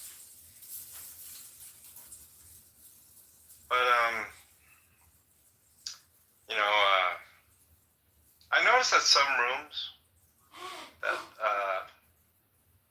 some guys, like first guy I'm thinking of is Matt Yester, and I was in this room one time in the middle of the morning, and he went on for 4 hours without pausing, and he was the only one on stage. There was a few people in the audience, but he was able to go on and on and on and on.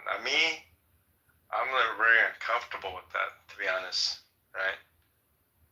And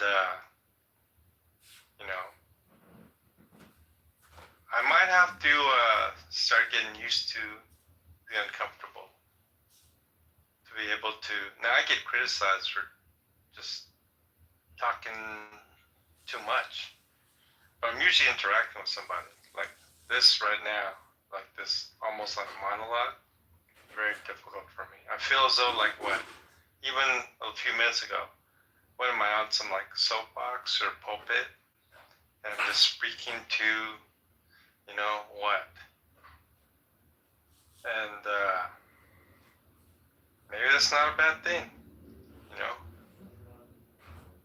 It's, I think like, when I was just thinking about the Bible, about like, when Jesus was coming in to Jerusalem, and people were singing Hosanna, Hosanna, and all of these things, and I think Jesus was saying like, you know, even the rocks can be made, the stones can be made to rejoice. And sometimes you read all of these allegories and metaphors that Jesus says has a spiritual meaning. And, you know, we see in the scriptures talking about, I think it's in Ezekiel, you know, that God changes a heart of stone to a heart of flesh. And it's basically like a changed life. And it's exciting. It's exciting.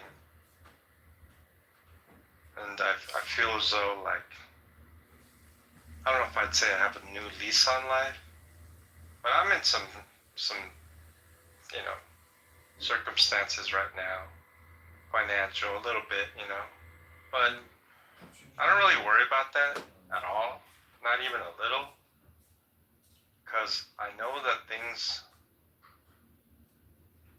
bring me more happiness. You know, I gotta eat, of course, right? I gotta pay the bills, of course, right? But I think when I start to find contentment in things, I got peace with myself. And I think the worries of life is really what distracts us from, you know, our relationship with God. I think even just coming near, because God is light, and sometimes we don't even want to come near. And this is what I thought Peter was saying, you know, go away from me, Lord, I'm a sinful man. Like, why would he do that after, you know, catching all that fish? After he went all night working hard, it said, and he caught nothing.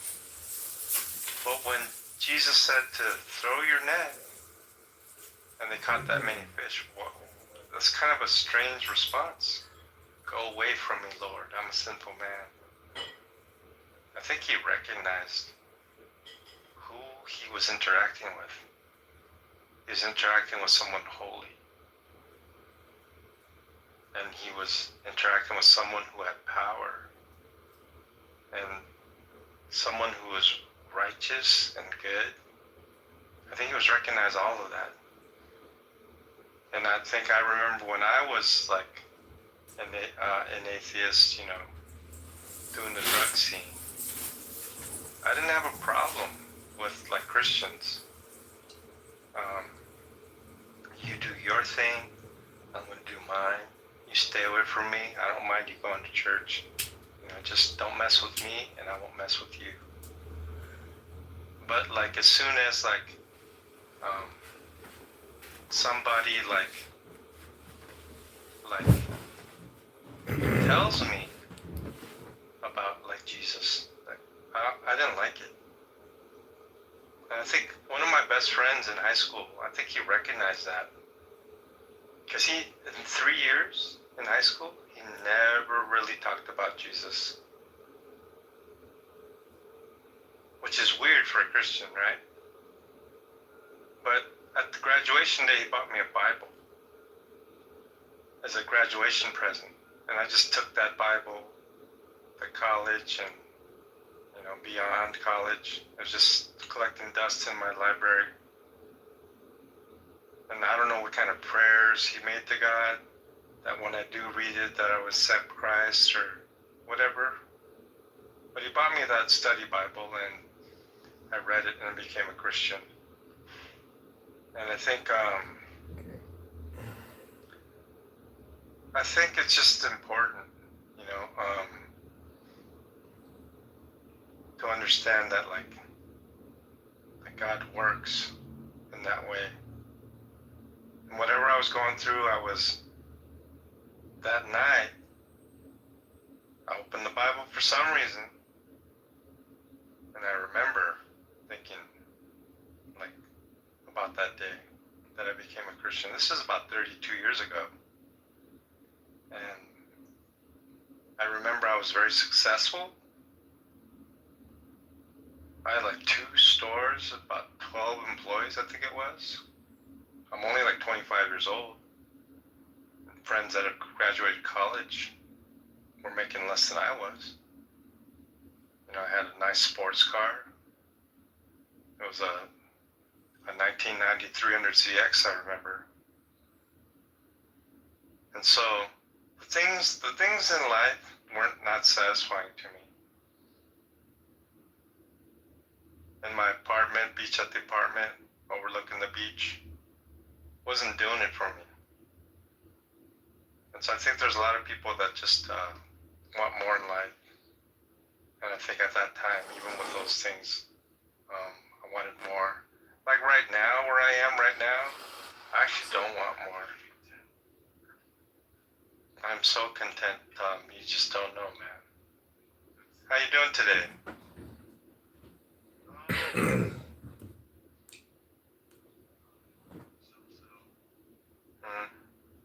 You know, I was just talking to somebody, and I've been talking to a lot of people. They're just going through a lot of things, man. And you know, what's interesting about it is that they seek God for their situation. You know, yesterday I went to prayer night, right?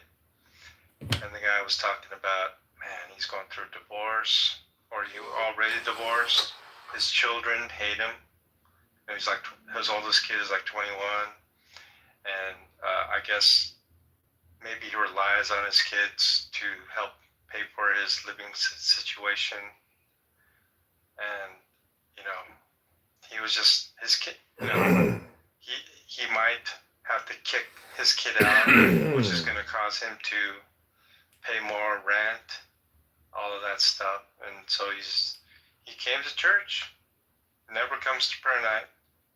He goes to the church, by the way, but he never goes to prayer night on Tuesdays, and yesterday he did. And I just thought about people coming to God at a time of need. I think God is that type of God that you know, that provides that sort of solution. And so I believe yesterday that things will go well for him. And then there's another person that I'm really not going to mention, but told me that that they're praying to God for whatever situation they're going to. And it just kind of moved me, you know. I'm actually getting a little emotional now, but I wish well for him. That's what, you know, Tom, you told me about your friend who is had a brain tumor and is going to surgery. What's a person like that supposed to do? When a person recognizes that they're not in control of the world around them, that they're powerless over certain situations. I was just saying that before you got here, that they seek a higher power. And there's nothing wrong with that. Do you think there's something wrong with that, Tom?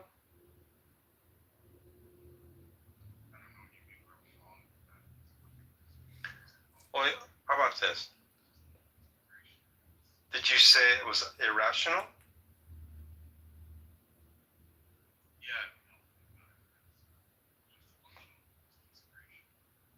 Okay. But what is a person supposed to do? Just kind of,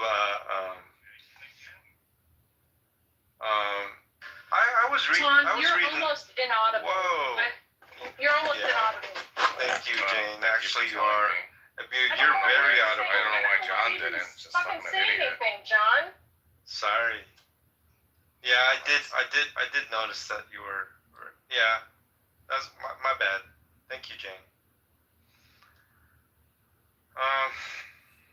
But yeah, I mean, I used to talk to atheists like in certain circumstances, and they just kind of rationalize. You know what? I just got. It's kind of like weird. It's almost like you're trying to like take advantage of play to like see. A woman clothed with the sun. Are you coming to God now? With the moon at her feet. Like, and you're and trying on to her do that, head like trying to do it on the was a diadem of the 12 stars. Okay. Hear me, O Lady Isis. Hear and save. Right? We know what you're fucking doing. O thou Queen of love and mercy, thou crowned with a